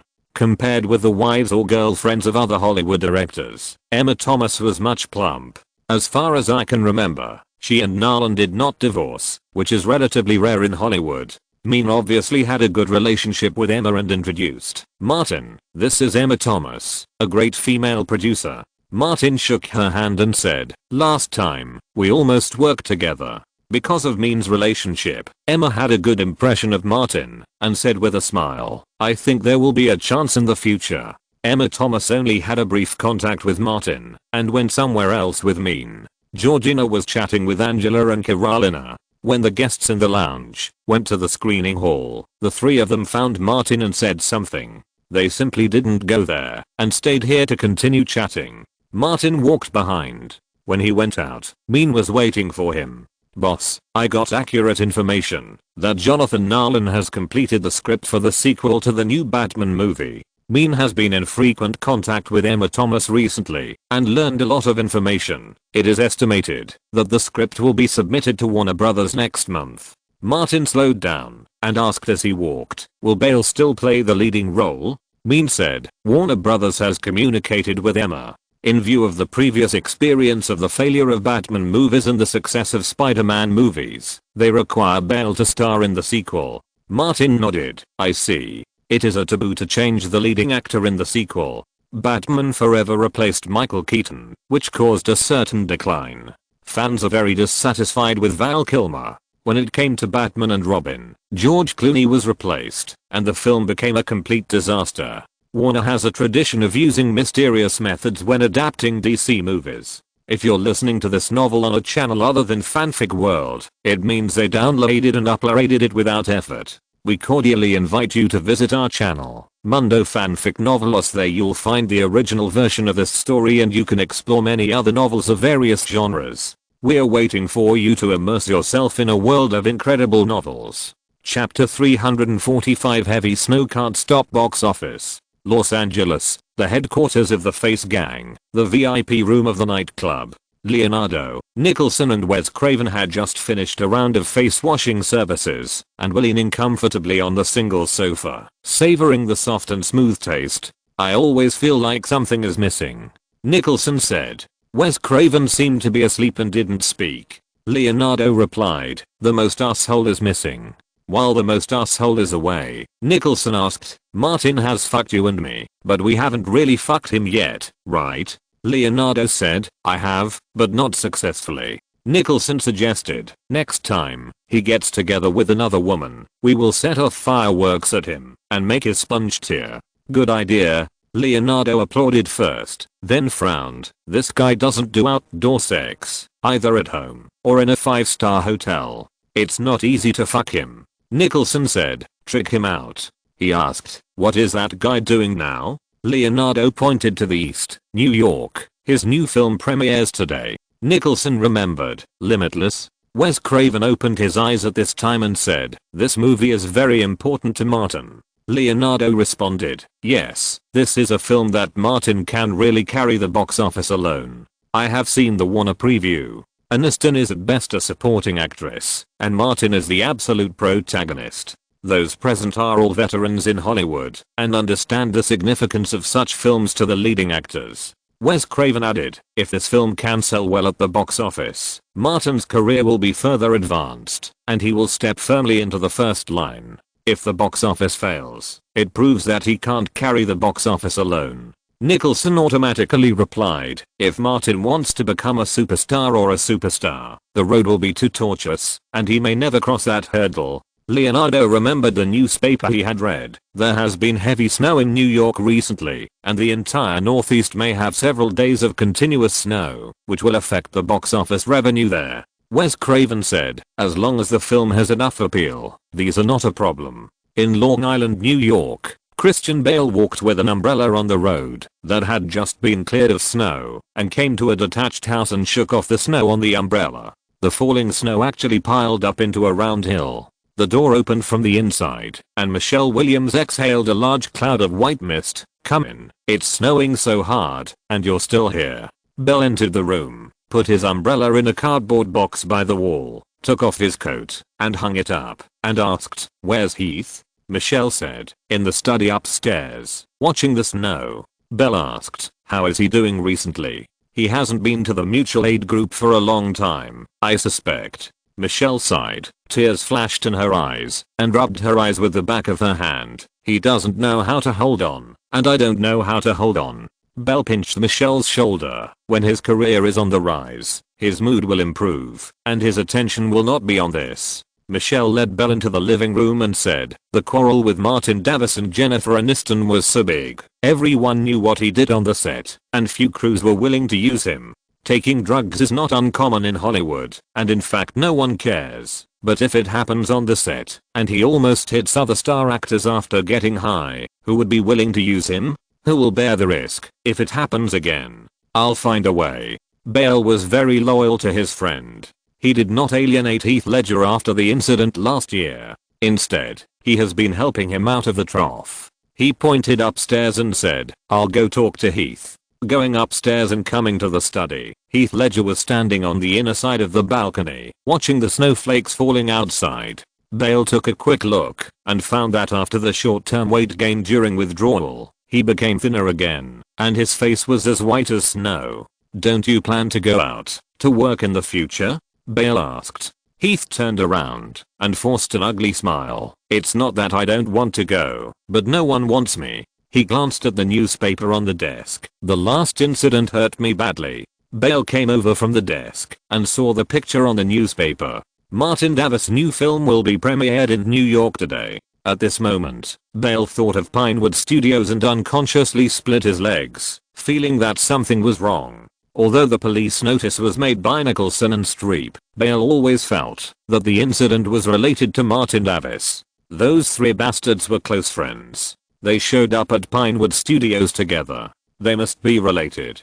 Bale came to Heath Ledger and looked out the window. I hope this heavy snow will last until the weekend. When the snow melts, the temperature will be lower. Heath nodded gently. It would be best if everyone could not go out and the mall cinema would be closed. Maybe he really felt that he was wrong at one point and his mentality was relatively calm, but from last year to now, he still couldn't find a job. After quitting, he repeated it again, which had a great impact on his mood. Heath said, the weather is bad, so no one will buy tickets to see Martin Davis' new film.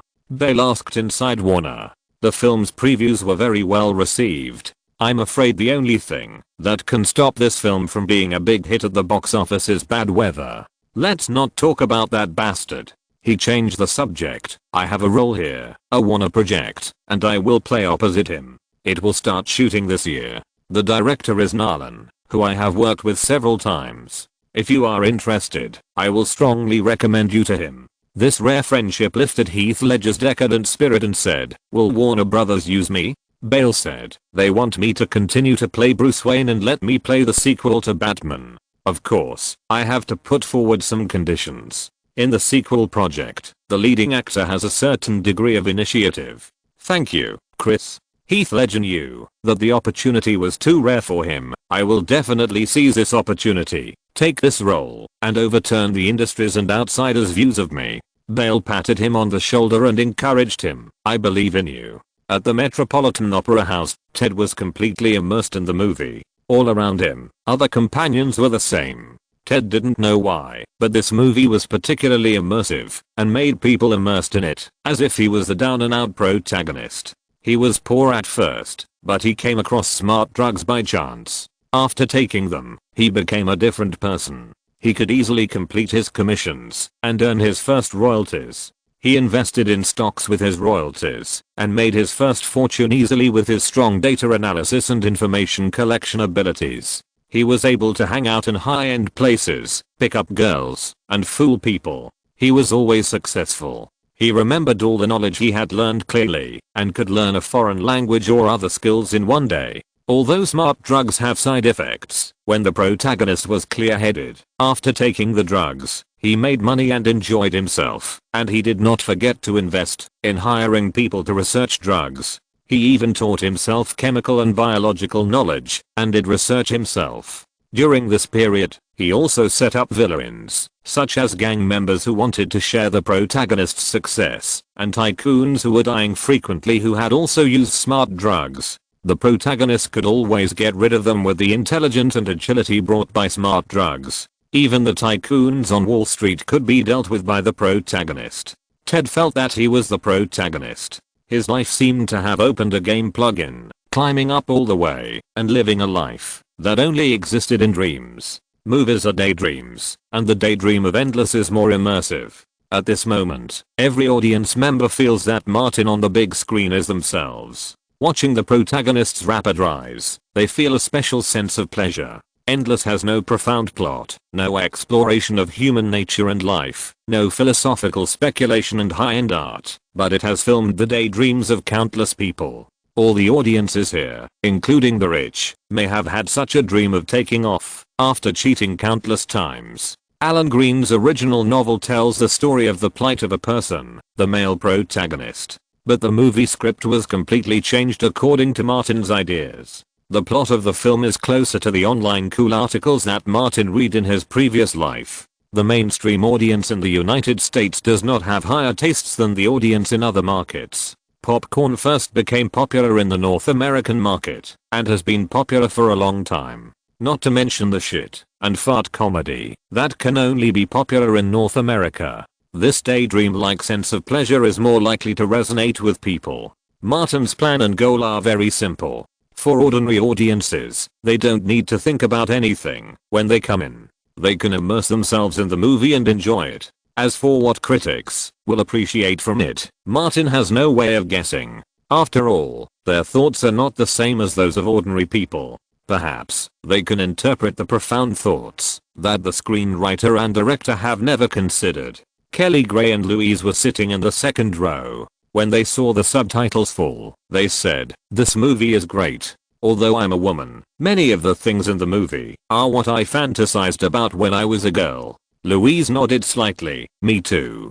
Daniel from Warner Brothers next to them took over and said, "Everyone wants to be the protagonist." Louise said, "Have you thought about these two?" "Yes." Daniel smiled. From an ordinary boy, he quickly became a super rich and smart man, enjoying life from then on, easily dealing with big people, and even controlling them. Extremely warm applause suddenly broke out from the ordinary audience seating area, mixed with cheers. The main creative staff in the front row stood up collectively. Martin first hugged Aniston, then high-fived Boyle, and then shook hands with other main creative staff one by one. The audience kept applauding, especially enthusiastically. Led by director Boyle and Martin, the main creative staff of the crew went on the stage in front of the screen to take a bow. They took 3 bows in a row, and the applause continued.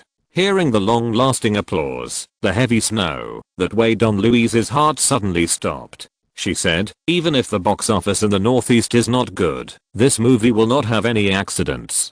Daniel agreed. The heavy snow in New York can't stop the box office of this movie. Chapter 346. First week exceeding cost. The premiere was over, and the snow was still falling. The crew gave each audience member an umbrella and a warm hat. The latter was originally a movie peripheral specially made for the European and Northern North American markets. Richardson put on a hat with the crew's logo and got into a business car with his assistant. The weather was too cold, so he quickly turned on the heater. The assistant looked at the side door of the Metropolitan Theater and saw Martin Davis just came out and was surrounded by reporters. "It's only been 3 years. He muttered. "Boss, don't you think the protagonist in the movie is an alternative portrayal of Martin's Hollywood career in the past 3 years? Life is like turning on a game plug-in, from a poor boy to a big star." Richardson took off his hat, looked at the logo, and said, "For the protagonist actor, a successful movie can change his destiny." After waiting for a while, the others came back one after another. Richardson asked his assistant to drive and told others to collect the audience's ratings when the film ended and enter them into the system quickly. 2 black books were passed around among the people, and the system quickly came up with an average score, a plus. Richardson, who is experienced, judged, after the first week of Limitless, the audience's on-site score cannot be lower than A with Martin Davis's appeal and the scale of the release. The box office of this movie is expected, the assistant asked, over 100 million in North America again. Richardson nodded. Very likely. The snow was still falling, endlessly. The day after the premiere, Martin woke up from his sleep, broke free from Aniston's entanglement, and immediately took his phone after washing up. There was a text message from Warner Brothers on it, and the audience's on-site score of the premiere was an average of a plus. Warner Brothers also lifted the ban on word-of-mouth scores in various aspects. Martin turned on the computer and logged into 2 websites. The Rotten Tomatoes freshness of Limitless was 88%, and the MTC Media average score was 78 points. The bathroom door opened, and Aniston came out brushing her teeth and asked, "How is the film's reputation?" Martin said directly, "The audience's reputation is overwhelming, and the media's reputation is good." Aniston was completely relieved, and went back to the bathroom to rinse her mouth. After a while, she said, "Let's go out for breakfast and celebrate." Martin said, "Call the other crew members, I'll treat you." Aniston hurried to dress up. Martin started to make a phone call. Everyone in the crew was in a good mood. The good reputation of the audience meant that the box office would not be bad. In addition to the normal salary and union share, there was also an extra bonus. Los Angeles, Brentwood. Leonardo, who had washed his face last night, got up very early today and was very energetic. Now he can run 100 meters for at least 15 seconds. Barafili brought breakfast and poured him milk. Leonardo smiled and said, "Do you have today's newspapers?" Barafili brought a large stack of newspapers over and said, "I have found the pages reporting on Limitless in every newspaper or magazine. You are very considerate." Leonardo was very satisfied with this temporary female companion, so he gave her more opportunities to be exposed. He ate breakfast while reading the reviews in the newspaper. Because Limitless had just premiered and had not yet been released on a large scale, most of the reviews were quick reviews. A strange and interesting pseudo-science fiction thriller. Very interesting, a good mainstream entertainment film. It can allow all audiences to realize their daydreams while sitting in the theater. Leonardo couldn't help laughing. He had seen the film during the preview, and he had also fantasized about some of the plots before he became famous. He continued to read and found some about the male protagonist, that bastard Martin. Martin's performance is impressive. He once again proved with his works that his acting skills are as outstanding as his appearance. Most of the plots in the film rely on Martin Davis' performance to connect. He can quickly pull the audience into a daydream. His role is as fascinating as the leader of the Coca-Cola cult. Leonardo thought of himself before he took on the role of Titanic. At that time, his reputation in the critics was also very good.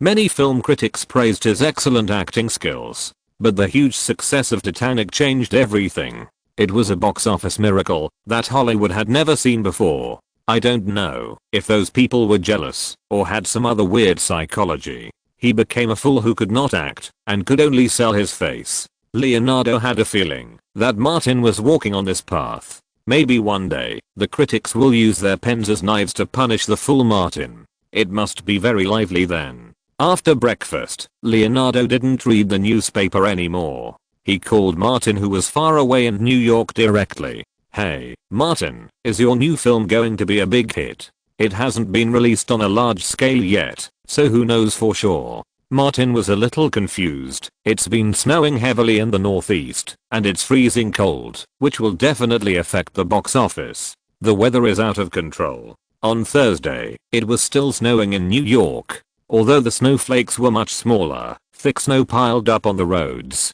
The weather became even colder. Limitless was released across North America as planned. On Thursday afternoon, many people wearing red cotton hats came to the snow-white ground in front of the AMC Theater in Times Square. They were not afraid of the snow and the cold, and entered the theater, that was still operating normally, to buy tickets for Limitless to support Martin with practical actions. In Brooklyn, near a fan club of Martin in New York, there was even a long line in front of a theater. The heavy snow and the cold weather discouraged some people from going out to watch movies, but they could not stop the enthusiasm of the Coke cult and Martin's fan club. Because red t-shirts are inconvenient to wear in this season, red hats have become the mainstream audience of theaters across North America on Thursday nights. That night, Cola Red was the most common color in major theaters in North America. In an office on Peachtree Street in Atlanta, Robert put on a red baseball cap of the Coca-Cola Church. Because his head was particularly large, he found that the cap did not fit him well, so he took it off and adjusted it, and put it back on. Putting on a red coat, he took out a bottle of Coca-Cola produced in 2003, solemnly smeared it with olive oil, and placed it on the old-fashioned desk facing west. Robert looked serious, like a cardinal holding a mass, muttering something. In this country full of cults, the Coca-Cola Church has a huge number of supporters despite its extremely loose organizational structure. If it were not for his status as a partner in the company, Robert would have planned to resign and concentrate on being the high priest of the Coca-Cola Church. After the ceremony was completed, as he walked out, he suddenly thought of something. From the leader Martin, to the deputy leader Bruce, to the Saint Helena, all of the Coca-Cola Church members are part-time. Let's continue to work part-time. Robert went downstairs wearing a hat and muttered, "It's impossible for the high priest to be a full-time person." Driving home, passing the Peachtree Street Cinema on the way, Robert found that the front of the cinema had turned into a sea of red. No need to ask, just look at the color and you will know that this is the crowd going to see Limitless. Thursday passed, and early Friday morning, the latest box office express was released and published in the entertainment pages of many newspapers. With 2,800 advanced screenings, Limitless easily took in $4.68 million. At the same time, the film also had a good reputation. On the first day of release on Friday, the scale of screening expanded to 3,285 theaters. The bad weather in the northeastern United States and southeastern Canada continued, and everyone, including Martin, lowered their box office expectations for the film. But Limitless still attracted a large number of audiences with its good reputation and strong sense of substitution. Its North American first-day revenue was $12.45 million, defeating Catch and Release starring Jennifer Garner, which was released at the same time, and became the box office champion of the day. On this day, the audience's good word of mouth spread rapidly in North America through the internet like a virus. The life and desire of cheating looks very cool. Martin's protagonist is simply my life dream. The plot is very attractive. I don't know why. I feel that the protagonist is another me. I had a great time in the theater. The plot and character settings are quite novel, which makes people immersed in it. The blessing of the audience's word of mouth attracted many passers-by to watch the movie. The box office of the film rose a lot on Saturday, closing at $14.44 million on that day. The unfavorable weather conditions did affect the film, but the impact was not as great as some people expected. On Monday morning, Christian Bale made an appointment with Heath Ledger for coffee. He wanted to help his friend get out of trouble and get back on track as soon as possible. The snow stopped completely yesterday, and the main road was cleaned up. Heath Ledger entered the coffee shop with a newspaper, asked for a cup of hot coffee, and sat opposite Bale. Bale looked at his red face and asked, "What happened? Are you in a bad mood?" Heath took off his scarf and pushed the newspaper to Bale. "The heavy snow can't stop that bastard Martin Davis and his movie." Bale picked up the newspaper and read it. On the front page of the entertainment section of the New York Times, there was a quick report on the box office last weekend. In 3 days, Limitless took in $38.97 million in North America, beating Catch and Release, which was released at the same time, and took the top spot on the weekend box office list.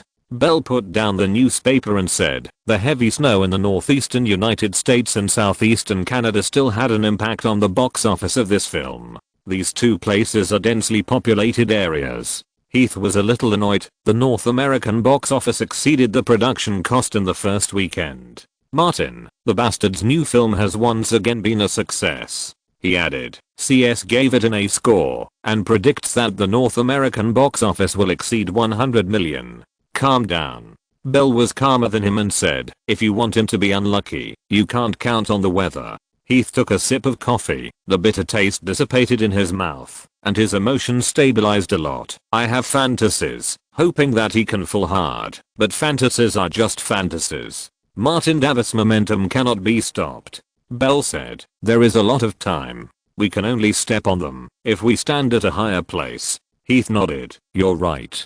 Chapter 347. It's not easy to be an actress. In sunny Los Angeles, Barry Meir, CEO and Chief Executive Officer of Warner Brothers, arrived at the office on time. The coffee prepared by his secretary was on the desk at the right temperature. The documents that needed to be processed or read were also placed in a conspicuous place. Barry Meir took a sip of coffee first, then browsed through the documents, one of which he spent more time looking at. Warner Brothers' new film Limitless, released last weekend, was a big hit at the box office, and the box office in North America alone exceeded the production cost in the first week. The film was also released in the UK, France, Mexico, and Australia, with the overseas box office in the first week reaching $27.56 million.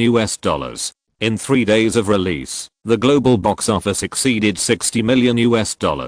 Martin Davis has a strong appeal. Barry Meer turned on his computer and checked. Since the beginning of Eyes Across the Mountain, except for the co-starring Summer of Jeans, all the other movies starring Martin have all made more than 100 million yuan at the North American box office. This is a remarkable achievement. As the distributor, Warner Brothers is the one that benefits the most from it. Stars are one of the best tools for film companies to make profits, and of course the ones that make the most money should be placed in the most conspicuous position. Barry Meer immediately picked up the phone and called Eri Emanuel of WMA. "Eri, it's me. When are you free? Let's go to the country club to play around." Eri replied, "Anything happy?" Barry Meer said, "I want to talk to you about deepening the cooperation between our two companies." Eri knew that it was Martin who brought it and said, "You call Alan, I'll call Thomas, and the four of us will compete." Barry remembered that Thomas was Martin's agent and replied, "No problem." Just like Will Smith's agent, he was also his guest. When Barry Meer went to the film company to find Alan Horn, he thought of Will Smith. Since 1996, the movies starring Smith have been more successful than unsuccessful. After entering 2000, every movie he made was a big hit, and he was the most popular in Hollywood. In recent years, in terms of commercial appeal alone, even Tom Cruise and Leonardo have to stand aside in front of Will Smith. Martin Davis seems to have some of the momentum of Will Smith around 2000. If there are a few more successful films, the commercial appeal. Barry Meer felt that, if Martin could have the momentum of Will Smith's success, his commercial appeal might be stronger than Will Smith. After all, the latter is a black man. Barry Meer met with Alan Horn, who mentioned one thing: "I'm going to promote a new Terminator movie." The other party is the CEO of a film company with such power. Barry Meer said, "Do you have a plan?" Alan Horn nodded. "After the release of the third film a few years ago, we spent a lot of money to obtain the copyright of the series. The third film has already achieved profitability through offline channels. It's time to put the fourth film on the agenda." Barry Meer didn't say much. Warner Brothers has a professional review committee, and projects must be green-lighted if they want to be established. This week, the heavy snow in the northeastern United States and southeastern Canada stopped completely. After a short period of cooling, as the dark clouds dissipated, the bright sun hung in the sky, and the weather gradually warmed up. Martin and all the main creative staff of the crew left New York to continue the film's promotional tour. The crew came to Washington. After attending a show, Martin left the TV station and joined Kelly Gray, who had arrived last week, to attend an event at a club. After getting in Kelly's car, Kelly introduced Martin to the event, saying, "It's a high-end political gathering, with many liberal stars in the arts and sports." Martin knew what he had done in Atlanta that year, and said with a smile, "I can be considered a person who has contributed to freedom and democracy." The car soon arrived at a suburban manor, and stopped outside the luxuriously decorated club. Martin followed Kelly in, and waited for a while before meeting Julia, the president of the Atlanta Freedom Association, and Erica, the congressman who was holding a pink kettle, and shouting for freedom. Unlike when they couldn't say anything in front of them, when they saw Martin coming, Julia and Erica shook hands with him, and exchanged a few words. The four of them entered the banquet hall together. Martin looked around, and first saw Heli Guanhei. The senator was entertaining with his wife. In addition, Martin also saw the most famous left-wing stars in Hollywood, such as Meryl Streep and George Clooney. These two are well-known political activists in Hollywood. The four of them went over to say hello. Hei Guanhei shook hands with each of them, saying cordial and polite words. When he shook hands with Martin, he said, "Did you bring any smart drugs? If you had that stuff, my journey would be much easier." Martin said seriously, "It is being urgently developed. I'm waiting for Congress to allocate funds. Mr. Congressman, you must help." "No problem." After joking, Hei Guanhei said, "Limitless is a very wonderful movie. Your movie captured many of my dreams when I was a teenager. Martin said, if this word gets out, Mr. Congressman, it can increase the box office of the film by $20 million US.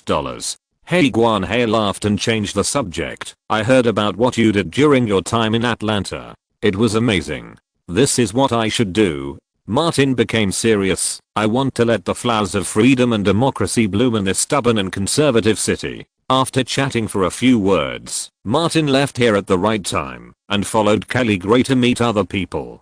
Kelly said simply, next month, Hey Guan Hey will officially announce that he will participate in next year's presidential election. Martin glanced over there and whispered, Black president. Kelly said, this is his disadvantage, but if it is managed well, it can also become his unique advantage. After donating the money, Martin found Meryl. The latter was not surprised to see him. I didn't expect that our political positions are actually the same. Here, Martin certainly would not deny it and said, I have seen many of your speeches on political and social issues. You are very good. Meryl said, it lags behind Jolie and Aniston. Martin praised, they are indeed very outstanding independent women. Leading freedom and justice. Haha. Meryl laughed. Martin was also laughing. Although Me Too was launched, the social environment was different and the forces behind it were different. Except for Pitt's suffering, it has not been expanded for the time being. But no one can predict what the future will be like. Meryl suddenly lowered her voice. Many female practitioners in Hollywood should thank Jolie and Aniston. For a period of time in the future, the situation they face may be slightly better. Martin added, it's not easy for male actors either.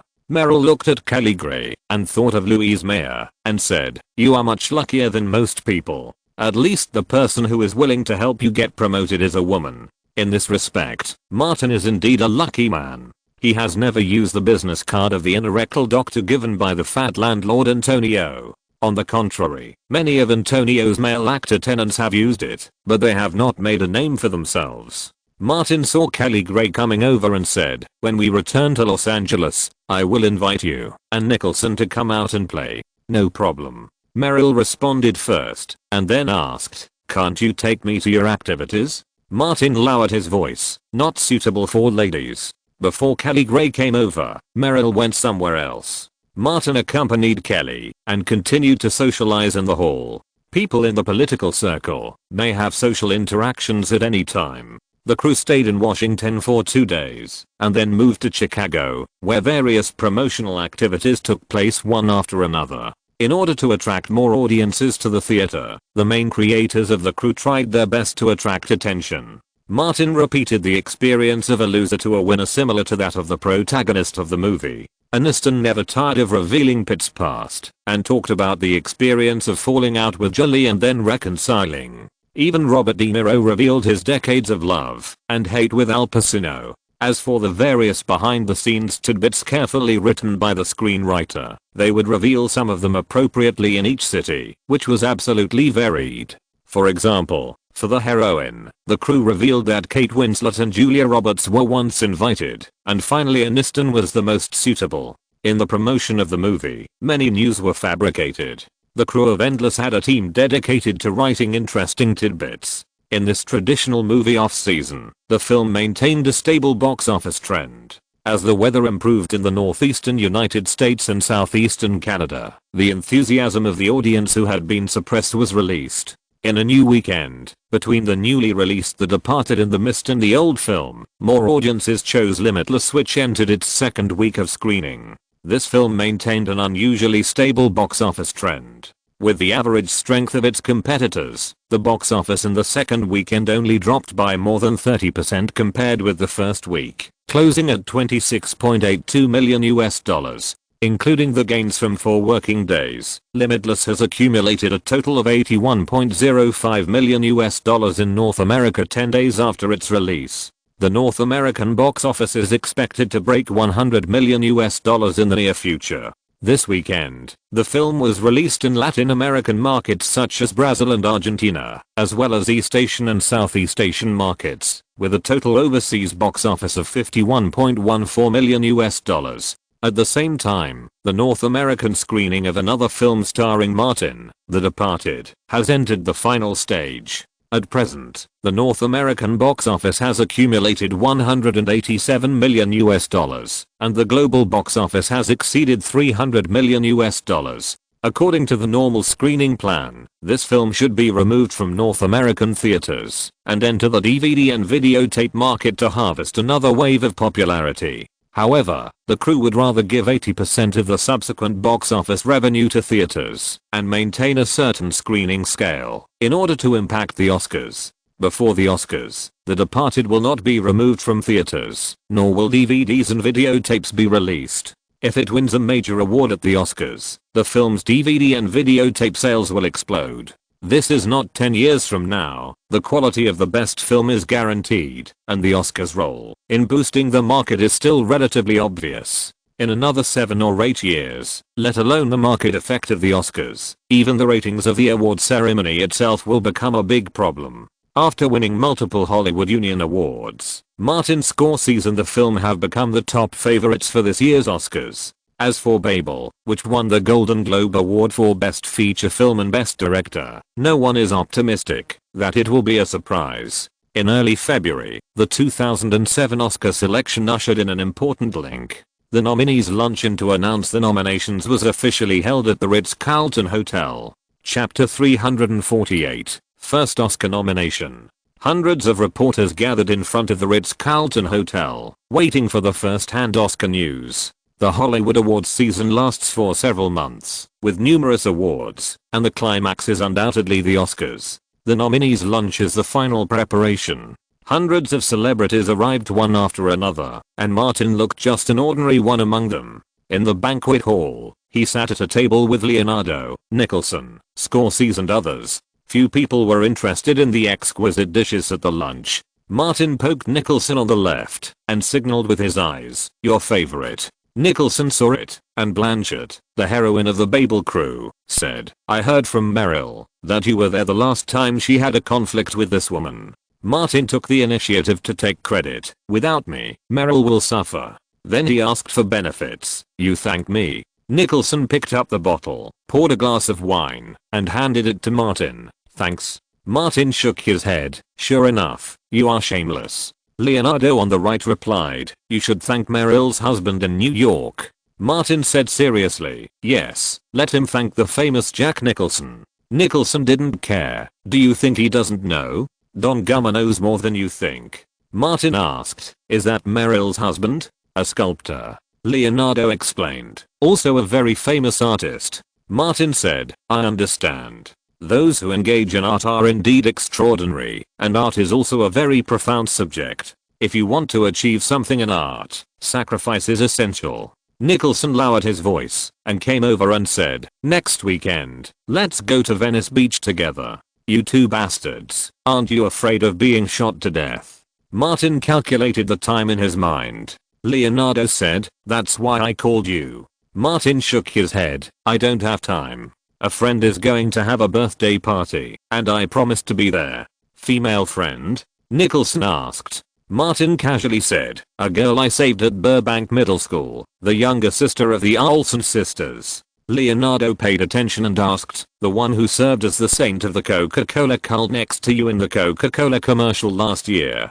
Martin nodded. "That's her." Natalie Portman, who is also under WMA, passed by and took the initiative to greet Martin. While Martin turned his head to talk to someone, Nicholson gave Leonardo a look. Bastards have a tacit understanding with each other, and Leonardo immediately understood what he meant. When Martin turned around, he said, "Can I be included in your friend's birthday? I'll join in the fun." Nicholson leaned over and said, "Count me in." Martin's first reaction was, "You guys are not going to cause trouble, are you?" Nicholson shook his head. "Martin, you have a problem with your thinking." Leonardo teased Martin, "I always bring you along when there's a fun party. Where's your brotherhood?" Thinking of the 2 bachelor parties, Martin wasn't too worried about the 2 of them messing around, so he said, "Let me ask the host first." Before the lunch started, he sent a text message to Elizabeth Olsen. In less than 2 weeks, it would be her 18th birthday, and the Olsen sisters were going to hold a grand birthday party for her.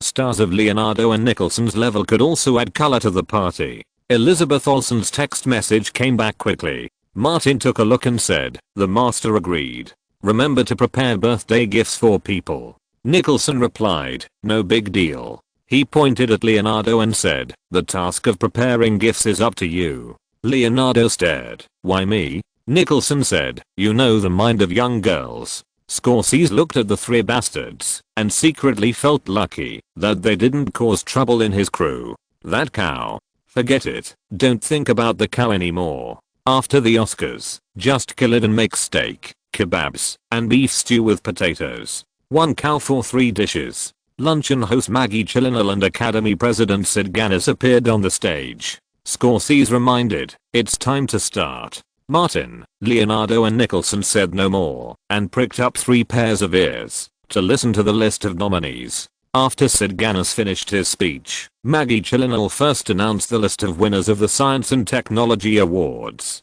Although the Academy is called the Academy of Arts and Sciences, it is not taken seriously. Several awards related to it cannot even enter the official award ceremony. Then, the nominations for various awards were announced. Nicholson looked relaxed and at ease, looking at the 3 silly sculptures at the same table with eyes wide open and ears erect. The more he looked, the more fun he found it. He whispered, "There are 4 people sitting at this table, and they have won 3 Oscars in total. Who are the winners?" Martin and Leonardo raised their middle fingers at him at the same time. Scorsese was so angry that he wanted to hit him. But the 3 of them were helpless because they had 3 Oscars. Martin retracted his middle finger, but his mood relaxed. It was not difficult to be nominated, but it was impossible to win. With Leonardo next to him as a comparison, he felt that his luck should not be bad. Maggie Gyllenhaal read out the nominations one by one, and then it was displayed on the big screen behind him. Soon it was the nomination for Best Supporting Actor.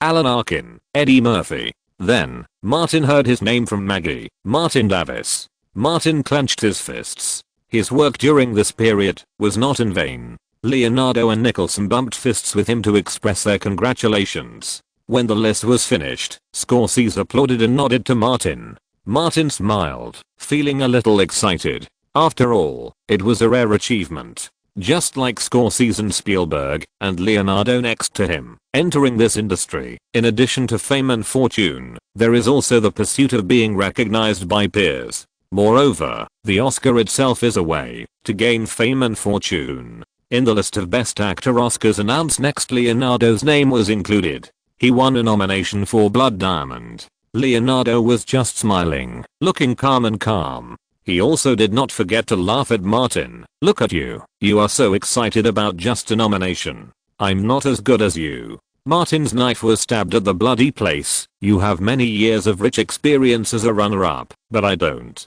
Leonardo was about to glare, but the camera happened to turn to this side, so he could only keep smiling. When he came to his senses, warm applause rang out in the banquet hall again. Scorsese and The Departed were nominated for Best Director and Best Picture respectively. The biggest winners of this nomination list were The Departed and Babel. The former received 5 nominations, while the latter received 7 nominations. Then, the host of this year's Oscar ceremony was announced, Ellen DeGeneres. Martin didn't like her very much. Nicholson is semi-retired and has nothing to do all day. He is very gossipy and asked Martin, "I remember you went on her talk show, and it was not very pleasant?" Martin said directly, "She couldn't afford it and wanted to mess with me, but failed. She said I didn't cooperate. I was just a small actor at the time." Leonardo reminded, "How about the 3 of us go on her show together and mess with her?"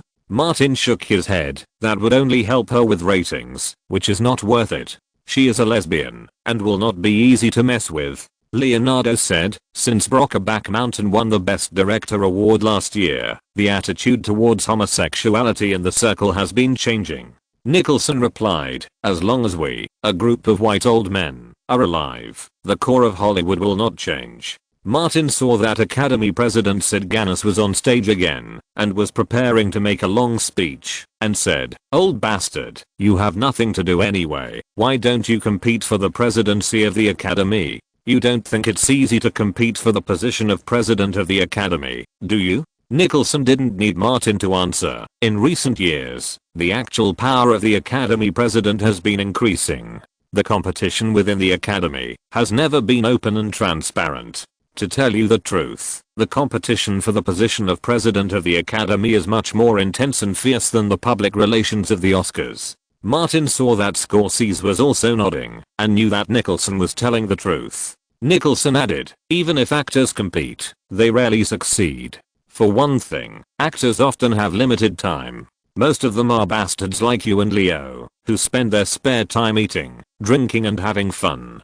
He simply used the two bastard younger brothers as an example. If you run for president of the Academy, how many people would be willing to elect you? 6,000 members of the Academy. Are they confident in handing this position to you two bastards? Martin knew his own limitations. I don't have enough experience. Leonardo said, aren't young female models fun? Go and get involved in the Academy stuff. Nicholson further said, in canvassing for votes, doing public relations and interpersonal relationships in the internal elections of the Academy, can actors beat those producers? Warren Beatty and Annette Bening, that pair of dogs and bitches, have competed several times. He pointed to Sid Ganis on the stage. What's the result? The old guy was re-elected as president of the Academy for the third time. Martin said, there are too few actors like Reagan and Schwarzenegger. Leonardo joked, you don't want to run for president, do you, bastard? Martin vaguely remembered what he said when he was drunk that day. He said, no, I will lead an army of beauties to attack Washington, capture the White House, and dissolve the Federation. Scorsese suddenly replied, if you can really do it, I think you can win the Nobel Peace Prize. The main dishes of the lunch were served one after another. The Academy has never been short of money, and it will not save money on the Oscars, so the dishes are quite rich. Martin and the other four were in a good mood, and talked while eating. It was just that Scorsese had a headache.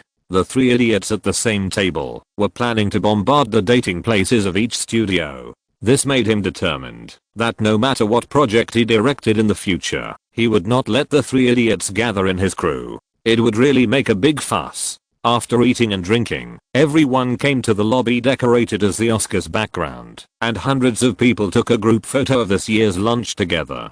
Chapter 349, Fire. After leaving the Ritz-Carlton Hotel, the three bad guys said hello to Scorsese, got into the same car, and headed to Nicholson's house. Nicholson's mansion on the side of Sunset Boulevard has a separate storage room. Nicholson took Martin and Leonardo into the storage room, opened a fireproof box, and showed them brand new Gatling guns. I specially ordered them in Chinatown. Martin took one out. The new Gatling guns were much more sophisticated than the shoddy temporary modifications he and Bruce made, and were very similar to the Gatling guns he had set off in his previous life. In addition to Gatling guns, there were also special fireworks RPGs. They could be carried on the shoulder and fired. Leonardo looked outside at the sun turning to the west and said, the goods have arrived.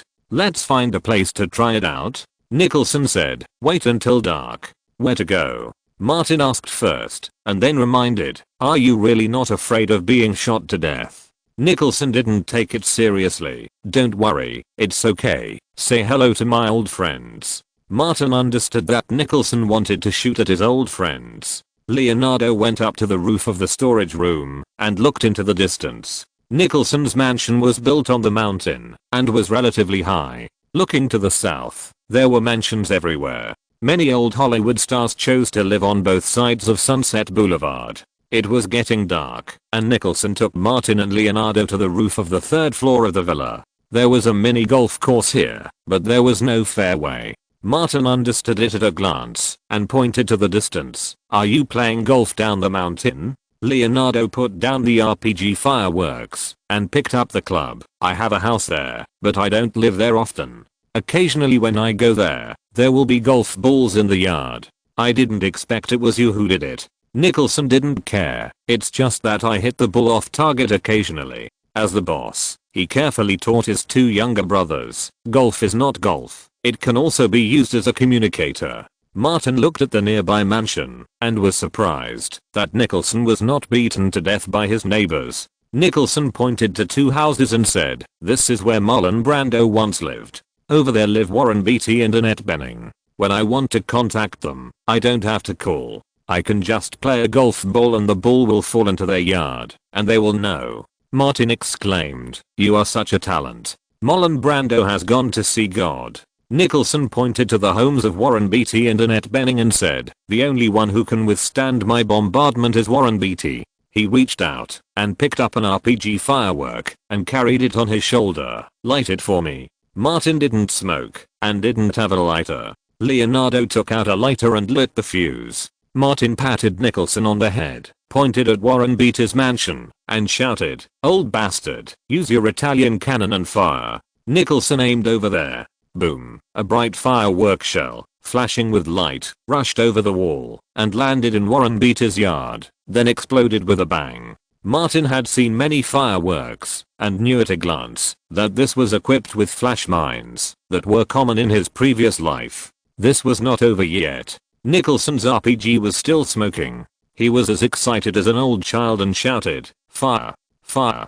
After a bang, another firework shell fell into Warren Beatty's yard and exploded. Martin wondered, is there no one at their house? Leonardo deliberately said, I think Warren Beatty and Annette Bening went to get their guns. Nicholson smiled with a smile on his face. Keep going. Keep going. One flash mine after another flew over there until they were completely empty. Nicholson had just thrown away the RPG barrel when there was movement over there. Martin saw a woman climb to the top of the house and raised an electronic loudspeaker. A lion-like roar sounded, Jack, you damn bastard. Just wait. Warren and I are going to smash your glass. Nicholson shouted, come here quickly. There are 3 men waiting for you. Annette Bening shot back, I'm not afraid of 3 more. After shouting, she went downstairs. Nicholson called out, let's go downstairs and get ready to drink. Martin and Leonardo went downstairs together. Not long after, Warren Beatty and Annette Bening knocked on Nicholson's door. Annette Bening kept her word and really smashed 2 windows in Nicholson's house. Then, the 5 people went into Nicholson's bar and drank happily. After drinking for less than half an hour, some old Hollywood white men came. Martin and Leonardo were not stupid, and they knew that Nicholson was helping them expand their network of old white men in the academy. Warren Beatty currently holds a position within the academy and had just received a Lifetime Achievement Award.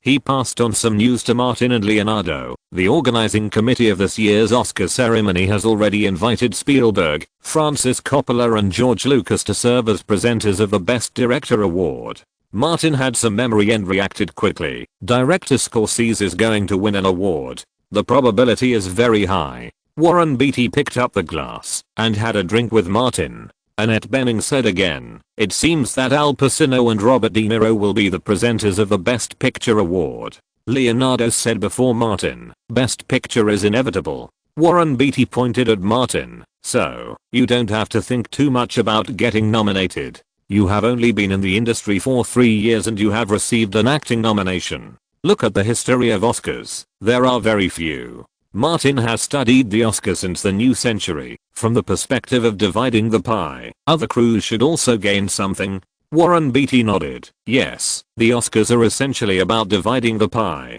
Nicholson poured wine for everyone and said, okay, let's not talk about these rubbish. Drink. Drink. Everyone turned to discuss gossip and used it to accompany the wine. The next morning, Martin came to WMA. Thomas accompanied him to meet the largest partner, Rary Emanuel. Congratulations, your new film is a big hit. Ali shook hands with Martin. You also got your first Oscar nomination. Martin smiled and said, the company has helped me a lot. Ali invited the two to sit down and said, for the best supporting actor, the most popular candidate is Alan Arkin, and the most nominated votes are also Alan Arkin. Martin asked, what about my vote share? Ali said simply, ranked 3rd. Many people voted for you, but most of the votes listed you in 2nd or 3rd place. Martin said, I'm satisfied to be nominated. It's my first time. Ali said directly, if you are 30 years old and have been in Hollywood for more than 10 years, I will have the confidence to help you with this best supporting actor.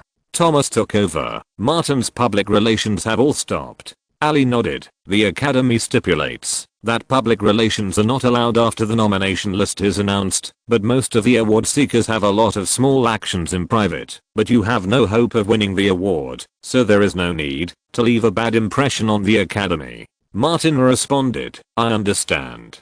He thought of the second of the three arseholes. Actors like me, once leaving a bad impression, it is easy to become the second Leonardo. The more Ali saw Martin, the more satisfied he felt. After becoming famous, he did not swell up recklessly, and he was not so arrogant that he lost his mind. This is quite rare among Hollywood stars. Even Leonardo had a period of swell after Titanic, and even James Cameron said that he lost his mind. Ali wanted to pull Martin under his own management, but when he saw Thomas next to him, he suppressed the idea.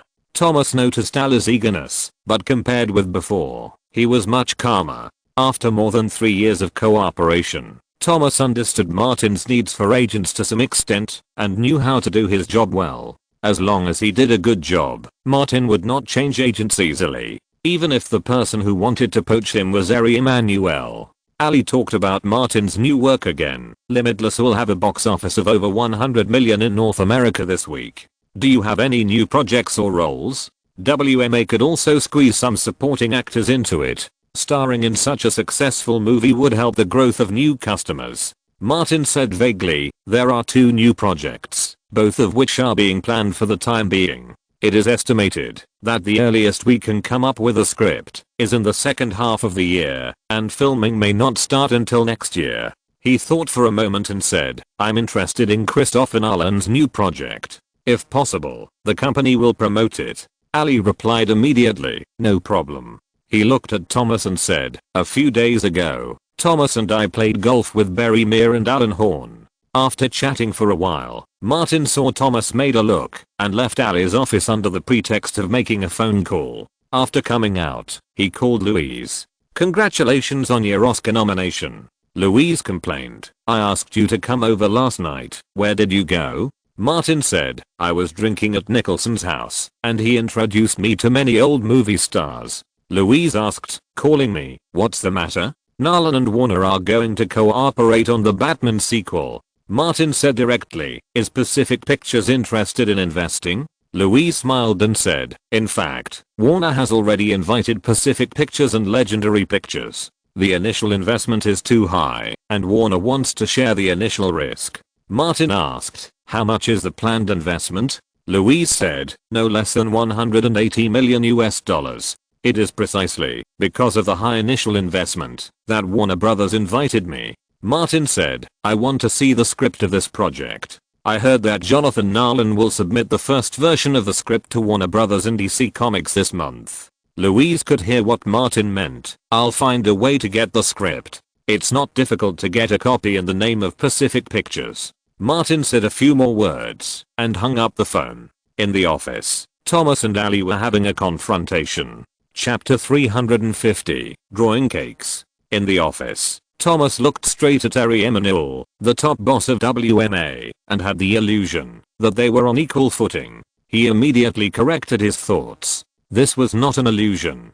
Thomas knew very well that he was not alone now, but represented Martin. With Martin's current momentum, they would be VIPs at any agency. Eri asked, what does Martin need? Just say it. Thomas touched his bald forehead and said politely, isn't it too conservative for the company to promote Martin to a second-level customer? Eri reminded, Martin joined WMA, and he hasn't even fulfilled his first 3-year contract. There are only 2 levels above him, first-level customers and supergiants. There is no limit to people's demands and desires. Thomas disagreed, but Martin deserves better treatment in the company. Among all the post-80s actors in Hollywood, he is the only one who can really carry the box office alone. Eri was still concentrating on thinking and weighing the pros and cons.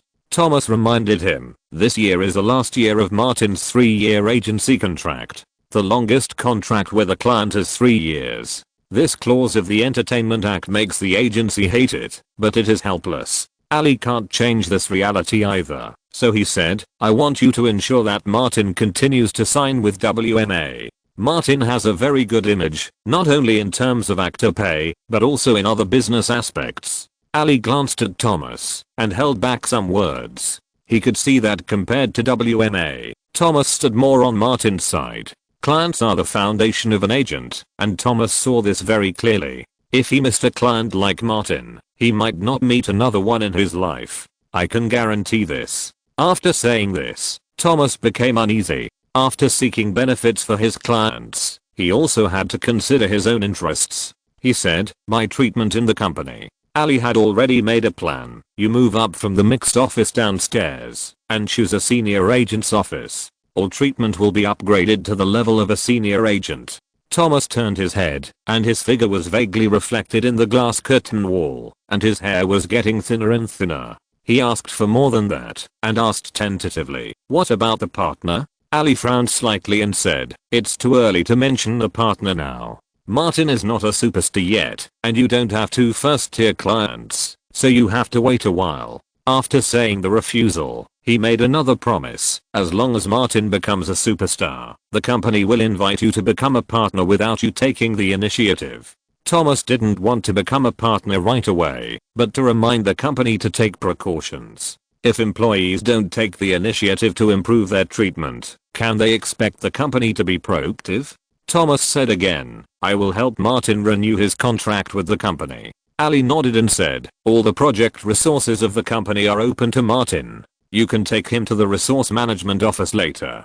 Thomas responded, said goodbye and left the office. He saw Martin making a phone call not far away, and waited for a while. After Martin finished the call, he came back and asked, "Did the negotiation go well? I'm a senior agent now." Thomas walked forward, pointed to the real independent office on the first floor, and said, "I can move up tomorrow." Martin said, "Congratulations." Thomas was in high spirits. His bald forehead made him full of confidence and exuded the charm of money. "Congratulations, you are now a first-level customer of the company. If you move up, you will get super treatment." He took the initiative to state his position. "If you renew your contract with the company at the end of this year, I will fight for a 5% agency commission for you." Martin also expressed his attitude, "We are the best partners." Thomas asked, "Is there any other urgent matter to deal with today?" "No." Martin asked, "What's good news?" Thomas led the way. First level customers have the right to view all current projects and roles collected by WMA. A few minutes later, the two went down to the first floor and came to a conference room. Thomas exchanged a few words with someone, and the 8 assistants in the mailroom immediately got busy. Martin sat on the sofa chair and watched these people busy. Someone turned on the laptop and connected it to the projector in the conference room. Someone was holding the script sent by the production company and putting it on the conference table. Someone else sorted out the plans and related instructions that went with the script so that Martin could check it at any time. Everyone was serving Martin as if Martin was their god. Thomas only needed to stay with Martin and wait. Martin whispered, 3 years ago, when we checked the company's scripts, some of them were not available at all. The ones we could see were the ones that others had picked out, and we had to print and copy them ourselves. Thomas also thought of the 3-year period. I was working in the lobby at that time, and there was not even an office. Martin encouraged, next, we must strive to stand at the highest point in the circle. Thomas was full of energy. I will definitely do it. Soon, an assistant came over and asked, Mr. Davis, shall we start now? Martin nodded. Let's start. Another assistant turned on his laptop, and the projector projected the picture onto the screen. This was a summary of all the project catalogs and roles that WMA had received recently. Inside WMA, there is a dedicated person in the mailroom responsible for follow-up, and the latest information of each project or role will be updated in a timely manner. For example, if a director has just been confirmed for a project, WMA's database must complete the update of relevant information on the same day. Martin saw many names or code names of film projects, many of which he remembered. The first one is the list, the third one. Martin said directly, The Curious Case of Benjamin Button. Give the relevant information to Thomas. A female assistant immediately took the relevant information and handed it to Thomas. Martin continued to read on and saw titles such as Justifiable Murder, Midnight in Barcelona and Roland Emmerich's 10,0th BC. There was also The Summer of Jeans 2. Thomas also saw it and said, I played golf with Barry Meir and Alan Horn a few days ago. Alan Horn invited you to star in the sequel to The Summer of Jeans, but I refused. Martin said directly, similar youth idol movies, as well as shit and fart comedies, all rejected. With his current status, Shooting these would lower his status. Thomas thought for a moment and said, Alan Horn also mentioned a big project with an investment of more than $180 million US. It is not Batman, but he didn't say the specific content. He just said that he would talk to you after the script is finalized. Martin said, I will talk to you after I read the script. Thomas knew that he had no say in the project and the choice of roles, so he didn't say anything more. Martin's eyes fell on 10,000 years BC. If I remember correctly, this is another pitfall. I remember someone said in my previous life that Roland Emmerich's departure from disaster movies is a disaster in itself. After reading all the catalogs and carefully reading the synopsis, Martin didn't find anything new, except the curious case of Benjamin Button. Martin asked Thomas to collect the relevant information and asked, is that all? That's all for now. Thomas explained briefly, this is part of the projects that are currently recruiting actors. Some companies and projects may not plan to cooperate with WMA, or the main actors may be decided internally, and the public audition is just a formality. Some companies directly invite relevant actors to audition, but they will not recruit publicly, and will not enter our database. He said, there are nearly 1,000 projects planned in the industry every year, and less than 20% to 30% can enter the WMA database. Martin nodded, let's go. Then, the two went to Thomas' office and studied the curious case of Benjamin Button. It is adapted from the novel of the same name, and the director is confirmed to be David Fincher. Warner Brothers and Paramount Pictures jointly produced it, and the expected investment will not be less than $60 million US. Martin has seen all David Fincher's movies, and remembers that the male and female protagonists of this movie are Pitt and Blanchett. Now, Pitt doesn't need to be considered. How is the box office of this movie? Martin doesn't remember, but he knows that the movie is very famous, and it is even one of Fincher and Pitt's masterpieces. Thomas reminded, Fincher's new film, Zodiac Killer, is said to have received a mediocre response during the internal preview, and will be released in March. Martin said, contact the crew and express your willingness to cooperate. Thomas asked, what about the salary? Martin thought for a moment and said, as usual. With the box office success of Limitless, it is normal for Martin to ask for a salary of around $13 million. It is not a simple art film, and Thomas is too lazy to talk to them if the salary is less than $12 million. If someone asks for the price, he will set an opening price of $15 million for Martin. For new commercial endorsements, the standard is $10 million. The box office success of Limitless has allowed Hollywood to see a new film production model, and many producers have begun to study how to bring the audience into the role more deeply. The original author Alan Green resigned from Empire magazine and became a full-time writer and screenwriter.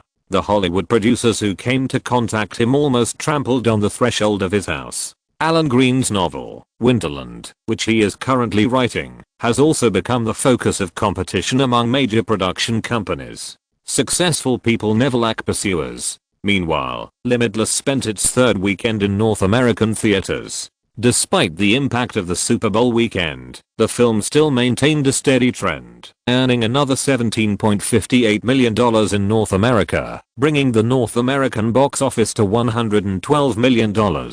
Another film starring Martin has grossed over $100 million in North America. Overseas screenings are still expanding, and the film's global box office has exceeded $200 million. Many Hollywood production companies and projects have turned their attention to Martin. Warner Brothers has made a lot of profit over the years through films starring Martin, and other companies certainly want to join in. For capital, stars who can bring high negotiation returns are the most worth pursuing. As long as the profits are high enough, they are not stingy with high pay. After Thomas contacted the crew of The Curious Case of Benjamin Button, Alan Horn led people to find Martin. End of this chapter. Thank you very much for reaching the end. Don't forget to like. Looking for more exclusive content and immediate access? Subscribe to our Patreon. Remember, every like, subscription, or donation encourages us to continue. Thanks to everyone. See you in the next video.